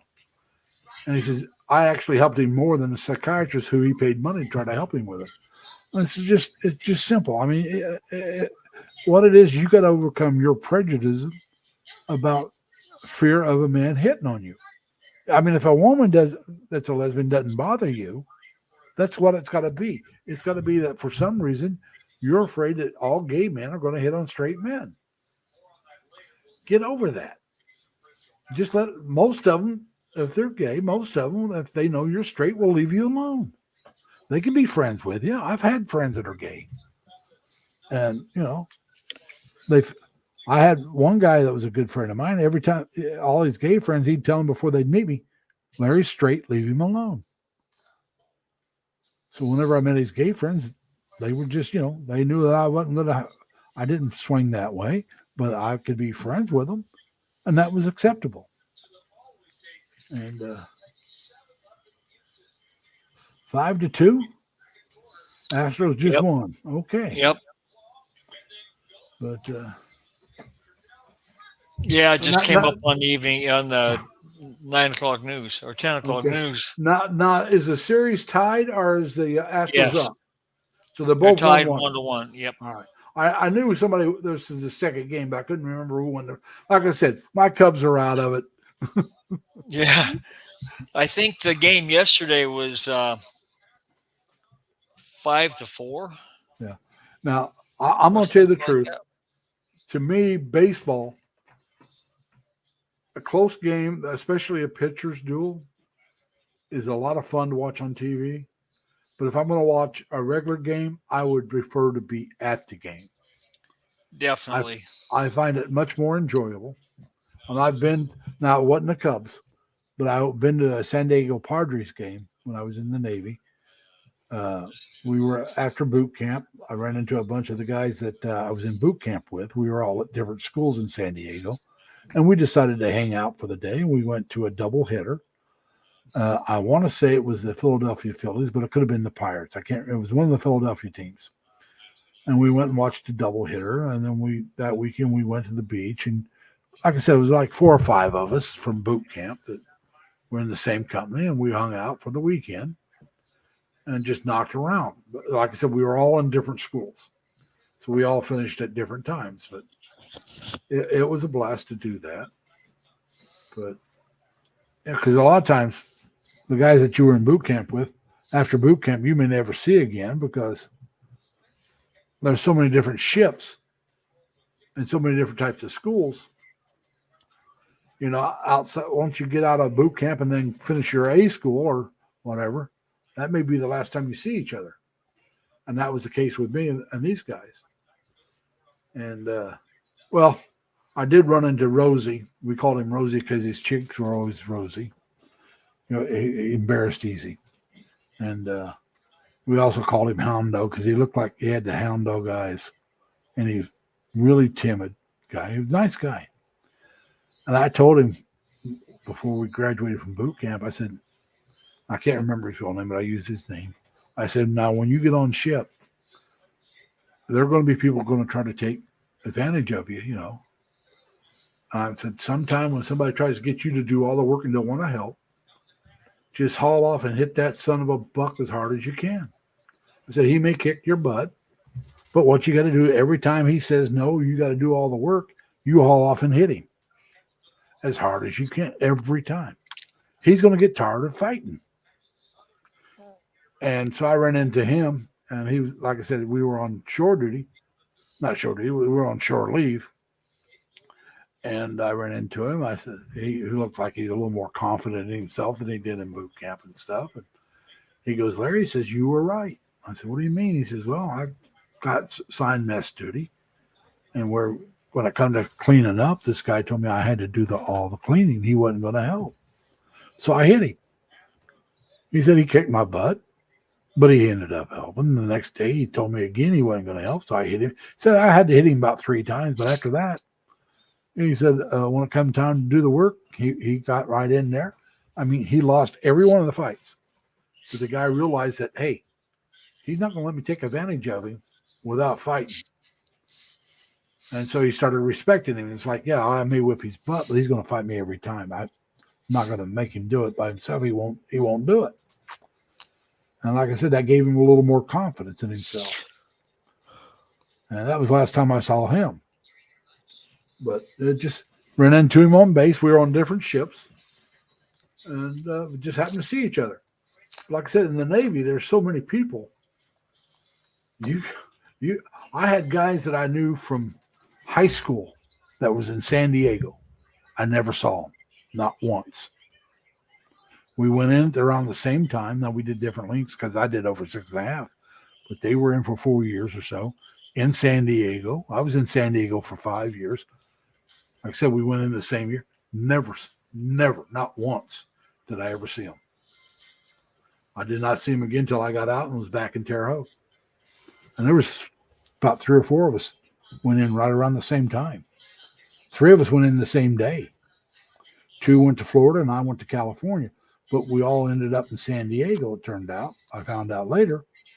And we never saw each other. The Navy's that large. I mean, there's so many people in there. At least when I was in. Like I said, when I first went in, Nam was going on, so they cut back later on. And but does anybody else want to come up? Leonard looked like he's getting tired. Actually, I got to step away for a minute. Yeah. Well, I'm going to tell you the truth. If somebody else doesn't want to come up, I'm going to go ahead and shut it down. We've been going a little over 4.5 hours. I know I've been on here a long time. You've been on here quite a while. You've been on here most of the time, almost all of it. And it's been 4 hours and 36 minutes, going on 37 here in just a couple of minutes. Well, in that case, I think I'll just go ahead and get off because I am getting sleepy. That's what I said. You look like you were. And if nobody else wants to come up, I'll shut it down right after you get off. But, all right, Larry. Thank you for having me. All right. Well, like I said, take care of yourself. Stay safe and healthy. Plus, I'm trying. Always try to have fun, man. I do. Thank you. All right. Talk to you later, man. Saying. Now, like I said, I'll be back up next week, so we'll get to you next week. All right. Sounds good. All right. Take care, man. Good night, everybody. All right. Now, for you guys that's not been here before, I do my live streams on Saturdays at 7 p.m. Eastern time. And I go for as long as people want to go. This is probably the longest I've been. I've not made 5 hours yet, which is fine. I mean, if I make it, I make it. If I don't, I don't. I've gone as short as 37 minutes. So we just go with the flow. And this is my third one over 4 hours, I believe. I don't think it's my fourth. I've had a couple over 2 hours. So like I said, I've done about 5 or 6 videos, live streams, I mean. And I hope you all come back on the next one. And I'm hoping to do one the week after that, but I may not be able to because I'm going to be traveling back from Indiana, seeing my mother and 3 of my 4 sisters. I'm hoping to stop somewhere and be able to do it from a hotel room. It'll be at 7 o'clock on a Saturday if I can do it. But I got to set my laptop up. Otherwise, I won't be able to do it. I'm not going to try to do a live stream on my phone. And so I'm going to set my laptop up, see if I can get it set up, take with me. But like I said, this Saturday will be before I leave. And the next Saturday will be when I'm coming back. And I plan on doing some videoing while I'm in Indiana, some in Terre Haute, but a lot more probably up in Park County, which is right above Vigo County, which is where I'm from. For those of you who are interested in covered bridges, that's what I'll be covering. Park County has a lot of covered bridges. I'm hoping the fall colors hadn't gone too far past peak. It would be best if they were at peak, but I hope to get some fall color in, but that'll depend on the weather. Indiana is usually behind New York, where I'm at, on fall colors, but it can't, like I said, it's already past peak here. So it may be at peak now and past peak by the time I get there. But I want to go home and see my mother. Like I said, she's 96. And I want to go home before it's winter, because it can be a hairy drive there and back during the regular winter time. You just don't know what the lakes, because I got to go around the lakes, Lake Ontario, Lake Erie, both. And so I'll go up around Rochester, Buffalo, Erie, Cleveland, and all that area can get nailed with lake effect snow. So I want to try to beat that there and back. Last year when I was home, I caught a little bit of it coming back. So I just did a straight drive, drove all the way back. And My last couple hours of drive took about twice as long as it should have. Actually, closer to 3 or 4 times longer, because there was area stretches where 15 miles an hour. Now I'm on a throughway, which speed limit 65, and there was time doing 15. I was white knuckling driving, and so we'll try to avoid that, hopefully. Now, I don't know if Dodger's still here, Dodger Blue. He asked me this winter to videotape some, or video some snow, of the snow, because he lives in California, so they don't get it. He'd like to see some vlogs on snow. Somebody suggested I do a snow angel. That's not going to happen, people. Maybe I can get somebody else to do one, and I'll do a video of it. But I happen to have arthritis in both my knees and both my hands. And I'm a fat old man. And so getting up off the ground would be kind of tough unless I have people there to help me up. And then it's also kind of hard to videotape yourself doing a snow angel and actually get a good video of it. So somebody would have to be there to video that. If I had to help to get back up, I'd probably be willing to do a snow angel one time. Been a long time since I've done one. But like I said, I will get some video of driving in it, because I'm sure I'm either going to have to drive to work or drive home in it. And so we'll get some video of driving in the snow. I'll get some video of it, how deep it can get. Now, here where I live now, I live down in the Capital District of New York, which is Albany, New York area. We don't get near the snow that they get up in Buffalo and Rochester area. But when we get it, it's the heavier snow. Now, Rochester and Buffalo get the heavier snow too, but they get a lot more lake effect, which is light and fluffy. I never minded the light and fluffy stuff as much because it was easy to clean off.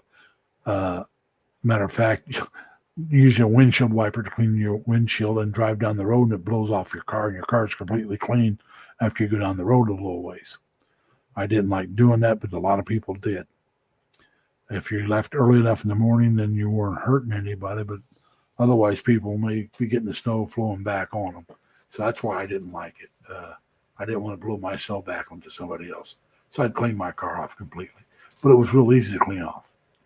The light fluffy stuff, just push it, and it all went flying off the car. All right, everybody. I want to remind yourself to be kind to each other. Take care of yourselves. Stay safe and healthy. And remember, as always, try to have fun. And I hope to see y'all next week. Take care. Bye.